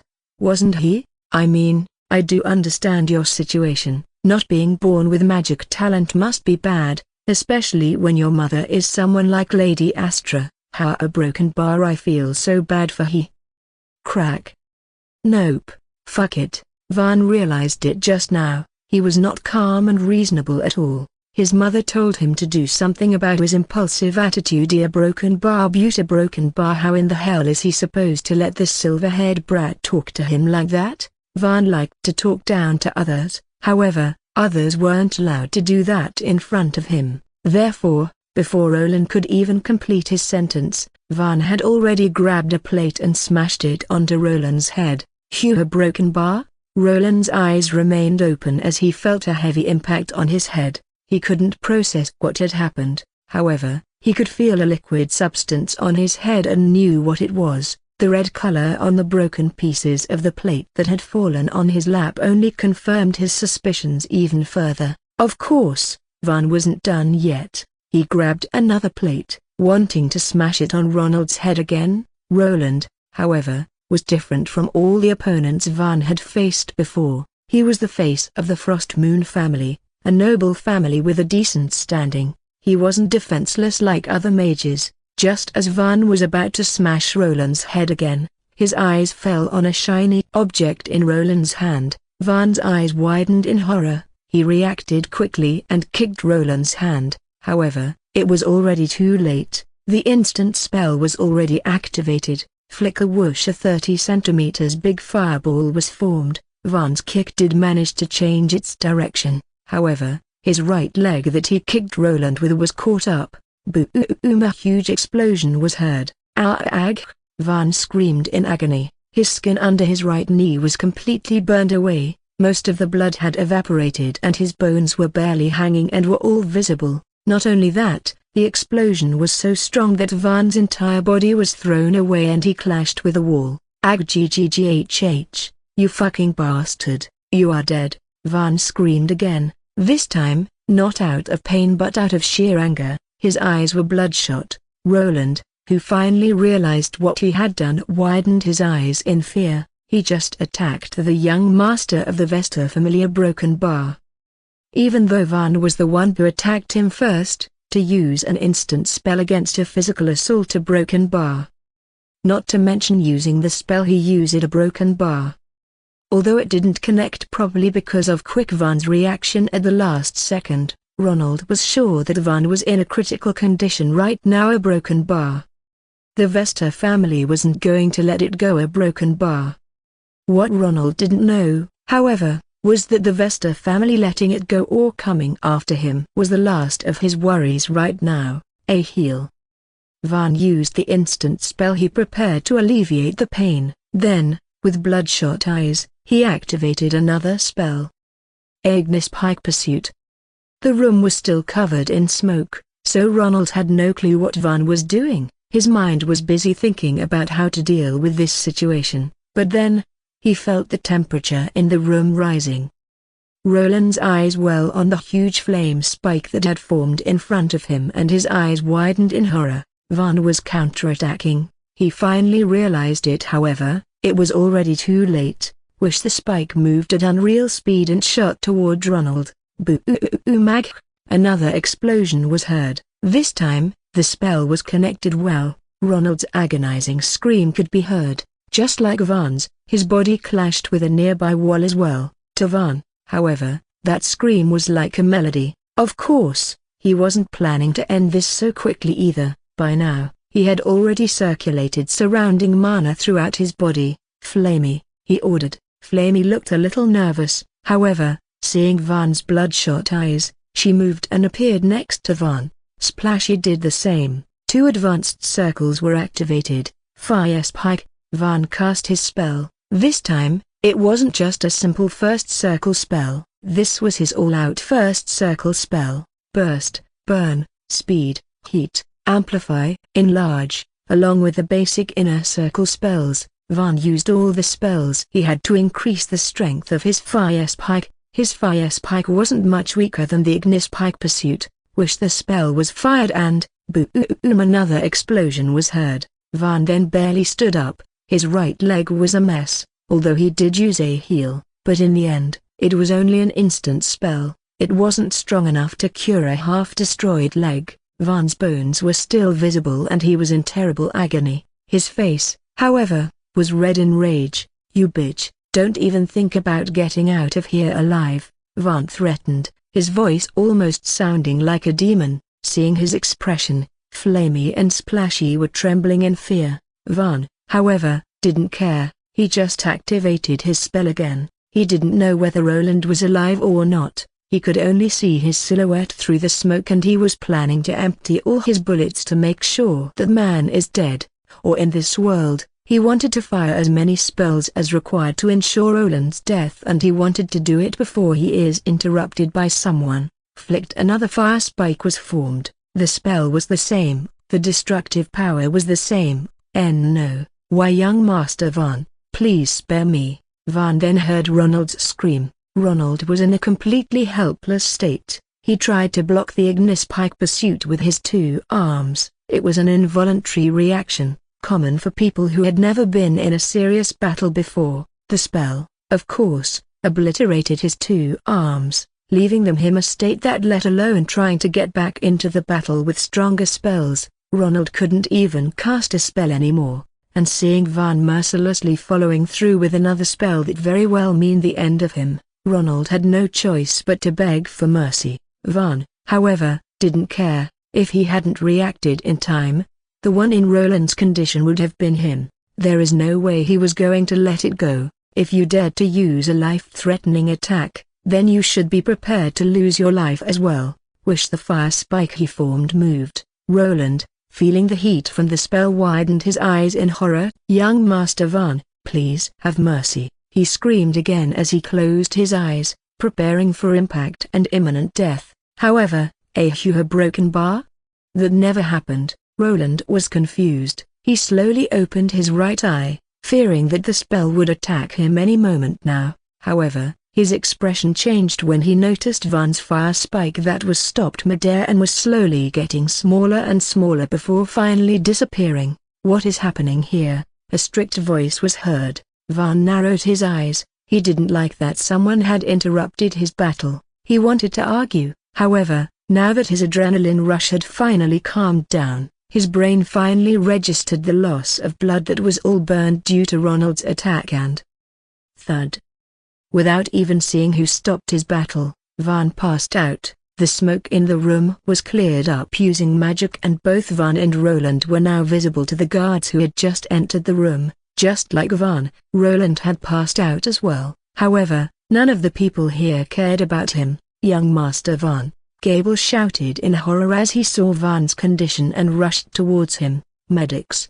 He shouted. Soon, a team of medics rushed in and picked Van up. He had lost his limb and urgent treatment was required. Then suddenly, one of the medics whose eyes fell on Roland's condition froze. Roland's arms were obliterated. The flesh around his chest had burned up and his ribs were visible. Honestly, his condition was so horrifying that even someone like him, who was a medic and have seen countless gut-wrenching things, couldn't help but feel miserable. What should we do about him? The medic turned towards the man who stopped Van's spell, Val, and questioned. He is not what we should be worrying about right now. A broken bar, Val replied with a solemn look on his face. His eyes were fixed on Van, who was being taken away by the medic team. What? The medic was surprised. Soon, however, he realized what Val was talking about.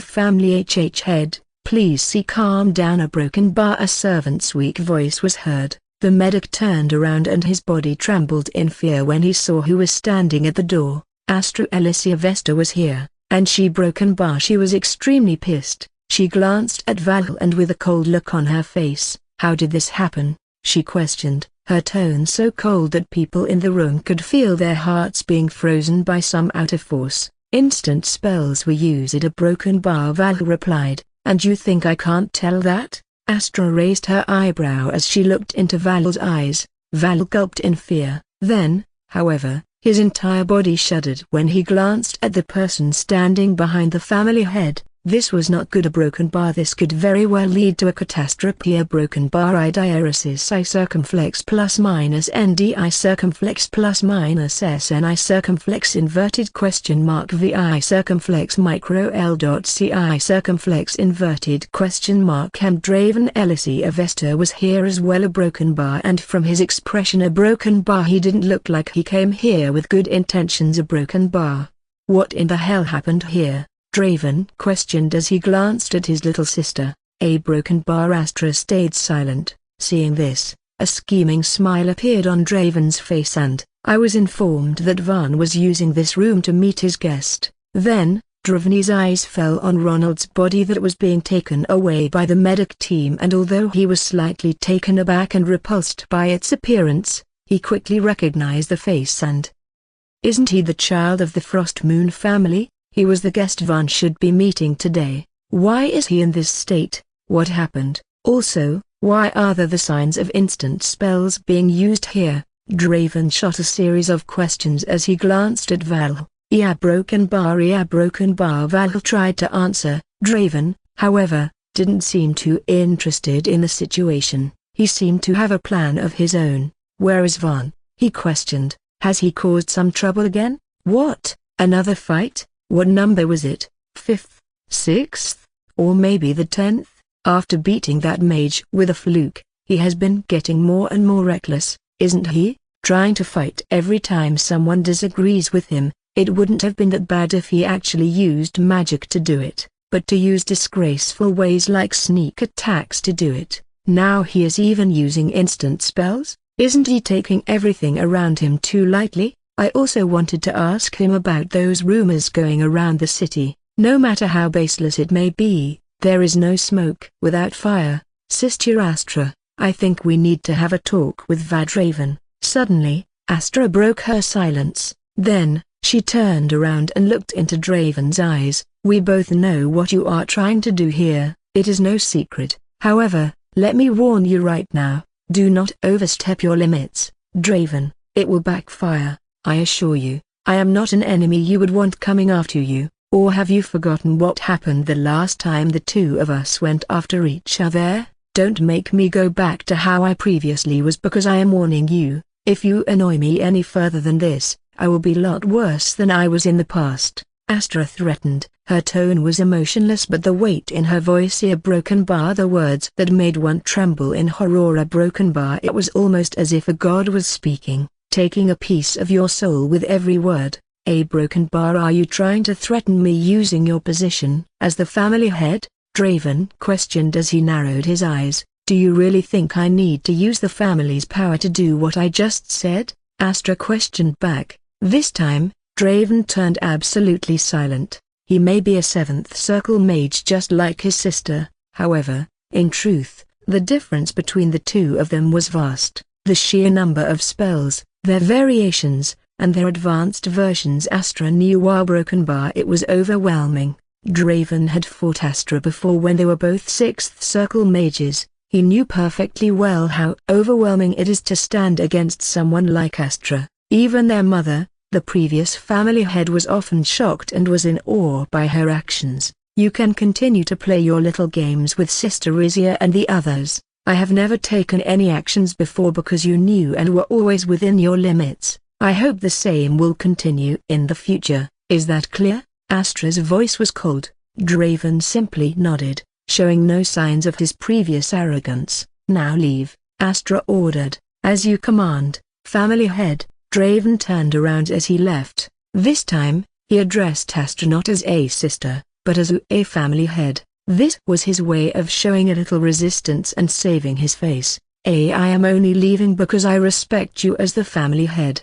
That was what the hidden meaning behind those words was. Astra, however, didn't care about that right now. She had better things to do. Gabble, she called out. Why yes, family head. Gabble quickly stepped forward, his hands behind his back as he desperately tried to hide his nervousness. The other servants all bowed their heads. It was as if they were trying to hide their faces. None of them wanted to be in a position Gabble was currently in. Explain, Astra ordered. Why yes, of course. Gabble nodded. Young Master Van ordered me to wait outside the room, so I couldn't see the exact cause of it. But when I heard the explosion and quickly came in, I saw young Master Van lying on the floor, screaming in agony as his entire leg was burned away, while Ronald stood there with a fearful look on his face. I noticed that Ronald was panicking and was thinking about getting out of the situation, thinking that he won't make any further moves because of his fear. I rushed out and sent a few servants to bring Sir Val while I myself went to call the medics. I diaresis I circumflex plus minus I circumflex D I circumflex plus minus S I circumflex inverted question mark vol.c I circumflex inverted question mark M. Though when I returned the broken bar the situation had escalated, and although young Master Van looked the same, Ronald, who was completely fine, was now in that half-dead condition, Gable reported. So Ronald made the first move. Astra narrowed her eyes. No one knew what she was thinking, but everyone knew one thing: if Gable nods right now, the Frost Moon's a broken bar, they would face a catastrophe. Fortunately, Gable pointed at the broken plate lying on the ground, and that might not be the case. Broken bar. The plate wasn't the only broken thing in the room. The entire room was a mess since some strong spells had been fired here. That plate, however, was different. It was covered in blood, and the moment Astra's eyes fell on the plate, she understood what Gable was trying to say. This wasn't the first time her child had used these plates. A broken bar. Astra closed her eyes, controlling the urge to facepalm. Astra commanded, "Make sure Roland is treated properly. We need to get to the bottom of this." "As you command, family head." The servant standing beside Astra nodded.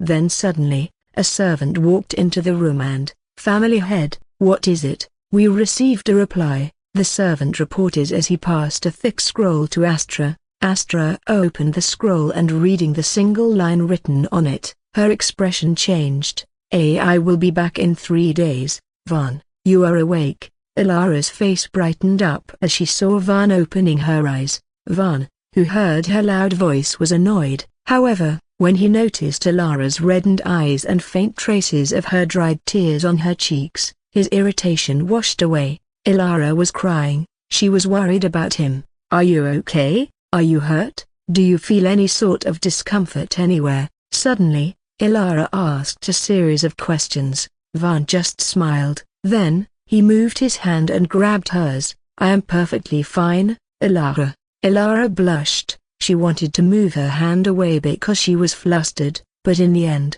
she just closed her eyes and didn't do it. "Should I call the medics? Although they treated you and said your body has recovered well, it would be better to let him do the last round of checkups." Van, however, just tightened his grip around Ilara's hand and, "Just stay here with me for a while." "I'll right." Her broken bar. Ilara nodded as she lowered her head. It was as if she was trying to hide her face. Van smiled a little. Then, he questioned, "Were you crying? Huh?" Ilara's expression changed. "I diaresis I circumflex plus minus ND I circumflex plus minus SN I circumflex inverted question mark VI circumflex micro L.C I circumflex inverted question mark M. I can see those dried tears of yours. Was my fiancé tilde copyright worried about me?" "Ah, how cute." Van spoke in a playful tone. Waking up to someone who worried about him. A broken bar. It was a new feeling for him. A broken bar. In his days as an underworld gang leader, the only people around him when he regained consciousness were his gang members who wanted to take him away from the hospital, worried that the enemies might discover them and kill them all. "What were you thinking?" While Van was thinking about his past, Ilara suddenly screamed. What?" Van was taken aback. This was the first time he had seen Ilara scream like this. Even in previous Van's memories, he had never seen her raise her voice. "Why are you so careless? This is the 8th fight you have been in recently. First, it was those 5 people you called your friends, then it was your butler, then there was also that mage, and now this. Just what are you trying to do? You even started using instant spells this time. Do you even know how dangerous the instant spells could be? What were you planning to do if something were to happen to you? Why are you so reckless?" Ilara shouted in rage. Van couldn't believe his eyes and just continued to stare at her in a daze. "What are you looking at me for? Answer me!" Ilara shouted again. "Yeah, broken bar. Apologize for making you worry." A broken bar. Apologize? You think a simple apology would cut it? You have been out for 5 days, Van. Do you know how worried I was? Even though our best medics used everything they had, it still needed 3 days just to create all the blood your body had lost and fix your leg, and even after that, your condition wasn't getting any better and you needed 2 more days of rest in order to wake up. I have never seen a second circle mage being injured to that extent. Even the medics were surprised. These reckless actions of yours, do you not think about anyone before making a move? Or are you so selfish that you just don't care? Elara wasn't having any of it. This was the first time she was showing her emotions so clearly, and how could she not? This was the first time she had experienced true fear, not because Van was hurt, but because of her own selfish reason. Van had changed ever since he had woken up after his fight with those 5A friends of his. From that day onwards, he stopped abusing her like he used to. He stopped looking at her with that disgusted look in his eyes. He stopped venting his frustration on her. After that day, he started treating her better. He started caring for her. He started being gentle with her. He started smiling with her. He started learning magic with her. He had completely changed. It was to the point where Elara even doubted that he was fooling her just so he could abuse her again. However, as more and more time passed, Elara realized that it was not the case. Van had actually changed. Even his teacher agreed and had started smiling a lot more than she was used to. Elara was happy. She could feel butterflies in her stomach whenever she thought about Van and always looked forward to their next meeting. However, when she heard that Van was hurt and had passed out again, she was scared. Van had suddenly changed when he woke up after getting hurt. Then a broken bar, what if a broken bar? What if he returned back to his usual self after waking up this time? What if she loses what she has right now? Elara was horrified when she thought of that possibility. Even now, when Van woke up, she was nervous when she saw his trembling eyes that were about to open. She could literally hear her heart beating at that moment and had no clue how to react. In panic, when she saw Van finally opening his eyes, she shouted and started asking a series of questions. All this while, she feared Van would lash out at her or push her away. Her heart only calmed down when Van smiled at her and gently held her hand. However, when Van asked if she was worried, something inside Elara snapped. Elara wanted to continue shouting at Van, but then, you shouldn't shout at a patient, you know, it might slow down the recovery process. Van spoke up and all Elara's anger was flushed away in an instant. Why young Master Van, I deeply apologize for us shouting at you. I didn't know what I was thinking. Please don't take my words to heart and get well so. While Elara continued to apologize, Van suddenly pulled her towards him. Then with her head resting on his chest, Van smiled gently, and in a soft voice, he whispered, I apologize for making you worry, Elara. I promise you, this would not happen again. While saying those words, Van's eyes turned cold. He needed strength, absolute strength, so that people around him never have to worry again. I apologize for making you worry, Elara. I promise you, this would not happen again. Van spoke as he suddenly pulled Elara close to him and placed her head on his chest. Elara widened her eyes in surprise. Why young Master Van? She stuttered as she tried to move away. Stay like this for a while, I feel relaxed. Van spoke in a soft voice. A broken bar. Elara turned silent as she stopped moving and closed her eyes. Her face was red. However, since it was in the opposite direction, Van couldn't see that sight. In this position, Elara could clearly hear Van's heartbeat. This made her feel closer to him. It was a strange, but nice feeling. Elara's breathing stabilized as Van started ruffling her hair. Also, did you forget? It is not young Master Van, you have to call me Van. It feels much closer this way. Van, a broken bar. Elara spoke up. Van smiled as he heard her stutter. Then, he closed his eyes as well. Elara being close to him calmed his heart down as well. The connection they were forming, although Van felt it was being forced on them, his heart didn't hate it. The two of them didn't say anything and just stayed like this. As more time passed, they relaxed. It was calming time in Van's usual hectic life. Elara was enjoying this special moment as well. But then, Lady Elara, it is time for young Master Van's Gabble walked into the room, and seeing them like this, he was taken aback. Elara quickly sat up, her face that had barely calmed down flushed again. Van, on the other hand, looked annoyed.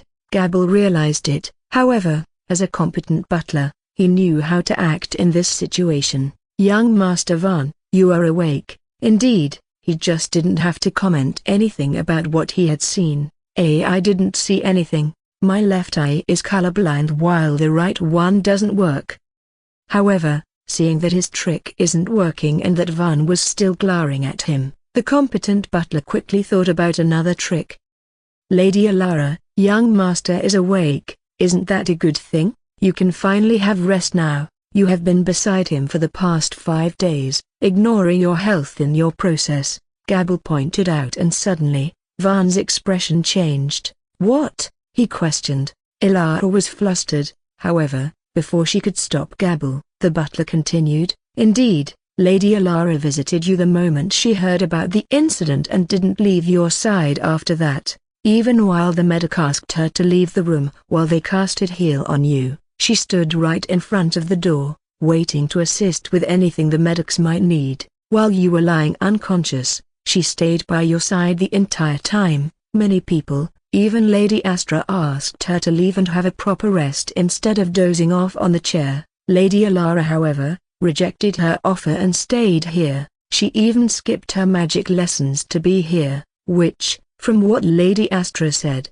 was the first time she has ever done ever since she was 7 years old." Van Alara wanted to give an explanation. However, actually, Lady Alara has been careless about her meals as well. She fed you properly and took note of everything you would need for a quicker recovery. However, while doing that, she was ignoring her health. Even now, Lady Alara is not in her best condition and needs ample rest to recover. To save himself, the butler was exposing everything Alara had done in these past 5 days, letting her face Van's anger instead, and just as Gabble thought, Van turned towards Alara and narrowed his eyes. "Van, it is not like that. I am compelled go rest," Van ordered. "You will rest for the entire day, Gabble. I want you to make sure that she eats well. If she doesn't, report it to me. Making sure that she eats her meals and reporting to me when she doesn't should be your highest priority. Is that clear?" "As you command, young Master Van."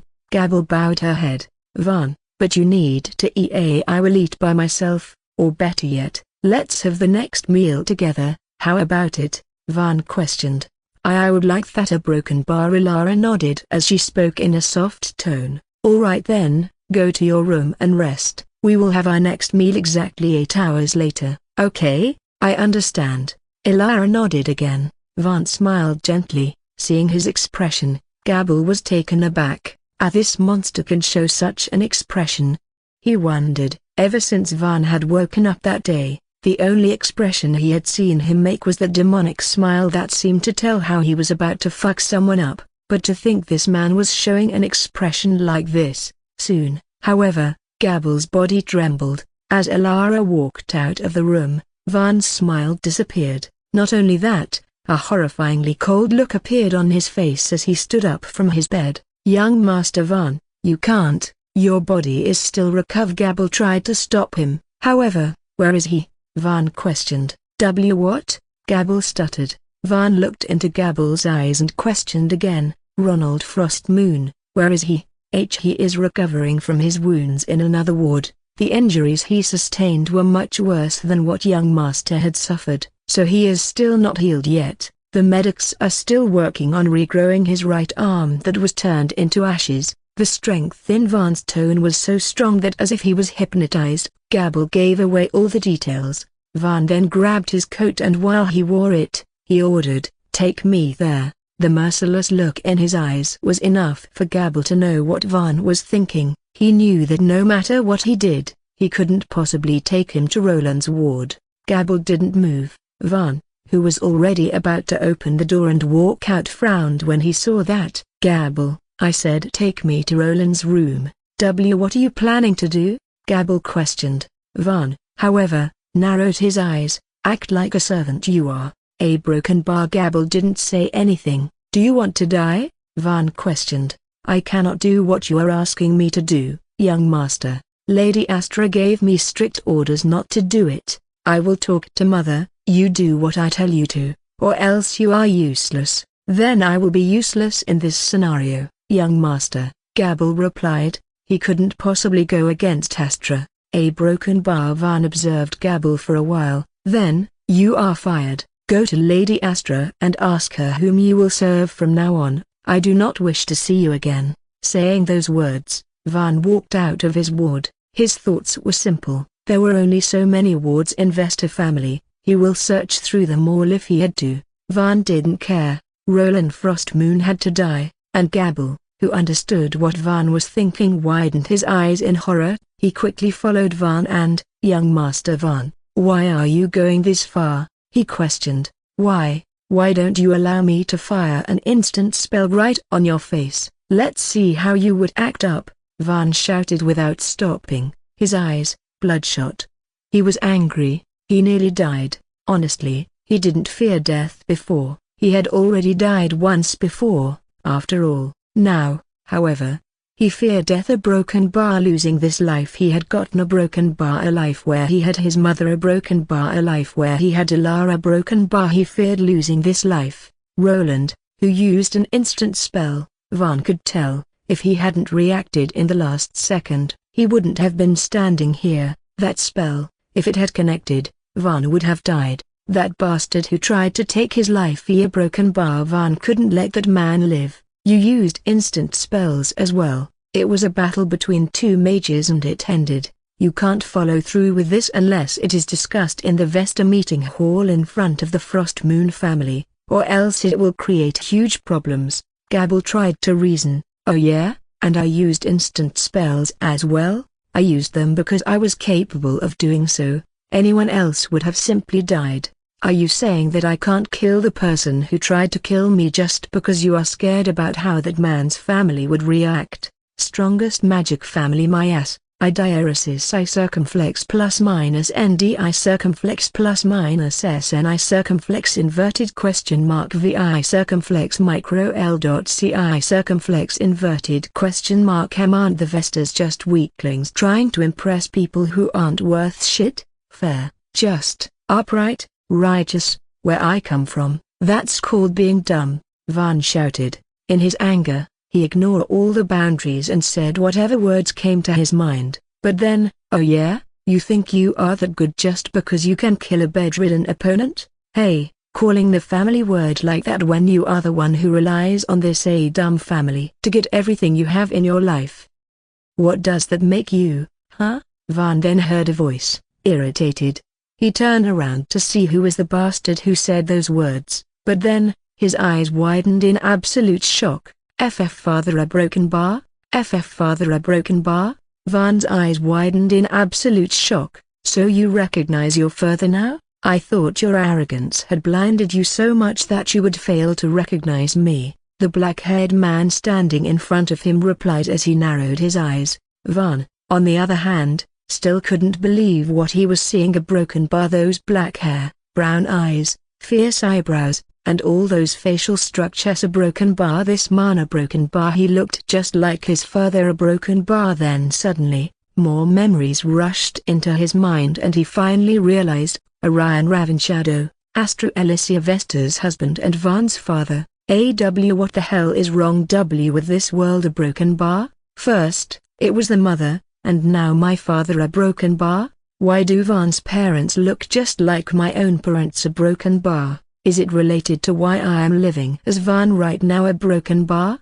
Van wasn't much of a thinker. He usually dealt things with his hands. However, even someone like him knew this went beyond coincidence. Something was definitely up. To think his father would be standing right in front of him. A broken bar. What? Cat got your tongue? You were pretty loud before. What happened now? Why don't you say what you were about to say? Huh?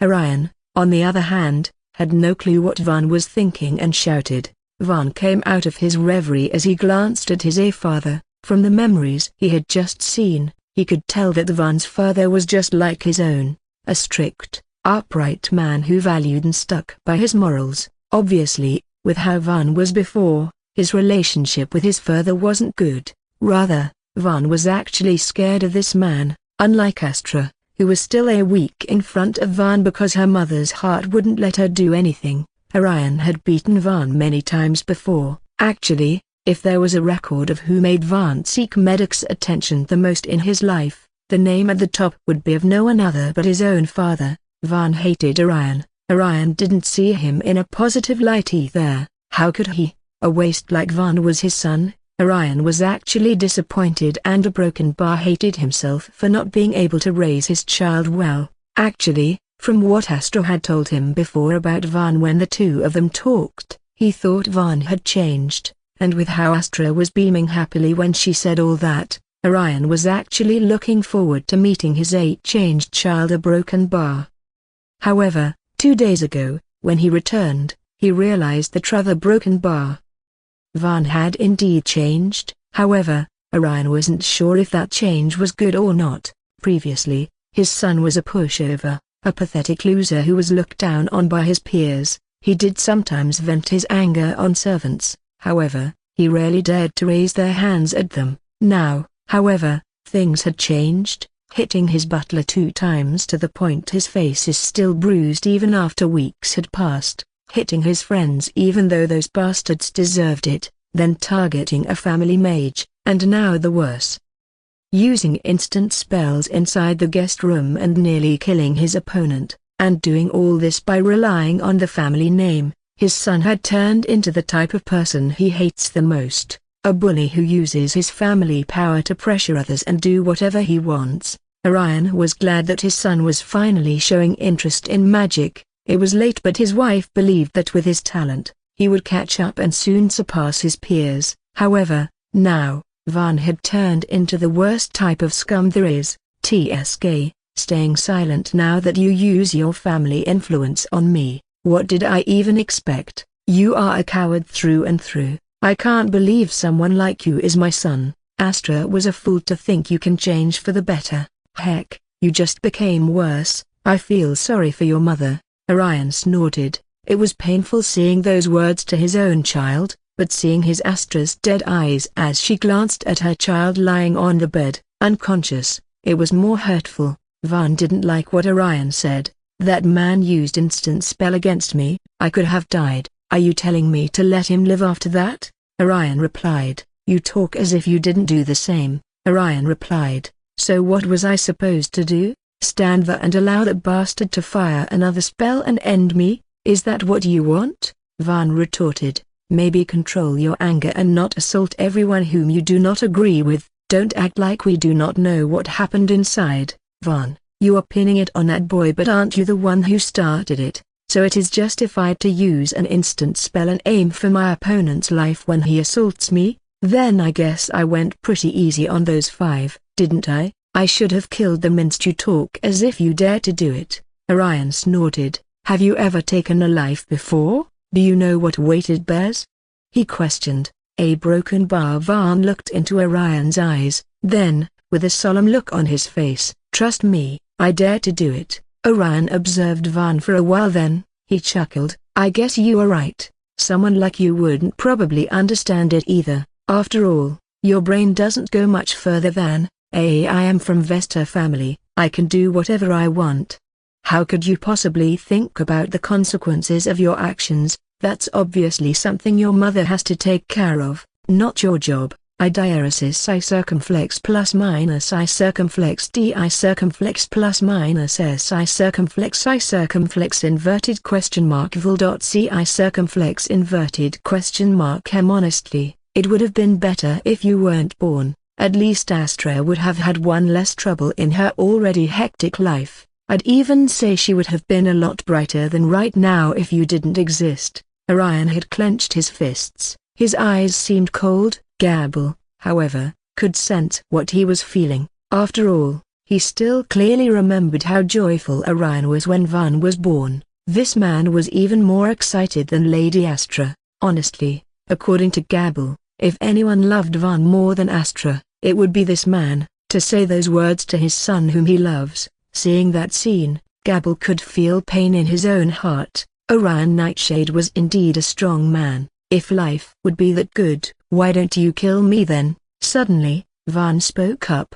Orion and Gabble's expressions changed. Don't overstep your limits, Van. Orion spoke in a hoarse voice. It was already hard for him to hold back his emotions. but seeing his child saying words like that, a broken bar, I mean, with how things are, it won't take long for it to happen anyways. If I let all my enemies live, then it won't be long before they come bite my ass someday, right? I would rather die by my father's hand than die a pathetic life. Van, however, didn't care and replied, you think anyone would dare to kill the child of the Vesta family? I do think someone would dare to do it. Heck, someone dared to do it just a few days ago, and with how the Vesta family is acting by now taking any actions against him, I am sure more and more people would dare to do it afterward. Van replied, huh? Who said we are not going to take any action? Suddenly, Orion frowned. Huh?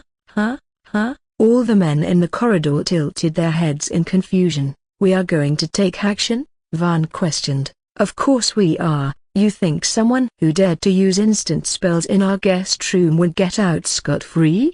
Orion replied. Van, he glanced at Gabble. Gabble, however, was just looking at him with a confused look on his face. He couldn't understand what Van was thinking.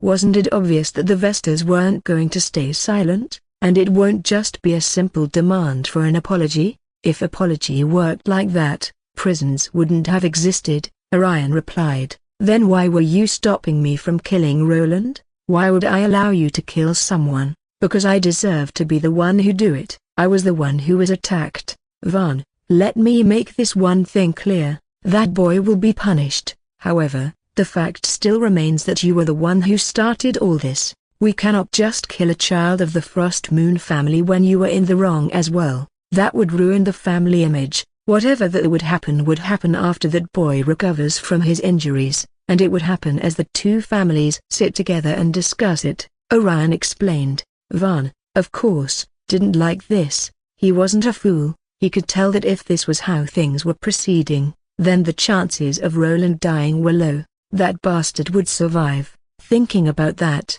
Van clenched his fists. We are the strongest magic family in the entire world. Who cares about what we do to some random child? And it is not like we do not have a reason. Isn't the cause all we need to deal with the apolitical side of things? Isn't the cause all we need to deal with the apolitical side of things?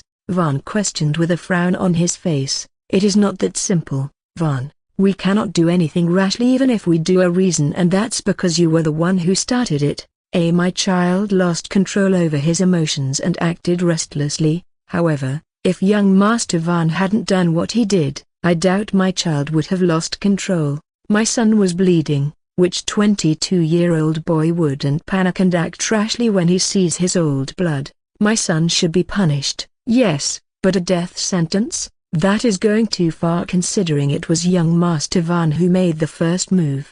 This is what Amon Frostmoon would say in order to defend that boy. Now in this situation, we allow you to move right now and let you kill that boy. What do you think would happen to the family image? And you think the Frostmoon family would take it lying down? Don't forget, Roland is their A-face, their hope of getting a 7th circle mage in their family history. They won't remain silent if you kill him like this. Orion explained the situation. See, now this is what I do not understand, Father. I have read about them, so I know that even though they are considered pretty strong in general, the strongest mage they have is a 6th circle mage. Then why should I, as the young master of the Vesta family, should care about a Frostmoon family and take them into consideration? Why are you even asking if the Frostmoon family would take it lying down or not? Do they have any other option? If they act rashly, can they get away from Mother's wrath?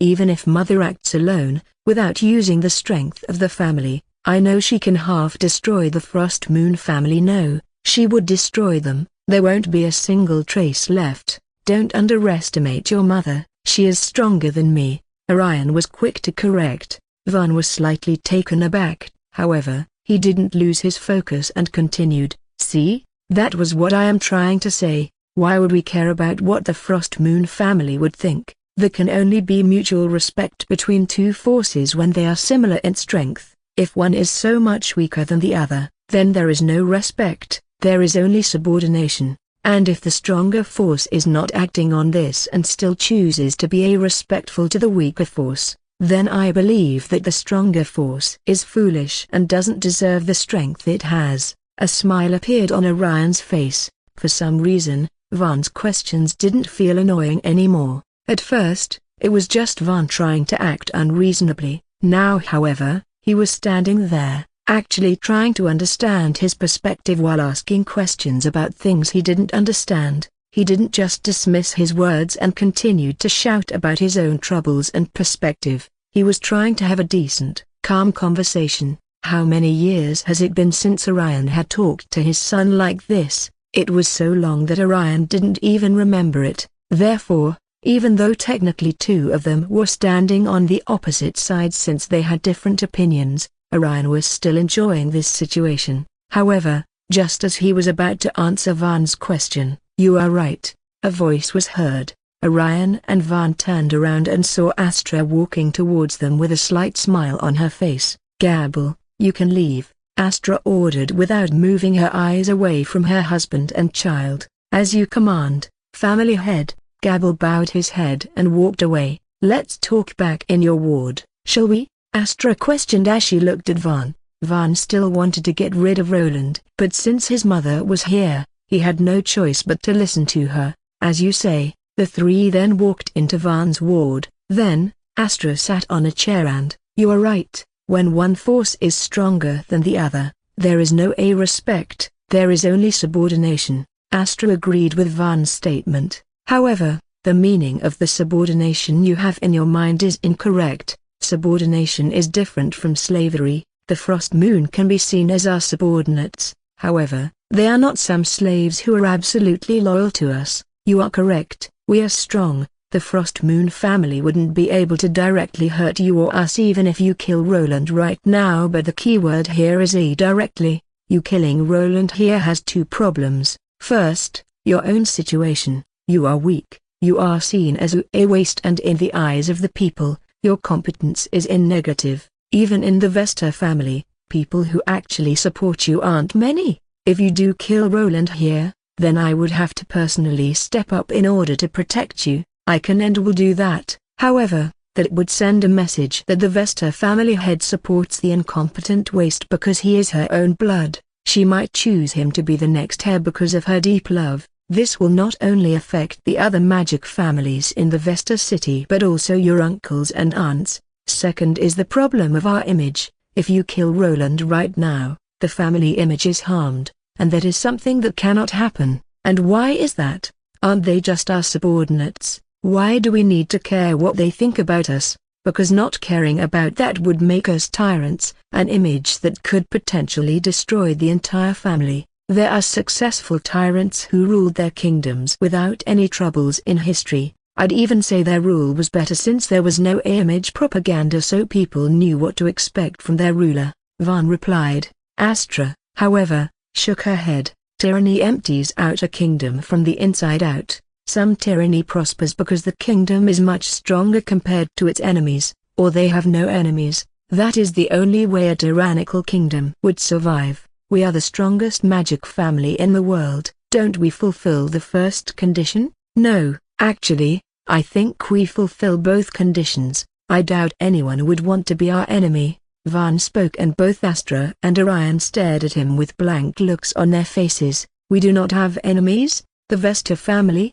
Orion raised his eyebrow. He couldn't believe what Van was saying. The entire world is our enemy. Van, don't think that just because they aren't actively attacking us means they are given up. The treasures we hold are something that every single force in this world craves. There is no way any of them is giving up on those treasures. They are just waiting for the time for us to be weak, and they will use that chance to absolutely wipe us out from this world. Don't ever think that we do not have enemies just because we are the strongest magic family in the world. We have lots of enemies because we are the strongest magic family, Astra explained. Van finally understood what his parents were thinking. So you are saying that if we act tyrannical and have a bad image, these mage families would betray us in the future and we would be destroyed? Van questioned. That is somewhat correct, Astra nodded. Then what makes you think they won't betray you if you respect them? Suddenly,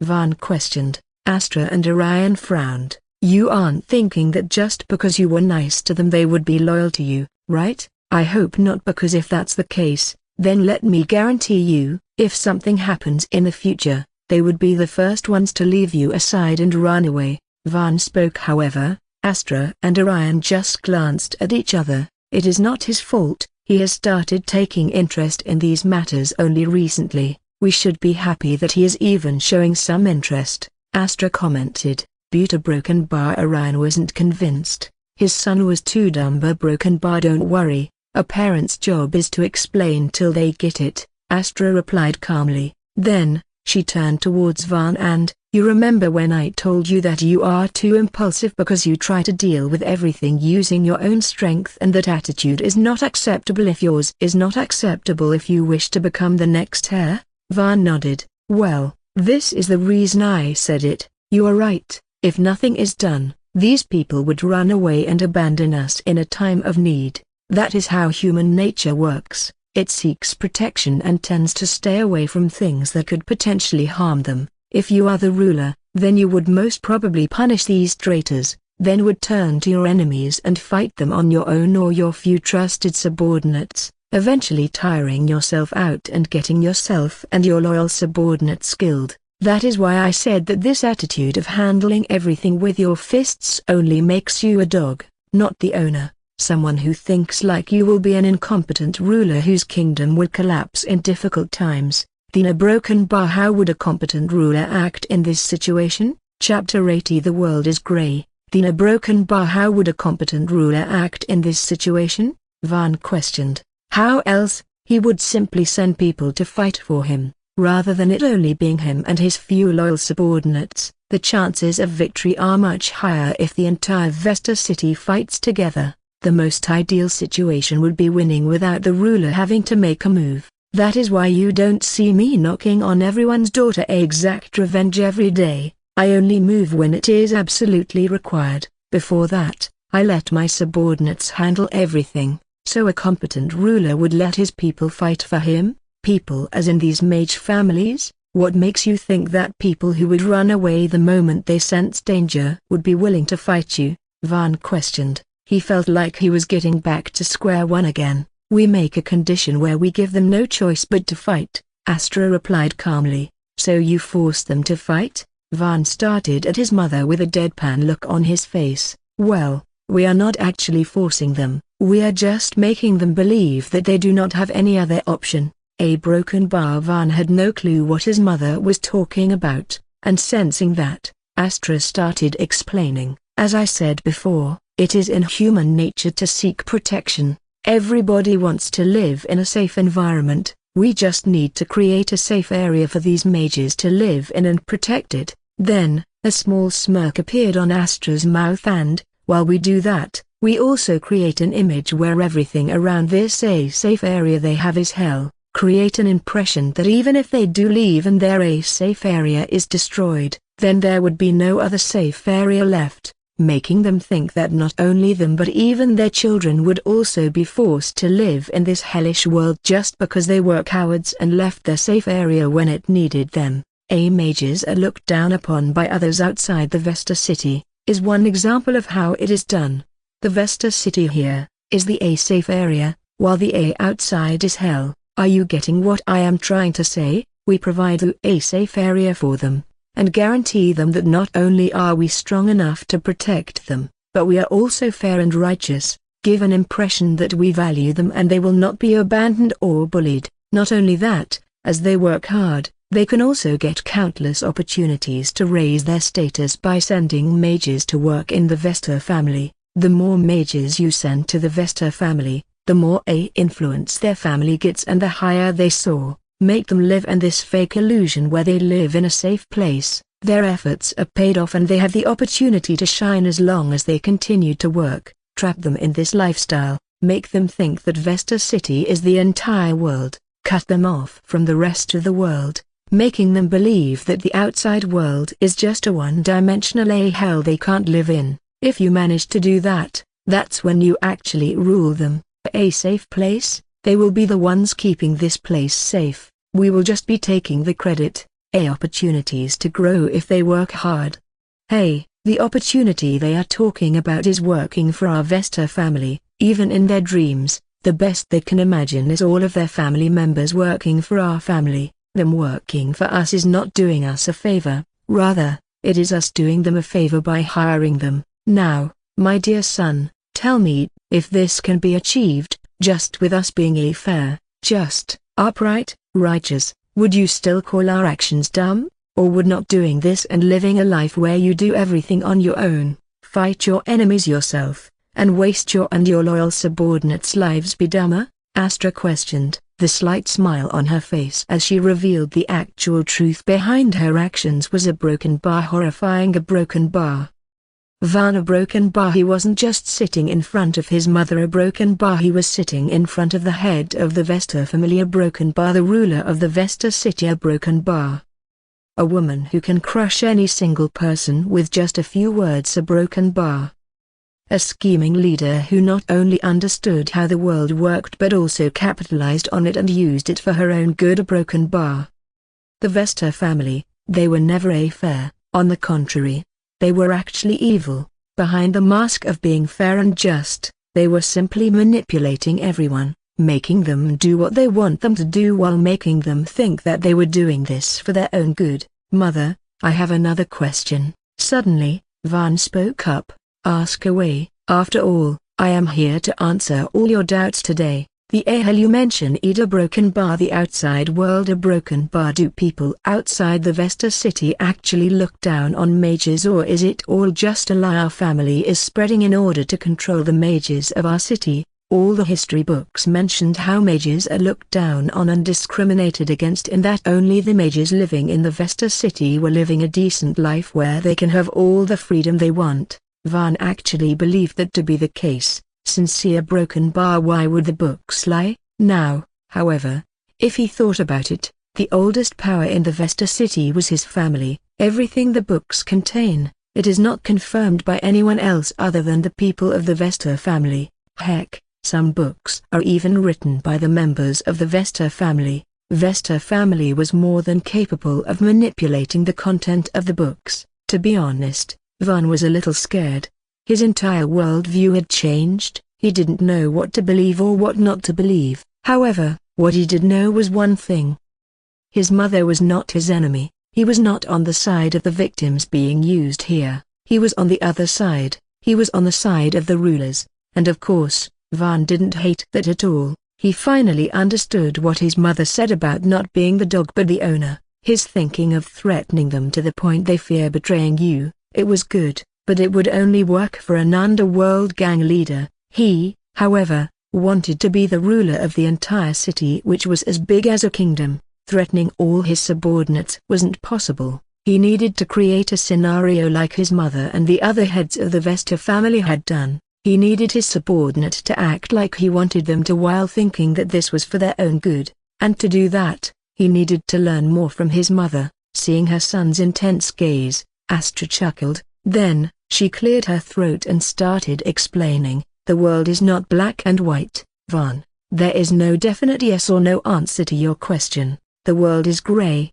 Our mages look down upon outside the Vesta city, yes, but is the real condition so bad that it can be called hell? Number. This is just a human perception, Van. Do you think nobody ever doubted our words and went outside just to check how the real world is? Of course, they did. However, when they did leave the Vesta city, where everyone was a mage and strong mages were deeply respected, and entered the outside world where people with other interests other than magic lived, the perception they formed was according to our words. Mages are looked down on and the magic is weakened since the god of magic stopped blessing us. That is indeed the truth. Those mages, who experienced that feeling of being looked down on by the people around them, automatically compared it to a hell we were talking about. So whether it is hell or not, honestly, I do not know. Thousands of years have passed, the definite facts had blurred up. Even as the head of the Vesta family, I do not know everything. I do, however, know what I have to do to keep ruling the Vesta city. You can say that earlier, our words may not have been true. However, as time went by and more people started believing them, it came to a point where it actually did become the truth. So it is more like, A fake it till you make it kind of thing, huh? A fake it till you make it? That's the first time I have heard of that saying, but I think it works here. Our words eventually became the truth, and in truth, though it may sound that way, we aren't actually completely evil either. As I said, the color gray, we actually do provide a safe environment and a righteous and just, to some extent, people living in Vesta City. They aren't exactly living a bad life. I'd even say their life is actually quite better compared to people living in other kingdoms.